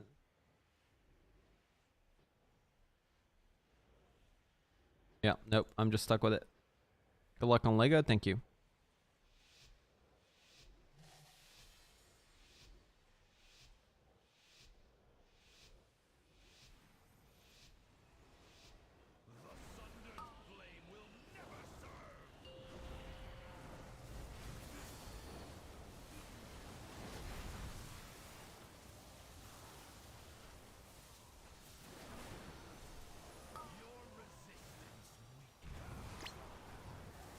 So we need to make sure we're in the breaths.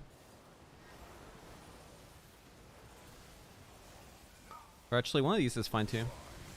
No, I'll just take a breath.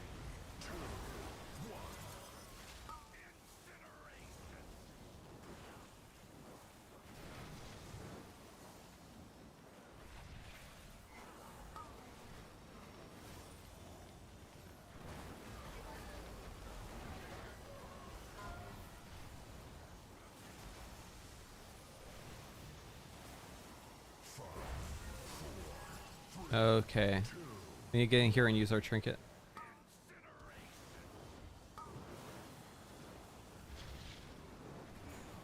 People need to drop their pressing howls. Do we have any up still? I think we're fine.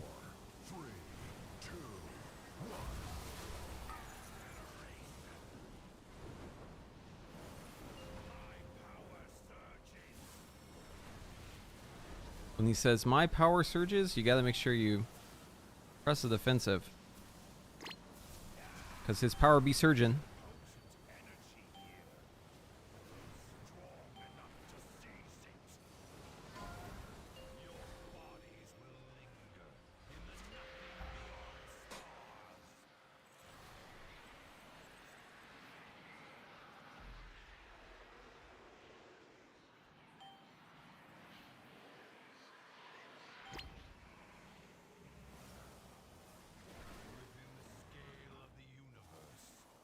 All right, he's gonna breath soon.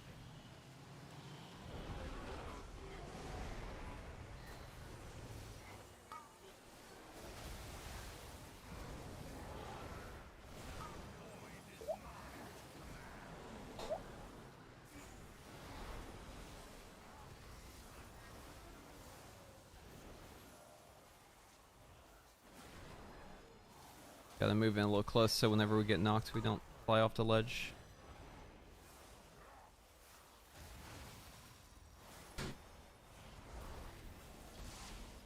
Fuck. It's okay. Oh, I think half the group just died to that.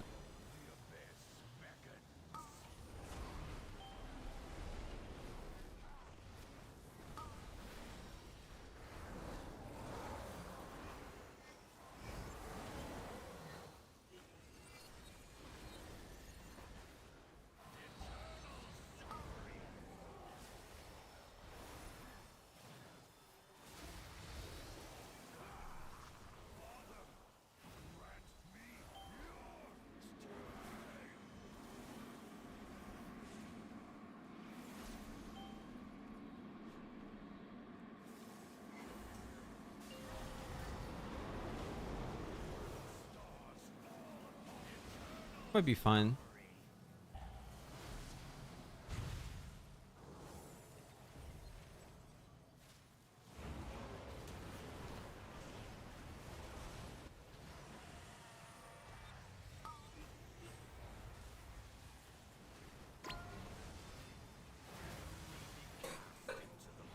Okay, we're going downstairs because I need to reset my shit.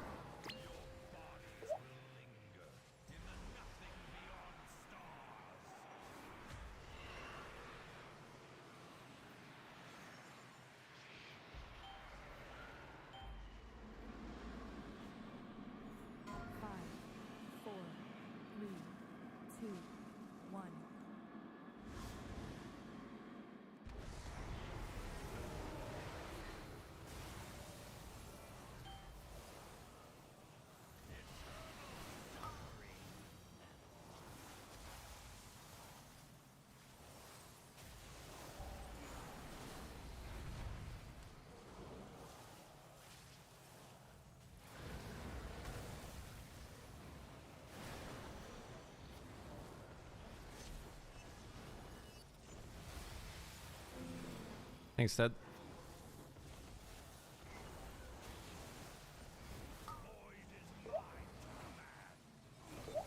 Guess I'll take the bomb.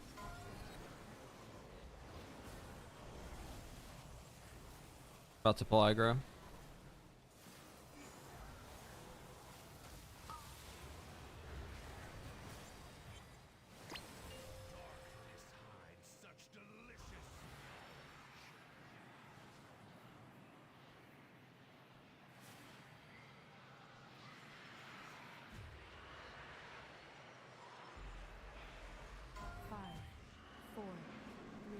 What the fuck?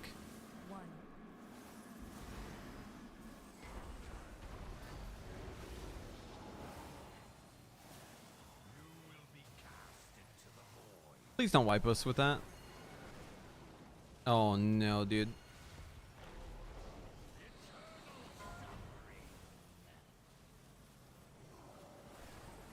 Ugh. There's so much.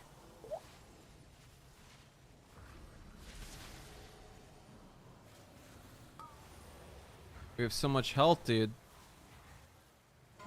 The boss is still so healthy. Oh man. Sorry, you're gonna get hit if you're okay. Alright. Time to get serious. And then I empower bug the first empower. Oh no. That's unreal. It's in a good spot. We're gonna get knocked here.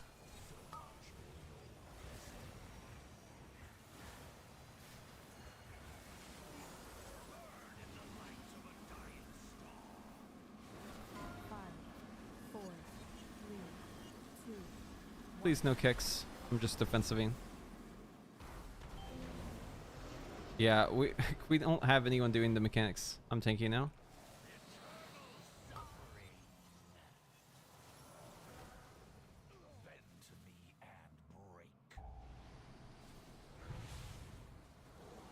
Yeah, it's in my the War Within video. TWW.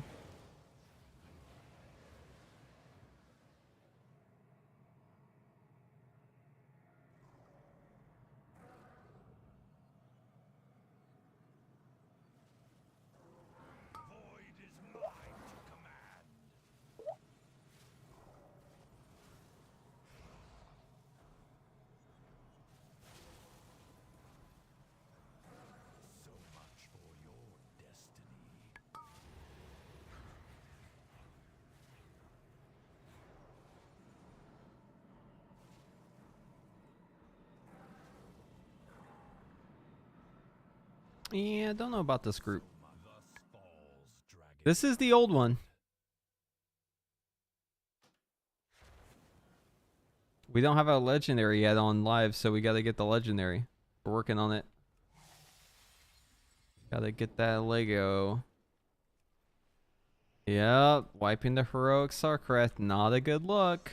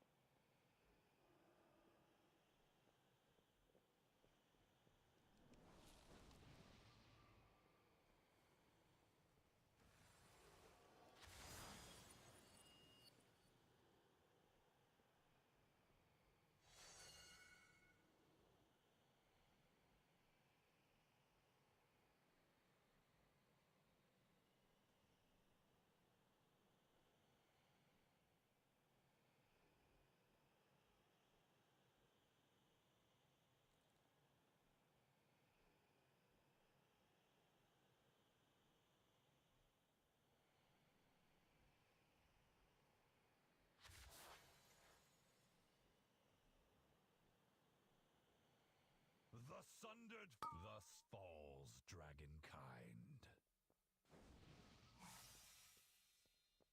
dragonkind. So you can use toys to do that.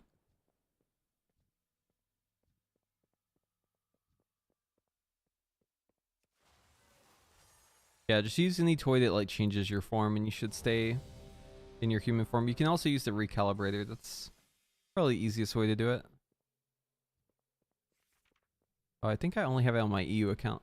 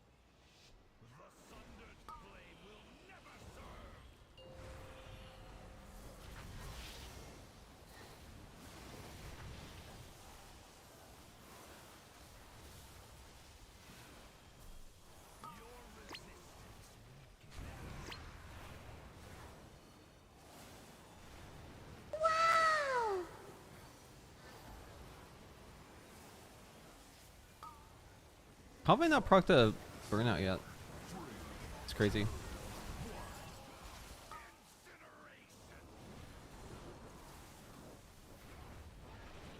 I got like one burnout that entire Dragon Rage. How insane.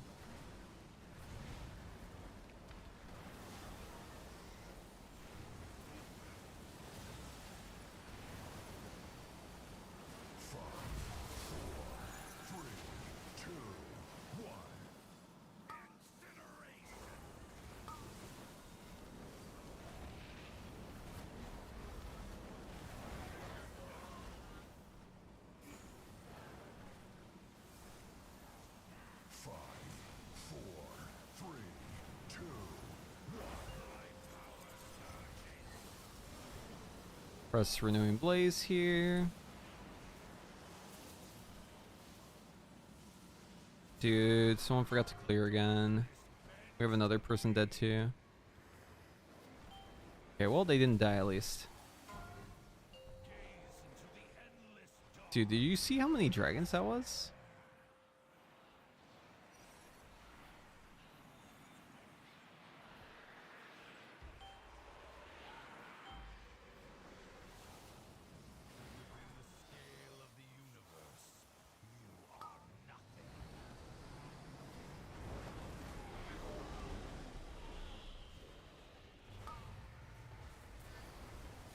Yeah, send them to the fucking moon. That was hilarious. Yeah, I'm not doing any mechanics. Sorry, team. Our success will be higher if I just damage the boss. Our rate of success. Ain't no way. Ain't no way those people just fell off.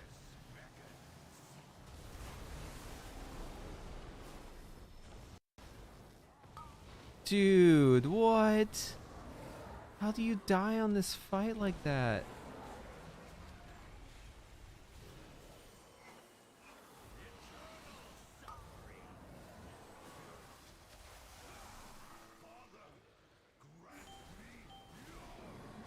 No, it's live. This is heroic, bro. But our tanks are dead.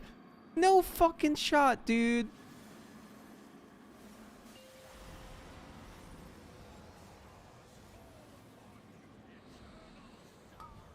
Okay, I think we have one alive.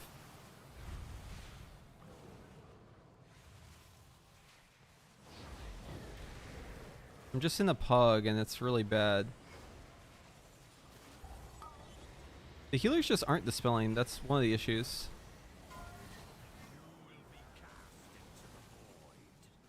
People are like going out for the spell and then it's just not happening.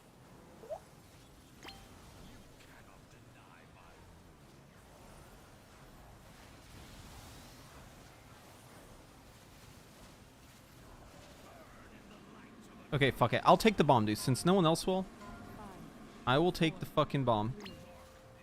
Jesus Christ, man.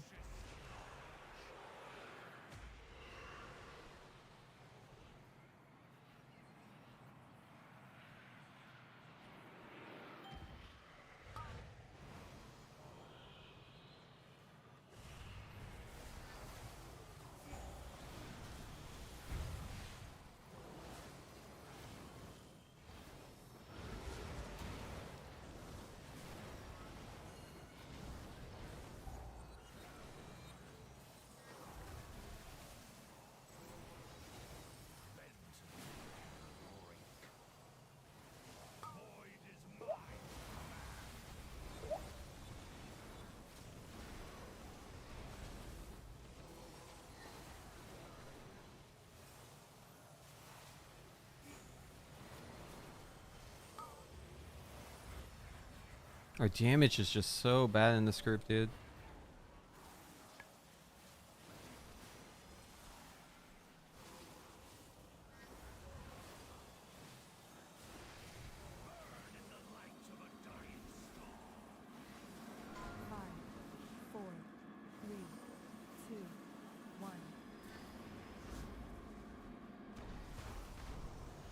There's a couple real ones in this group, but yeah, for the most part, it is not hot. Nah, get out of here.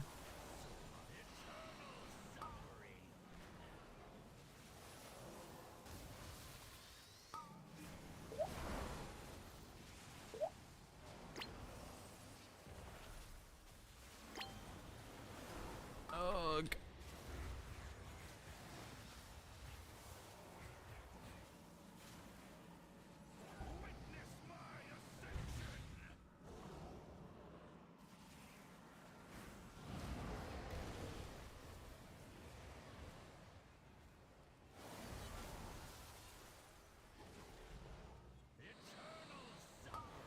Okay, well, should die here.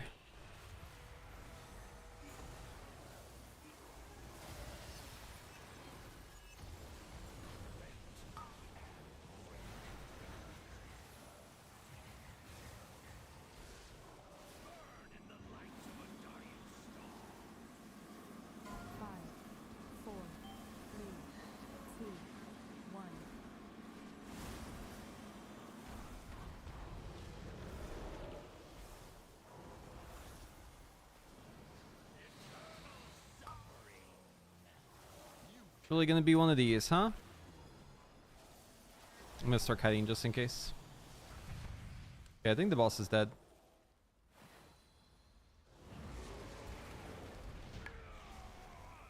No legendary for my trouble.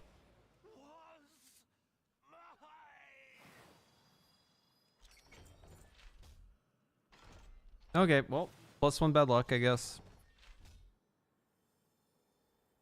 What is this foul place? We'll take that though. Feels as though it is Yeah, this is my main on NA. So my main on EU already has it, obviously. raw. I made like a billion evokers to ensure that I would get that drop. Sarkareth, But here on NA, suit of power. nope, I gotta keep working on it. People. Is this the fate of all who pursue his legacy?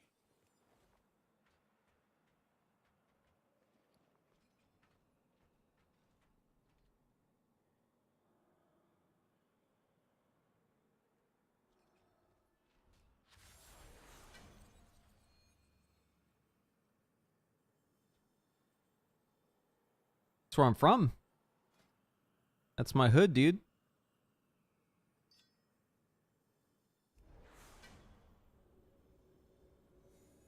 Okay. Let's go upgrade our item.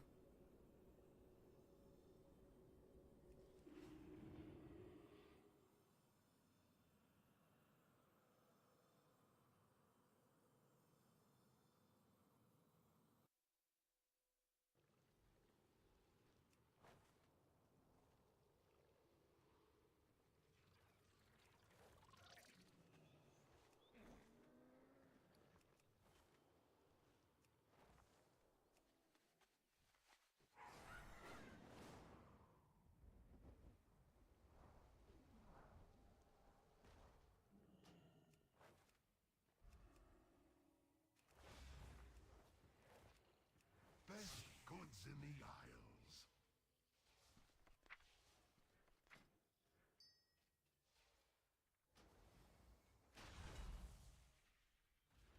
Return soon.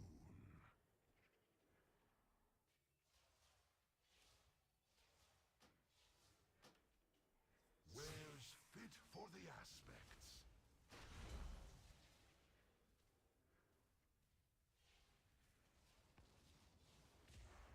Okay.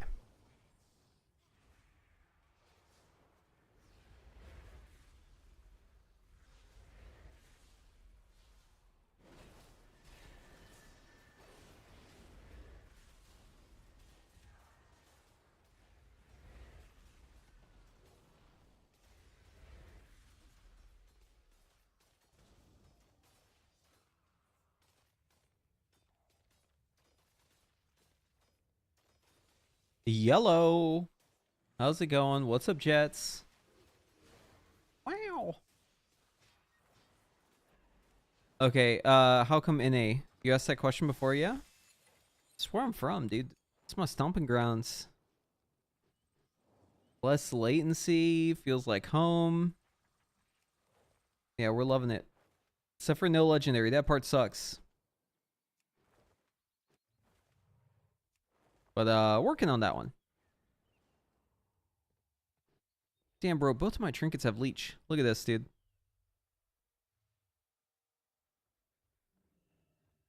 I'm a leechy boy. Yeah, I went EU for Dragonflight.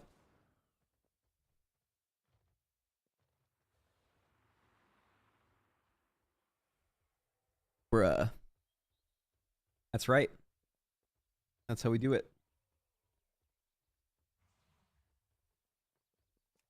Okay, I think we're gonna get on the PTR in just a little bit.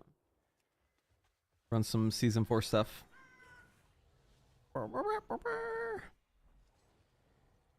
I gotta get my character ready to go. I'm lagging kind of bad right now.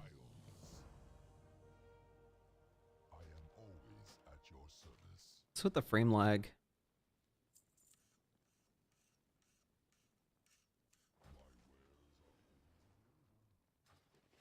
Okay, let's switch gears a little bit. So I need to first figure out why I'm lagging. Oh, it's Google Chrome. Hey, by the way, Chrome, you don't need 6 gigabytes of RAM. Nah, you don't need that.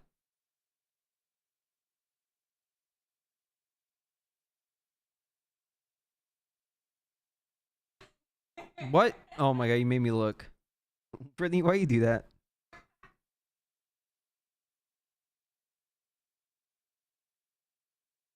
As soon as I click to close the window, Brittany goes streams down, and then I can't tell if it's up or down because I just closed Chrome.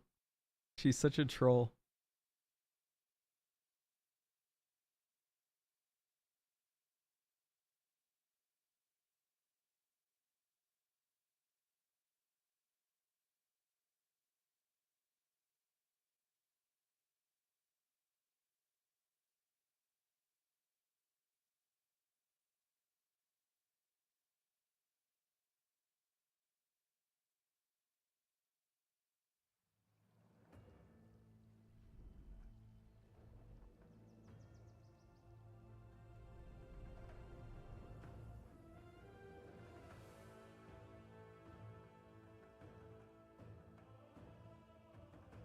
Shalama Shalanore. What the fuck? Oh. We gotta go in the other PTR.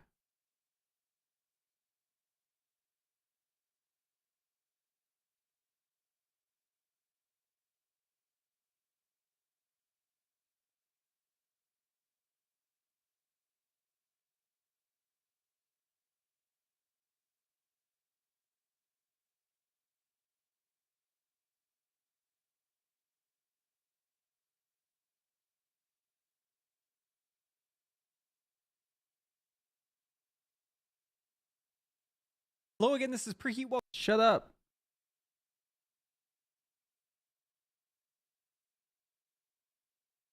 Hate when I yell at myself like that, dude. I'm trying to edit a goddamn playlist.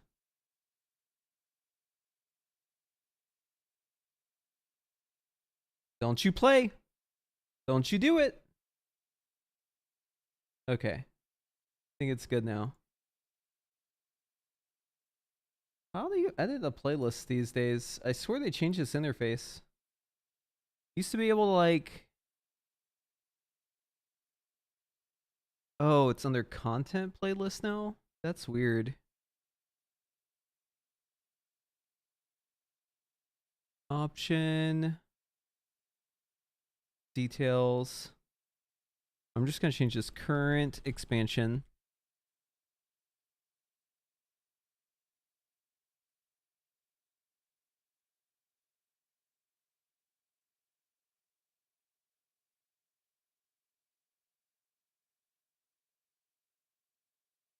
I have it set to do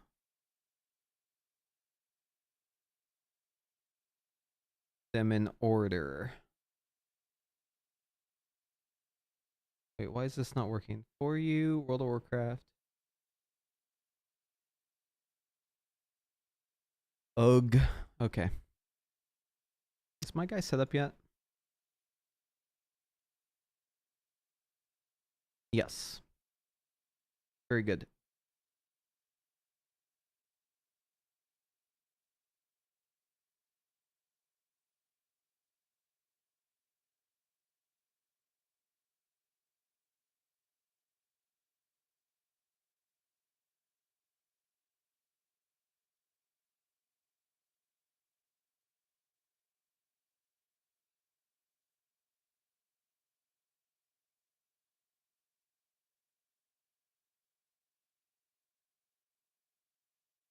Oh, you know what I just realized? I forgot to tag the new videos, or I didn't forget. I actually intentionally did not playlist them because I didn't want them leaking through the playlist.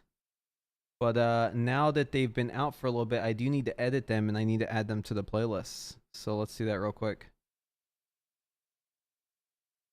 Dragonflight, World of Warcraft.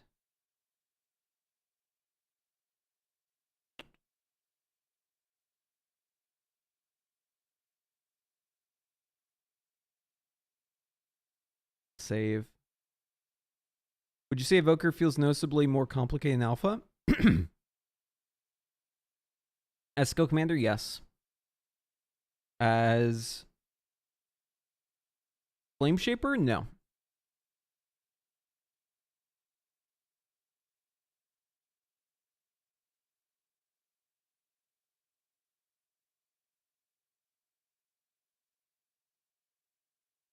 Flame Shaper feels pretty much exactly the same. But Scale Commander has some fun stuff going on.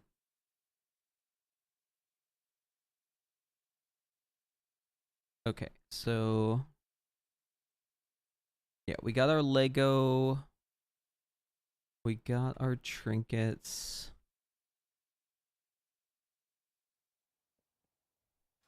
I think this is all set up. We'll be playing I have Infinity in season 4. You're hoping Skill Commander could be simple. I mean, it's still simple. It's just slightly more complex than it was before. Everything is relative.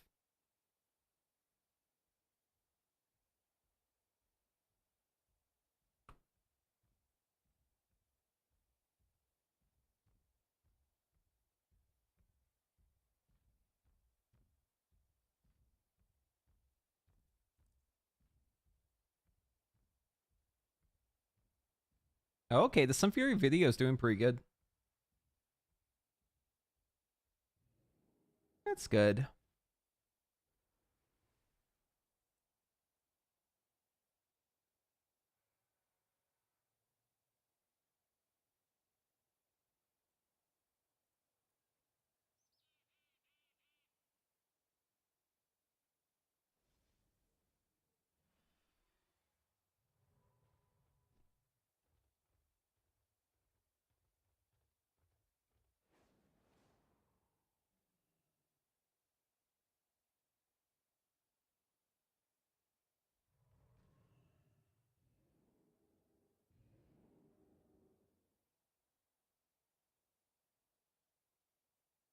So yeah, we got our dev set up for doing dungeons. Let's go ahead and swap over to AUG.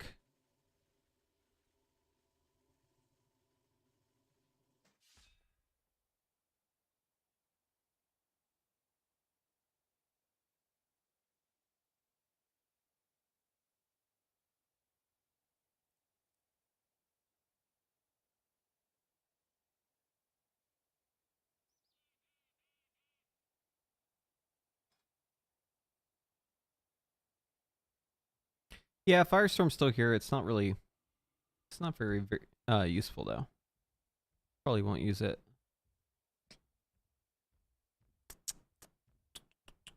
Magic damage absorb.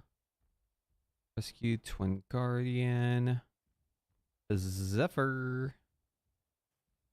We'll go Cauterizing Flame here. We'll go Reactive Hide.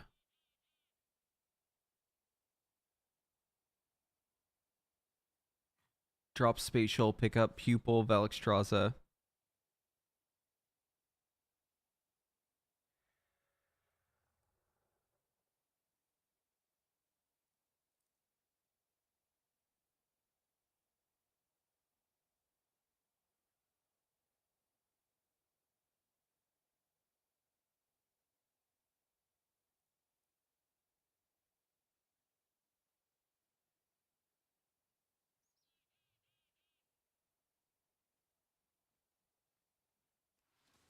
Yeah, we'll lock in this.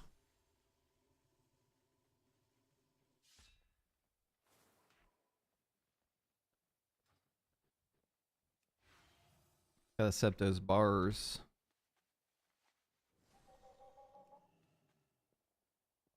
Okay, so colorizing flame, poison the spell, fire breaths, upheaval, prescience,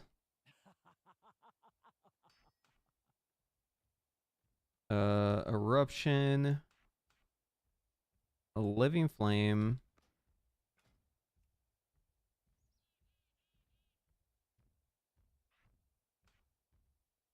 as your strike.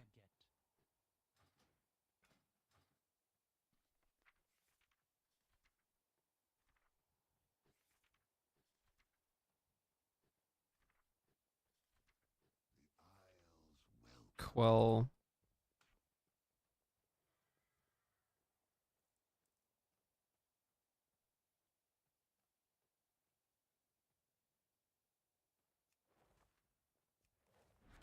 Knock.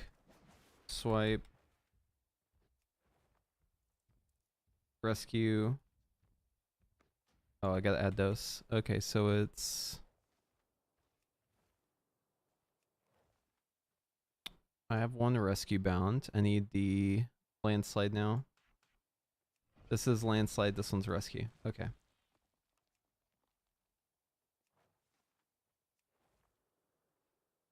Now we need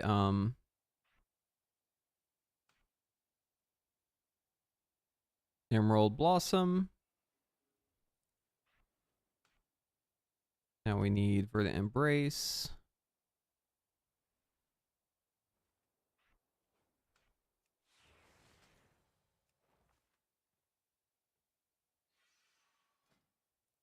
Belt Enchant.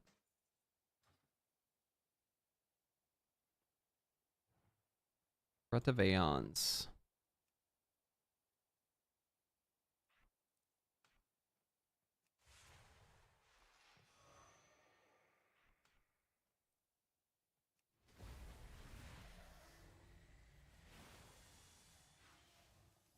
Okay, so we got our Ebonite, we got our Prescience, we got our Breath of Aeons. Shift R. What the fuck is that? Do we have Tip the Scales? Yes, we do.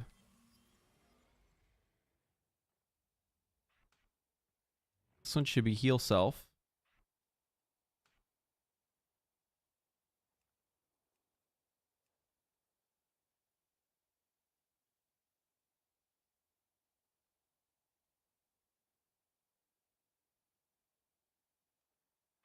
Too far away.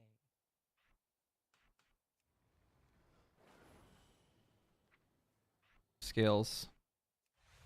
Blossom.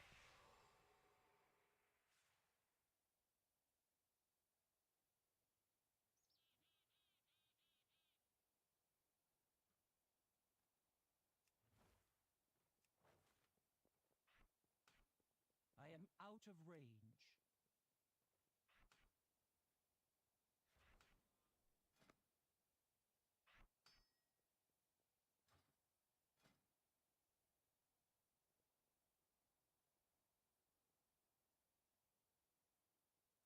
Do we play Spindle? That is a big question. I think we're gonna go with Blistering Scales here. Any other buffs I'm forgetting? I require a target. We got our Prescience, we got our Aspect's Favor, we got our Brett, we got our Upheaval, we got our Eruption, we got our Ebonite. Oh, Sleepwalk. I could run Sleepwalk. That's a different one.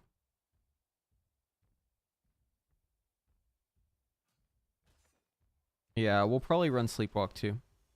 Do I prefer Augur? Dev 100%. Dev 1,000,000%. In the competition between Dev and Aug in my mind, it's like, what would you like better? A chocolate milkshake or dog shit? They both kind of look the same. But one of them is actually something I want. The other one just smells like shit.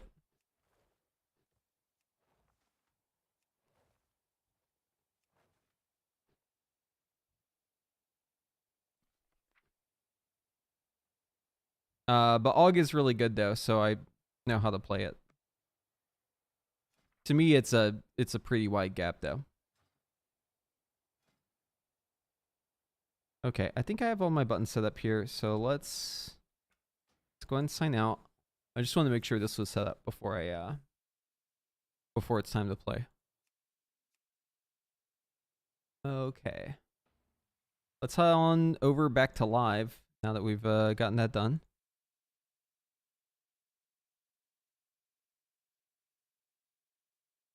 Hopefully they just make AUG weak so dev is the only option. Yeah, just delete AUG. I'm mask off, dude. I'm fully mask off. For the longest time, I would try to gaslight myself into liking it, and I would try to keep like a strong face, you know? Try not to be too negative. But at this point, I've stopped caring. Yeah, I actually hate it. I don't like it at all. I tried so hard to like it.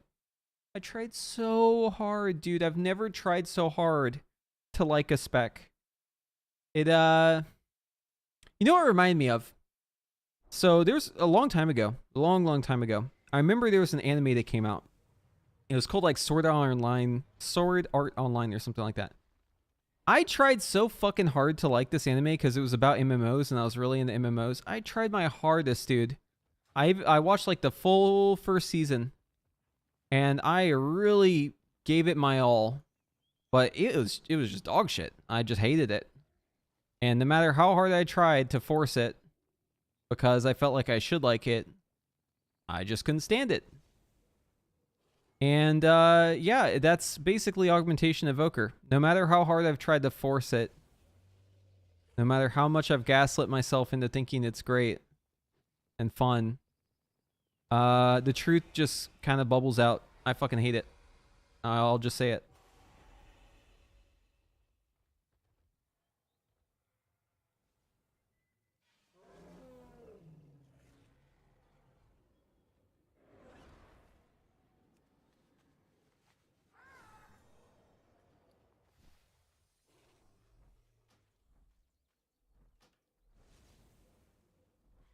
Yeah. Fire Mage is actually looking really nice in the alpha. Defo looking forward to that one. I cannot wait. So how many times have we killed Sarkarats on this guy? What's my bad luck protection looking like? I can look this up, right?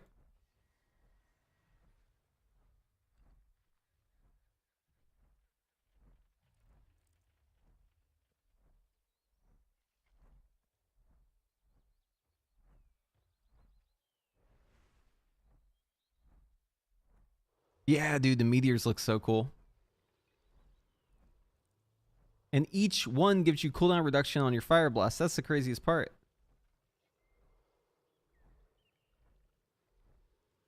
Okay, so we're at a +5 currently.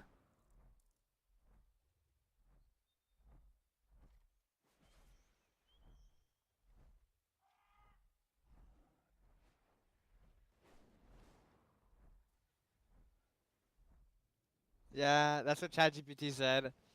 Yeah. What up? I don't know. Just Jao for Sal, bro. Or I could just name him Safety Hat. Safety hat. Wow. Big That's wigs such a or good DBM one. you can look up in game. Oh, okay. I love safety hat. Dude, rip that shit right now. I ripped it. Dude, you know what's really sad news? Just got done with my last Sarkarat of the season, and it did not drop. We got 5 Okay. kills down. +5. Dude, I think that was okay, an appropriate Danglin's at reaction. 33. Dude, I'm just saying, my house has granted 4 Evoker legendaries. Oh shit. It's because I'm race changing with a name change pending. I've never seen this error before. I've never Any chance seen you that. could gift me with Your 100k gold master for the rune? What? character has Are you a begging pending me? name change. The fuck is that? What's that mean? I need. I might just do my fucking old shaman name. Vispo S. Yeah, but I could also get it done right now and then not turn it in all the way Vispo and then have Safety it be the same. What are you talking about, Oz?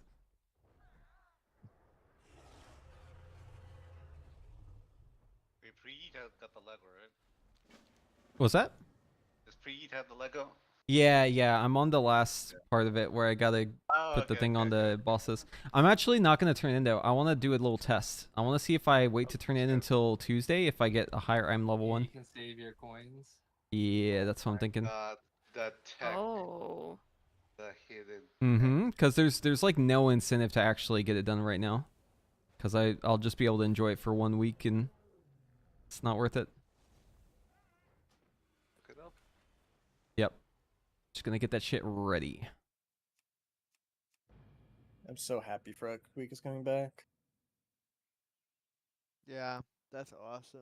It'll make Makes my life so more much Makes easier. everyone's life enjoyable. You know how hard it is to do splits during Mythic? It's Did I play any mage in alpha? so hard. So now Oh, you're doing yeah. infinite splits with Heroic Week? I pretty much played I mean, you have the whole week to do her splits. over half my time I played was on We were mage. tossing around the idea of doing Mythic splits. Wait, that would Wait be... a second. How would that even... Just for the first week, I guess. Lockout? Yeah, because...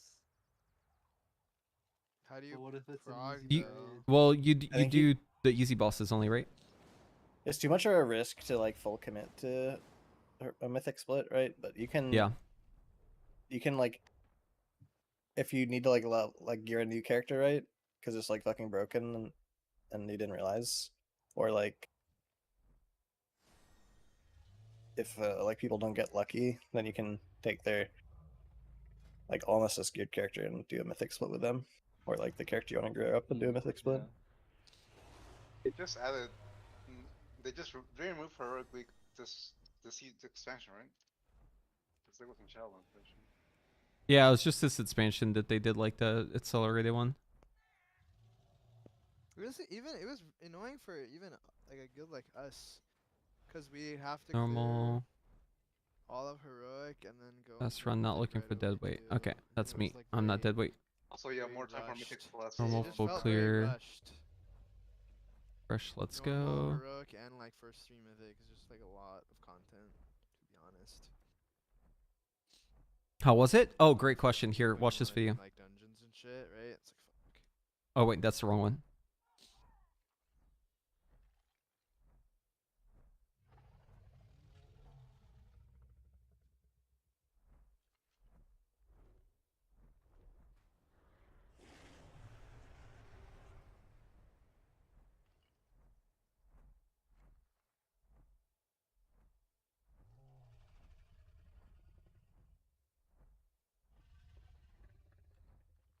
Have you seen the Fire Mage response in the community? What's the fire mage response? They're all rejoicing in joy. Dude, I Yeah, I bro, And then, that shit looks and then the arcane community is shedding in Shambles. tears, fear. There's Is it fear, bad? bro. It's scary. It's really well, scary. so like the thing is so insane for fire, and for arcane, Yes. it just doesn't really feel like a good fit. It's the perfect fire mage tree. It's insanely Dude, good. it But looks arcane, so fun. It looks so fun. Dropping Bro, whenever meatballs I on 'em. logged in and I saw it was available, I was like, "Oh, this is kind of cool." And then I read the shit, and I was like, "Yo, wait, what? I think I might just main mage again." And then I started playing it, and like, holy fuck, dude, it's Dude, the actually meteor unreal. Shit looks I'm gonna wait and see, cause I need to be like sure that like you don't play SKB. That's the main thing for me. I feel like you will, right? yeah. Well, Well, it's there's- really, there's- really there's some opposite of the points. synergy. Like Oh, really? unsynergistic. Yeah, SKB, because if you have SKB, it extends your combustion, but the Phoenix ends, so you get hyperthermia in your combustion, and it's Oh, really and it's, bad. like useless there. Yeah, you pretty Okay. much waste that shit. And also your combustors are like too spaced out, so you don't even get like your orbs out when you need to, because the bird needs to use the orbs. The bird only comes from pressing combustion, not from SKB combustion. I see. So it's like yeah, everything in that tree basically indicates that it's not really design-wise, it's not working with SKB. Problem is SKB is so fucking far ahead of Unleashed Inferno that like it may still you may still play it and just like cancel Aura stuff. I The hate owl SKB is too. sick, I fucking hate though. that shit. all the damn anything they've done, like that they released, like of the Like adding the old tier sets for the talent points is kind of neat too. Like,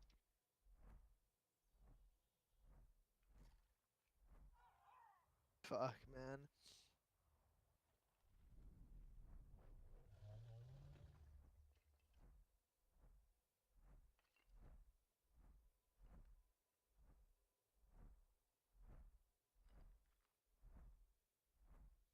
let's go track your mage. Guys, I can't wait to get stuck in Mist of Tunisite at the maze with some person with a room temperature IQ. I have not made a Yeah, video those on those dungeons two don't now, look but fucking you good. can bet That'll your be ass. me. I will ping the wrong I one will. intentionally. Some Fury was just too hype. I had to my like soul. stop and make a video about it immediately once I saw it.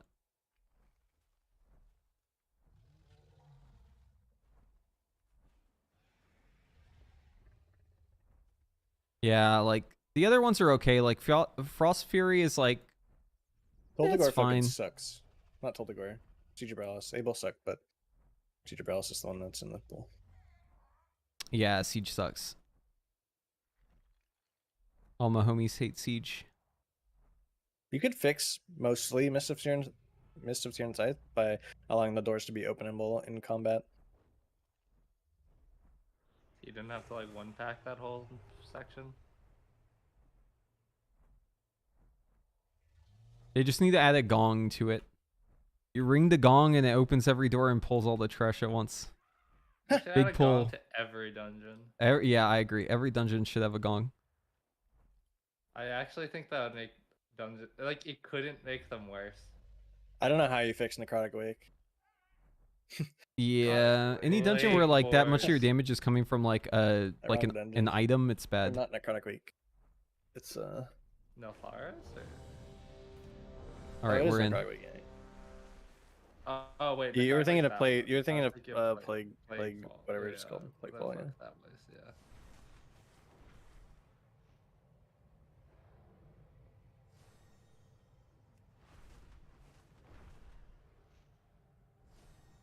I didn't do Mythic Plus that season. I only did Arena, I think. Arena. No, there's no like baseline changes. My brother, big PvPer, so I was And playing I'm pretty with sure him. PvP is like mostly dead, but it needs to be like fully dead. Kill it. Finish it. Kill it. Finish him. Same with dog. Finish that shit. Has Log got its tree yet? Hero tree? Yeah, it's got all its stuff. It's Flame Shaper, or no, it's not Flame Shaper. It's Chrono Warden and it's Skill Commander. Augury Quen. No, dude, just delete straight to trash can. No, No need for Figure out rework. for it, so they're not gonna delete it, right? Give it the what was it, Gladiator Warrior treatment? Yep. Gladiator Warrior, remember that? It was like bad for one tier. And then Yeah, removed. yeah, that's the precedent. We need to go with that one. Just it's bad, so just delete it. Don't even try to fix it. Was it Straight to bad? trash. I don't remember. I remember it was bad numbers. There's but no way it it was bad? worse than Og. There's no way. Yeah, okay, that's true. But like, it was also like they didn't put as much into it. They put like one talent in, and then deleted it. Yeah, the sunk cost fallacy is going hard with Og.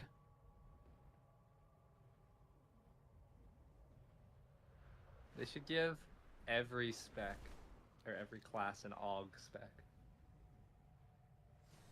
So what's funny is, I was in like a little interview thing, with the devs, and we were doing a Q&A, and someone asked the question, "Are you adding more support specs?" And he was very candid. He was like, "Are you sure you want them? Because it sounds like you really don't want them." So no, we don't. We're listening to feedback. That's true. That is very Yeah, true. yeah. We don't Okay, want so what's happening to Og then? Yeah, that was my follow-up. I was like, okay, well, so get rid of the one? I asked like a direct Og question, and the answer I got was, we don't really work that closely with the class stuff, so this isn't really a good. Yeah, I got a lawyer you answer. actually got business speak. Yeah, I got business speak. Ian is an actual lawyer, so you got fucking. Oh yeah.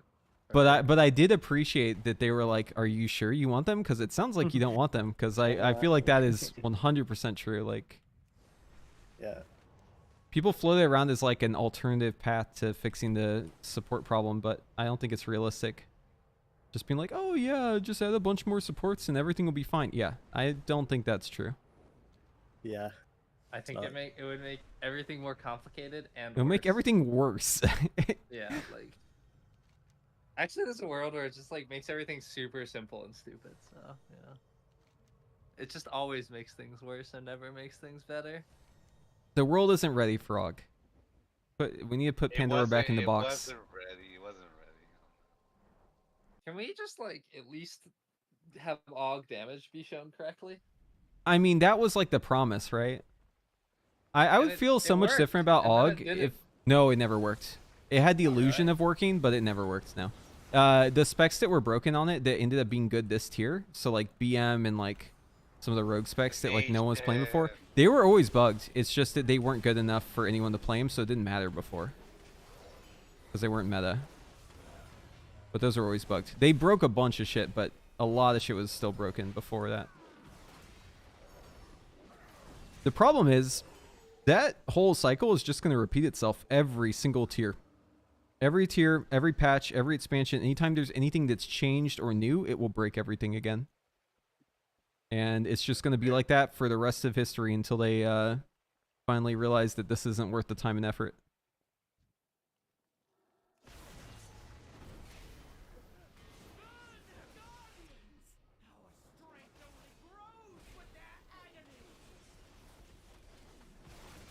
When they first were talking about Og and I saw that they were like fixing the hooks, like literally the first thought I and a bunch of other people had was just like, if that works, it'll be good, but it has to work for this to work, right? Like the systems for people to enjoy this spec, to get feedback from it, they have to have the logs be accurate, or else this is a wash.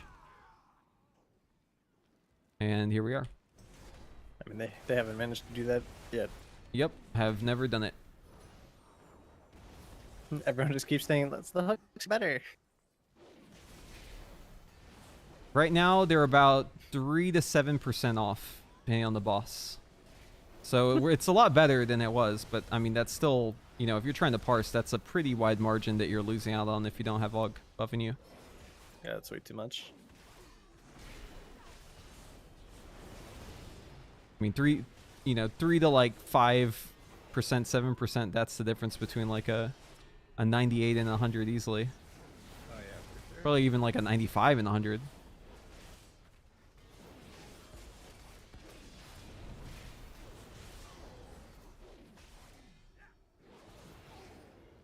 I think they should just... I think Og as a concept should stay in, but I think they need to like severely redesign the spec.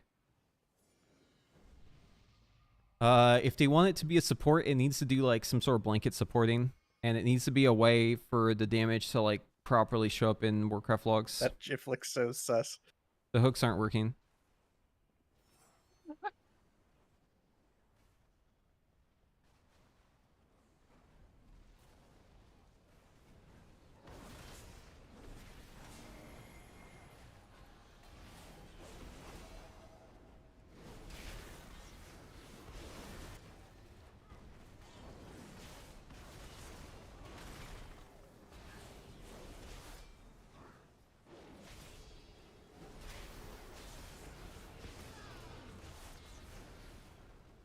Hog into a tank? Dude, that'd be great. I would be so down for that. That's what I was hoping it would be in the first place.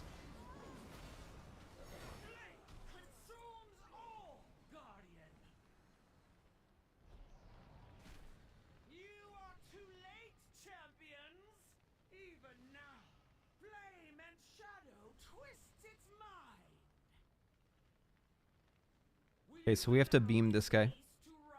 We're here because we need to shoot a beam.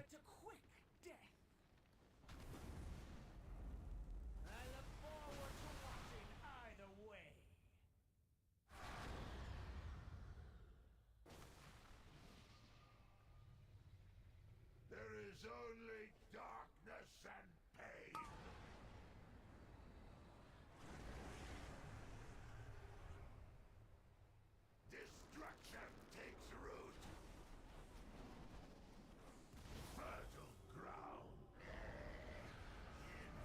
What a reset, dude.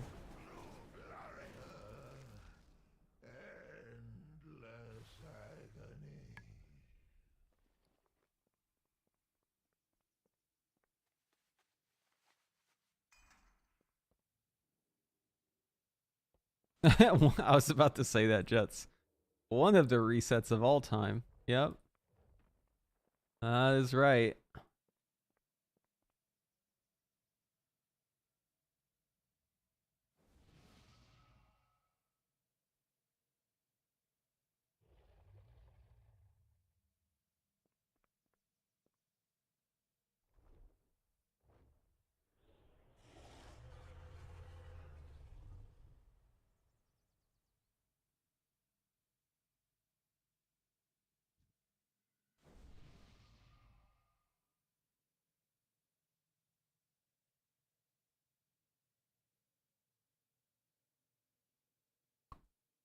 Huh.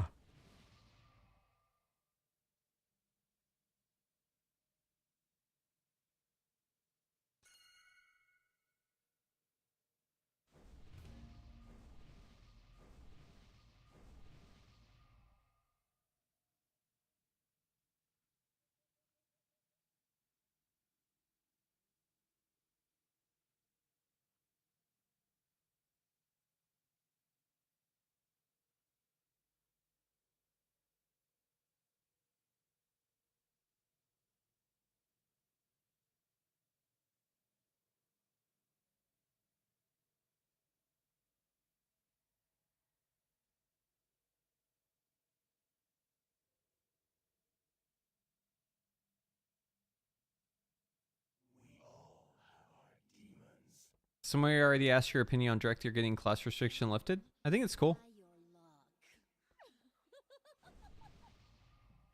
It's a good race. I mean, it's got really nice utility. And soaring is insane. Not much in the way of damage, though. But Tail Swipe and Wing Buffet are going to be insane in PvP. And Mythic Plus, for that matter, because it's just a lot more stops.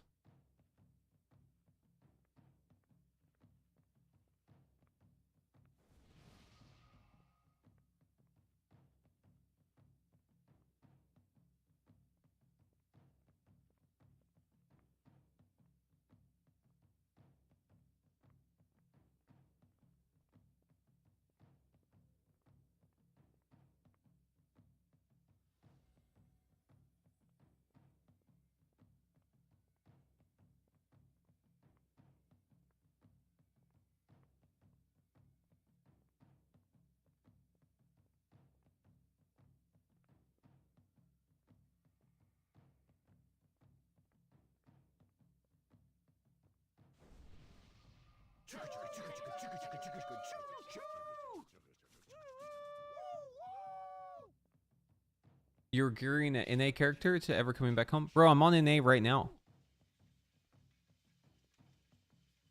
Oh, wait, hold on. You're thinking EU is my home. No, see, I started on NA, and I went EU, and now I'm on both.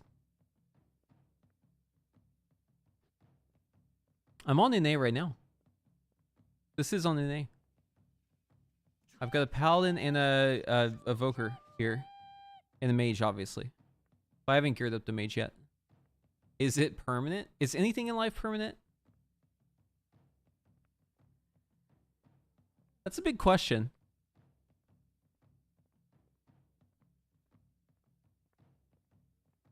I'm not promising to play World of Warcraft for the rest of my life, just to run out there. But I do plan to play Evoker and Paladin and Mage on NA in Season 4.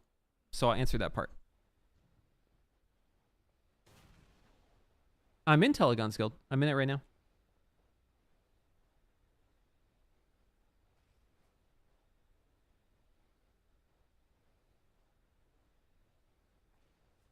That Bye. was rude. That was hurtful. Telegon said, I just turned on voice. Reaching out to you. After I kicked Yeah, I you, have the said Lego. bye.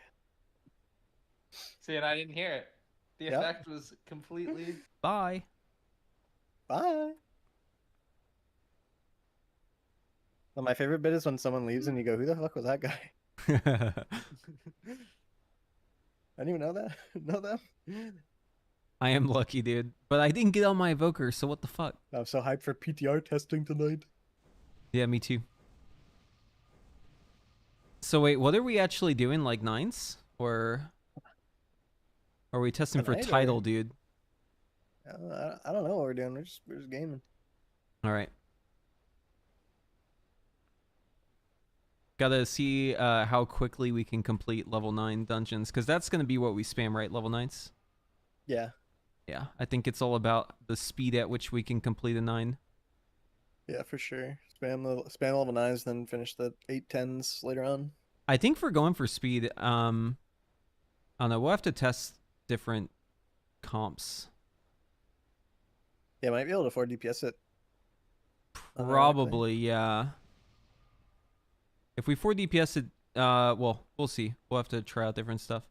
So I won't have the new tier bonus yet. So that actually makes me think it's definitely going to be AUG, because the new tier bonus is kind of necessary.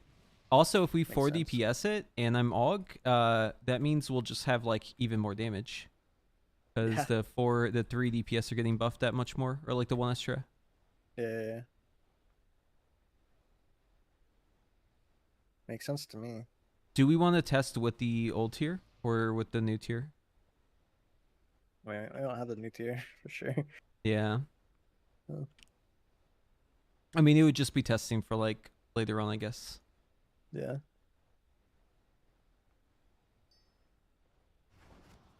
Oh, what the fuck?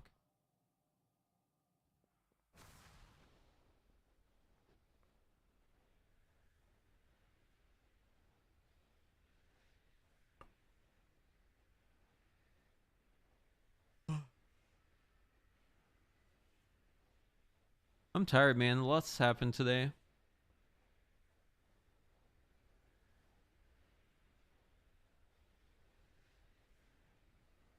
Okay, good.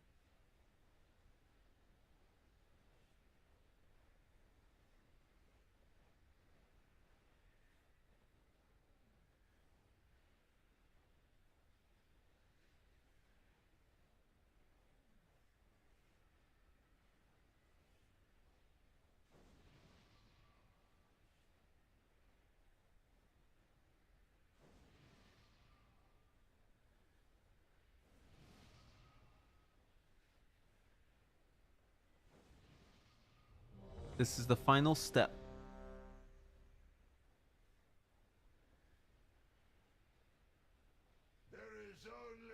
Oh shit.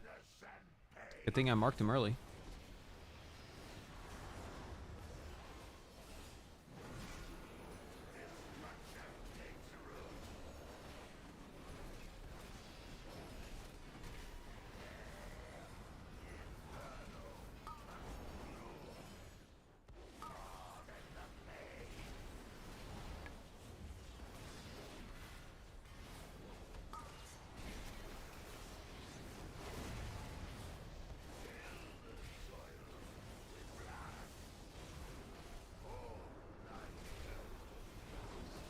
How's this BM doing so much damage?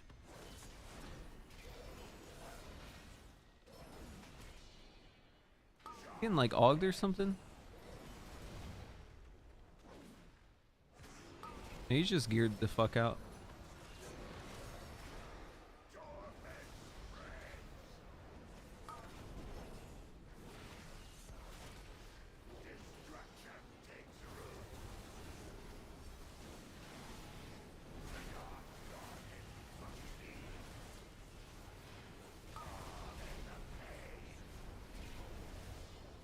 Oh, I see. He just AoE'd a lot on the first one.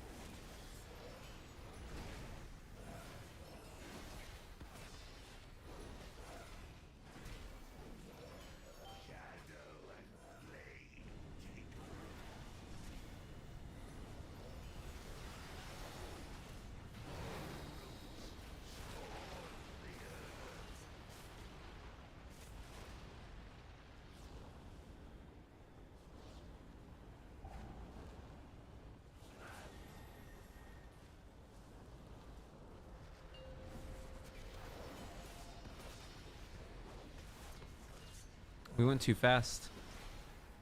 Cooldowns aren't up.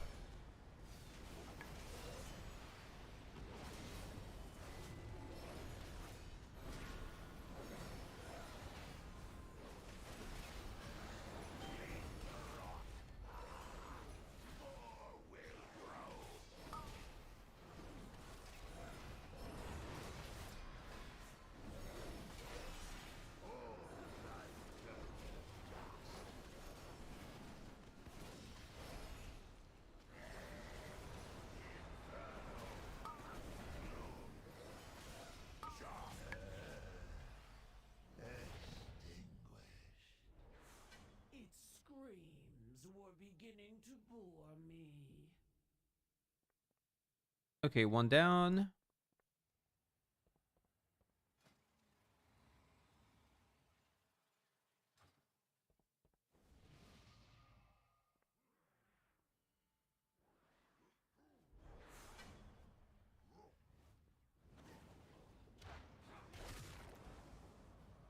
So this will go all the way up to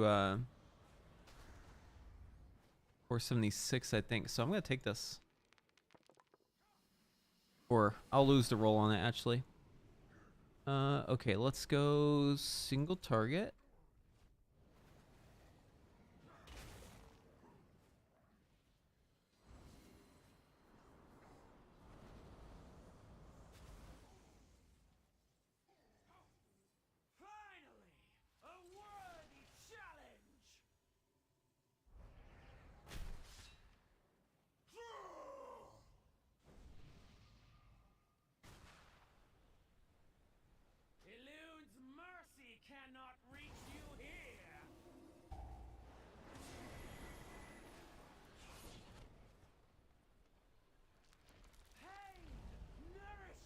These shitty resets are really annoying.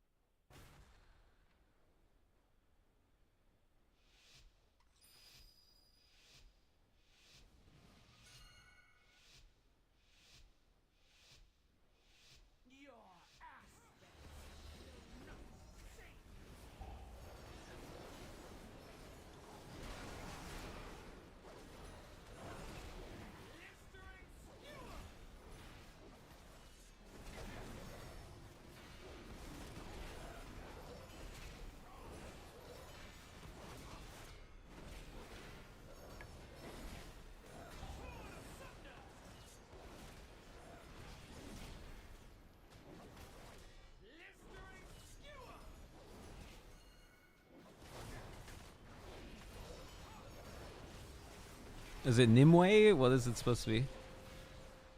It's all fucking bullshit.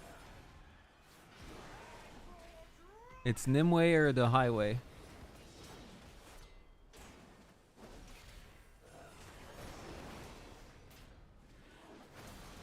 I would say it's a made up word, but all words are made up, so it's kind of redundant.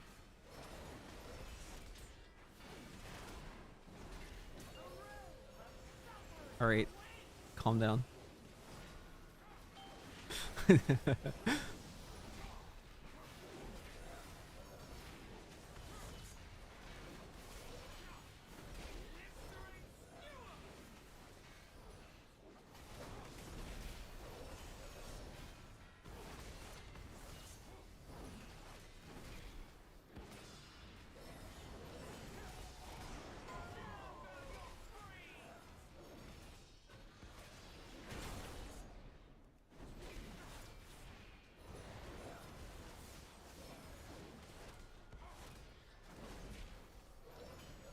Damn, bruh. This boss is taking a while to die.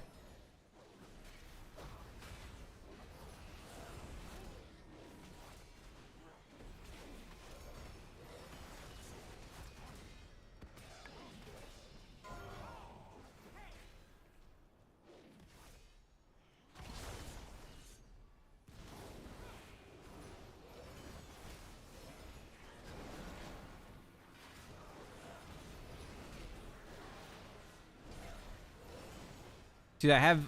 Oh, my haste is like a little bit too low on this guy right now. It's really annoying. Because my judgments are lining up perfectly with my divine toll procs, and that's not good. You want it to be a little offset. That's like wasting my Wrath of Sanctification or whatever it's called. Echoes of Sanctification? Echoes of Wrath? I don't know which one it is.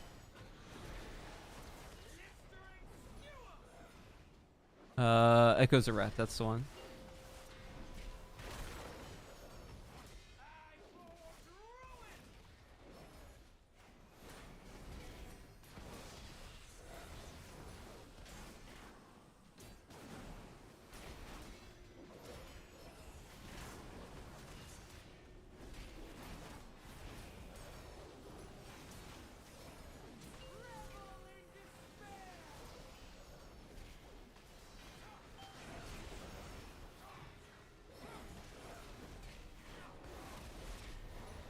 See how it lined up there? You don't like that.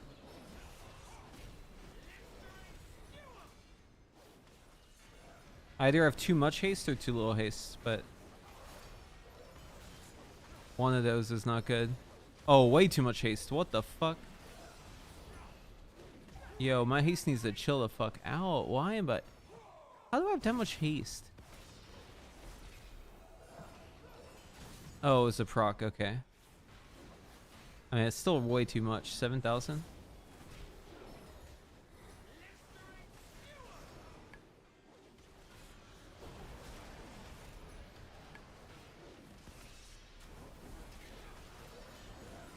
Oh.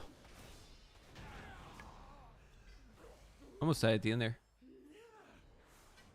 Yeah, new fire is super dank. Her screams were beginning to bore me.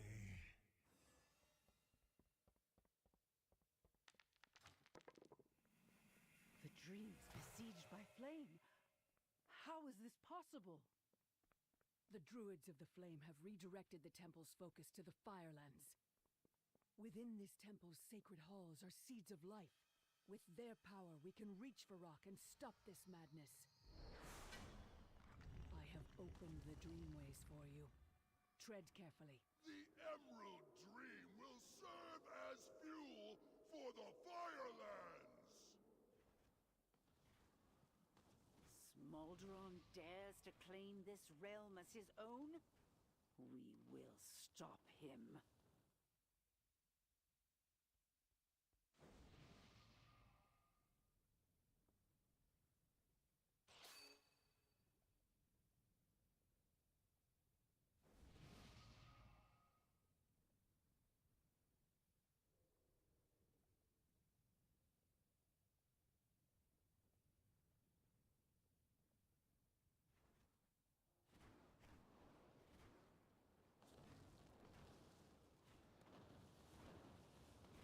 Thanks for the Skill Commander video. Super hyped. I'm assuming there's no rotational changes between seasons and DF now.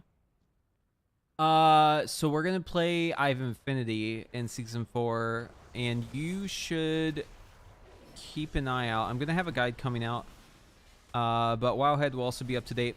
We're not quite there yet though. I will be playing some PTR later tonight though. But yeah, for you to change, you'd have to change your talents. Yeah, EDM, dude. The new Fire Mage is looking so good. You're not just going to be comboosting, you're going to have your Phoenix going crazy too.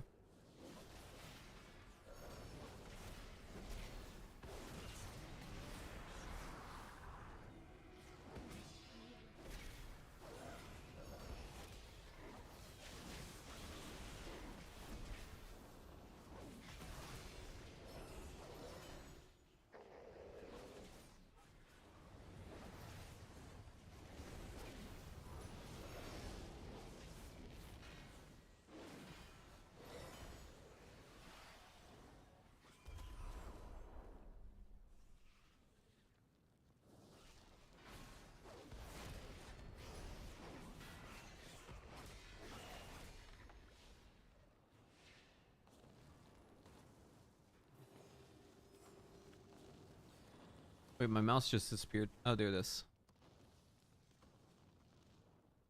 Yeah, it's fine. You don't need the last tab of your bank. You can do without it. It's not a huge deal.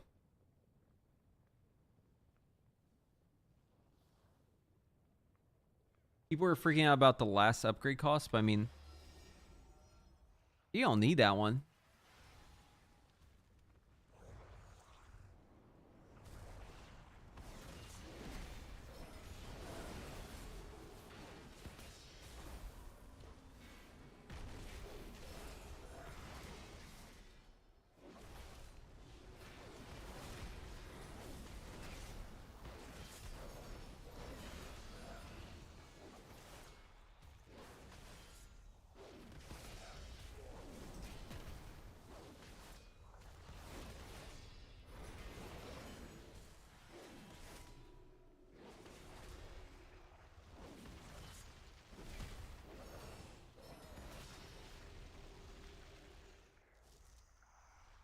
Fire has a voracious appetite, but it pales in comparison to the hunger of Volcaros.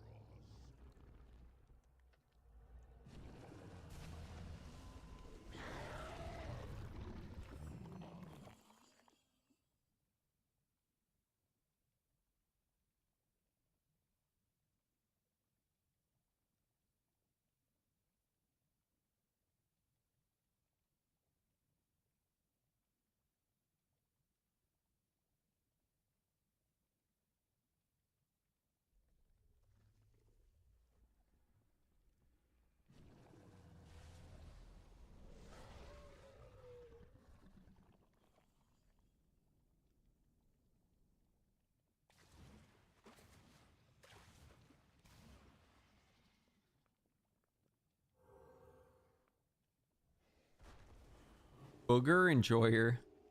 That's this guy's name. His name is Booger Enjoyer, dude.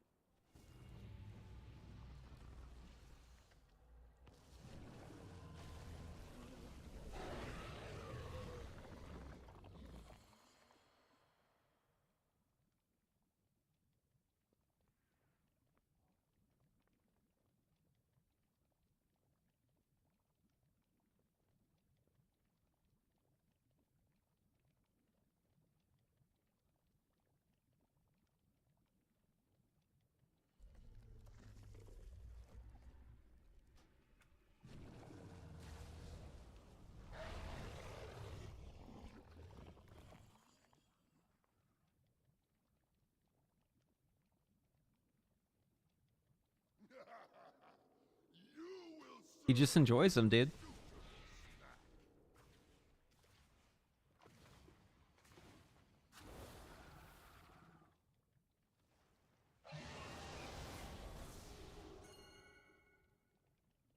Fence.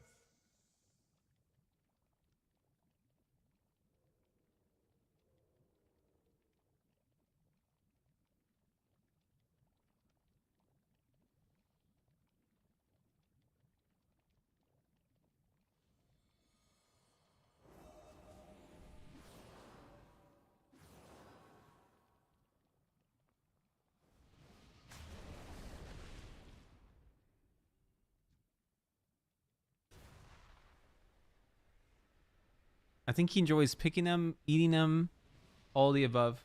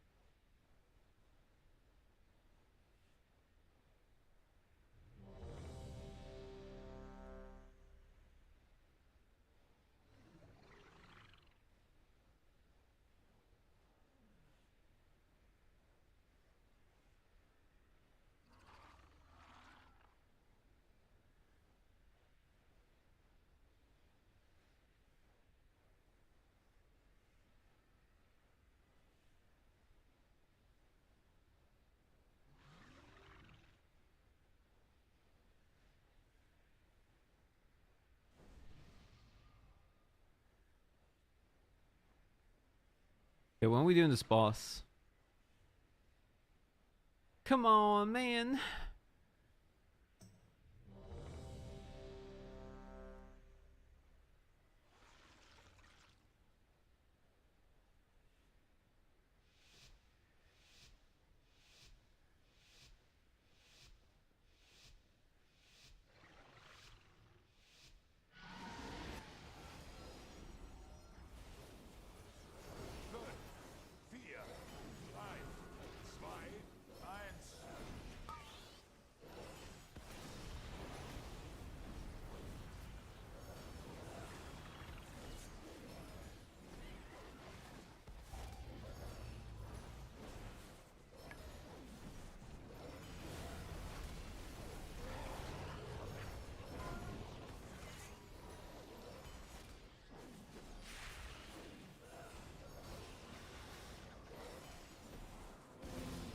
Tank's dead.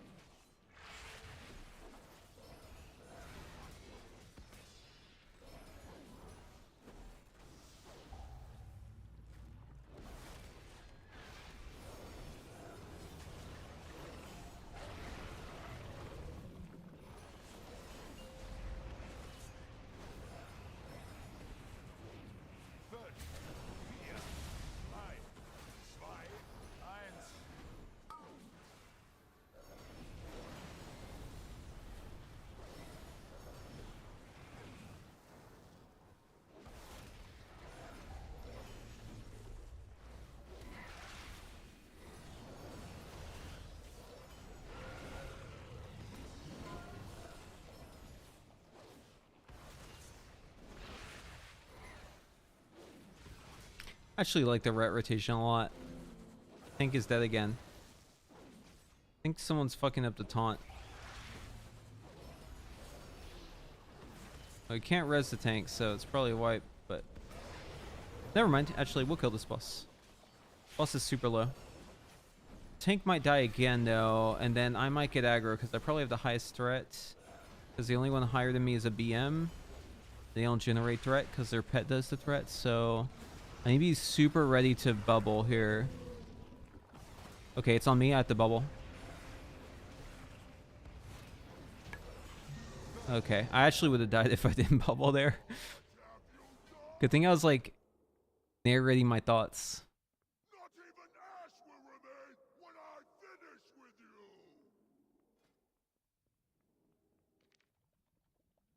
Do you have another priest you could log into to see if it's character specific instead?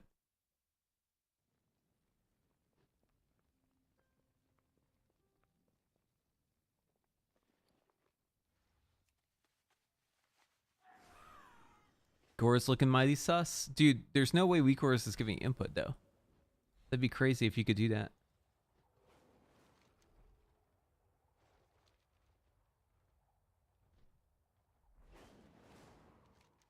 Like, if that's tech, I want to figure out how it works so I can use it. You know what I mean? Yeah, there's a cook there somewhere.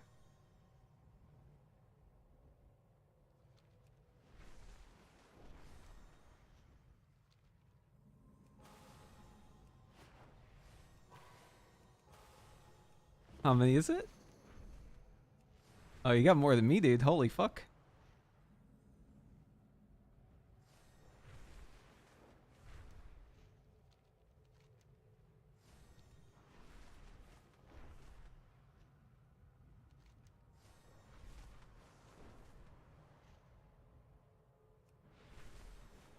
Oh, that's the good shit, dude.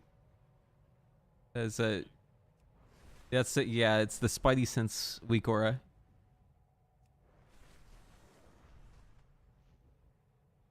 Yeah, bro, you could tell danger is coming. It's basically like the Saw Dingo of the modern age, you know?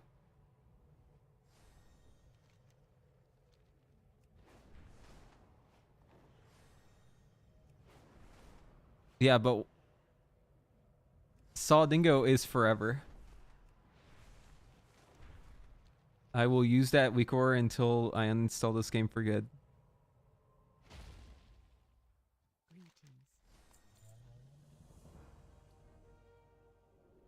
They'd probably be like in a raid because I'd probably like rage quit and just never log back in.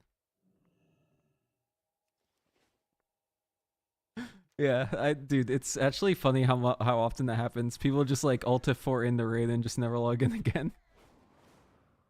There was another guy who did that too.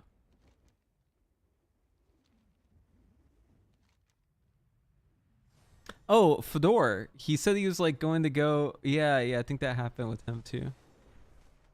He like typed like in the raid like that he was gonna pick up his mom from the airport or something, and then just like never log back in.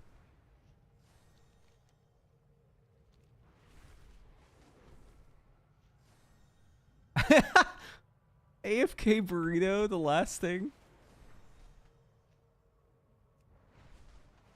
Yeah. Imagine your guildmate says AFK burrito and never logs back in. They're just gone forever. We had no way to check on them.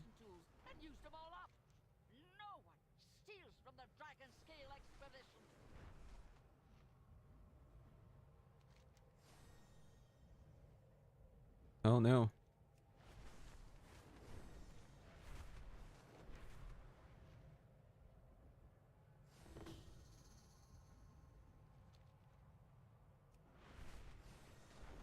That happened to your guild?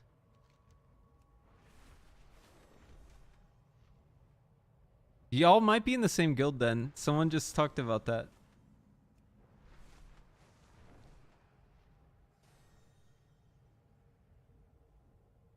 Dude, you can be the loathsome dung eater. Holy shit. The loathsome dung eater.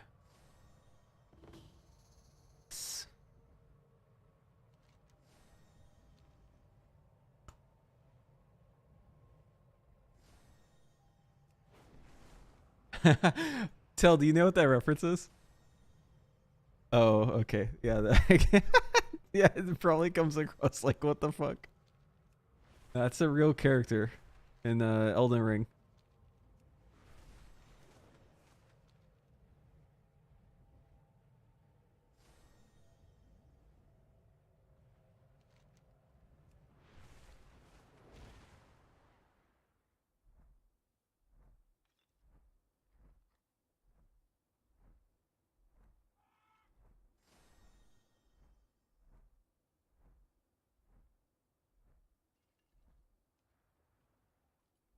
That's the loathsome dung eater.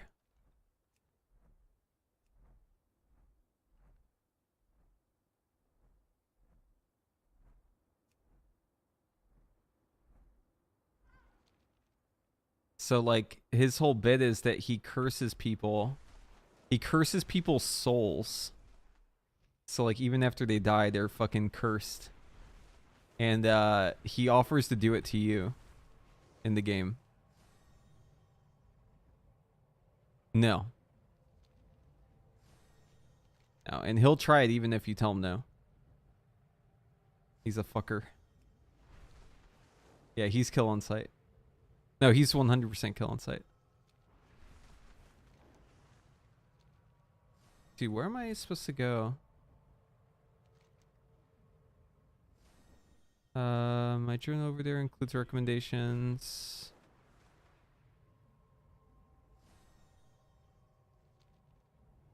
I'm supposed to go over here, right?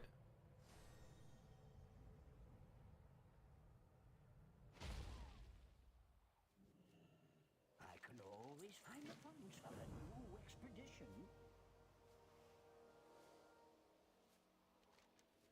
Oh, we gotta go do something else.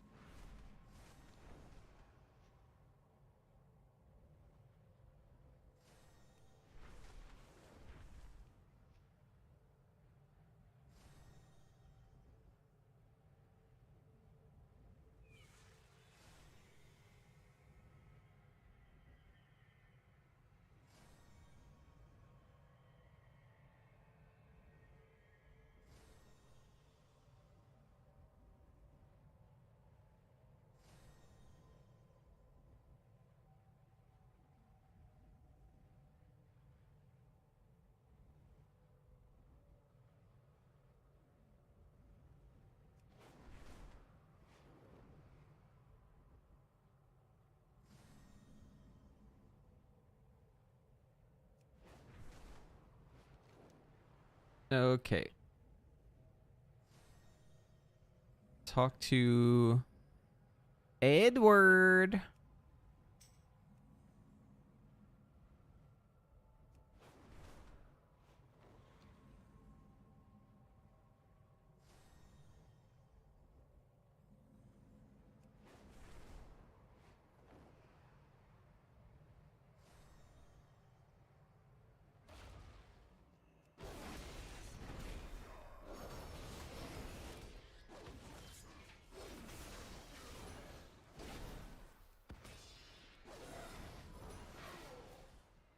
Have you uncovered something new for us? Is there something you wish to discuss? We meet again, champion. Learn from the past. Okay, so this says I get the axe. Okay, we're on the final quest. I stop here.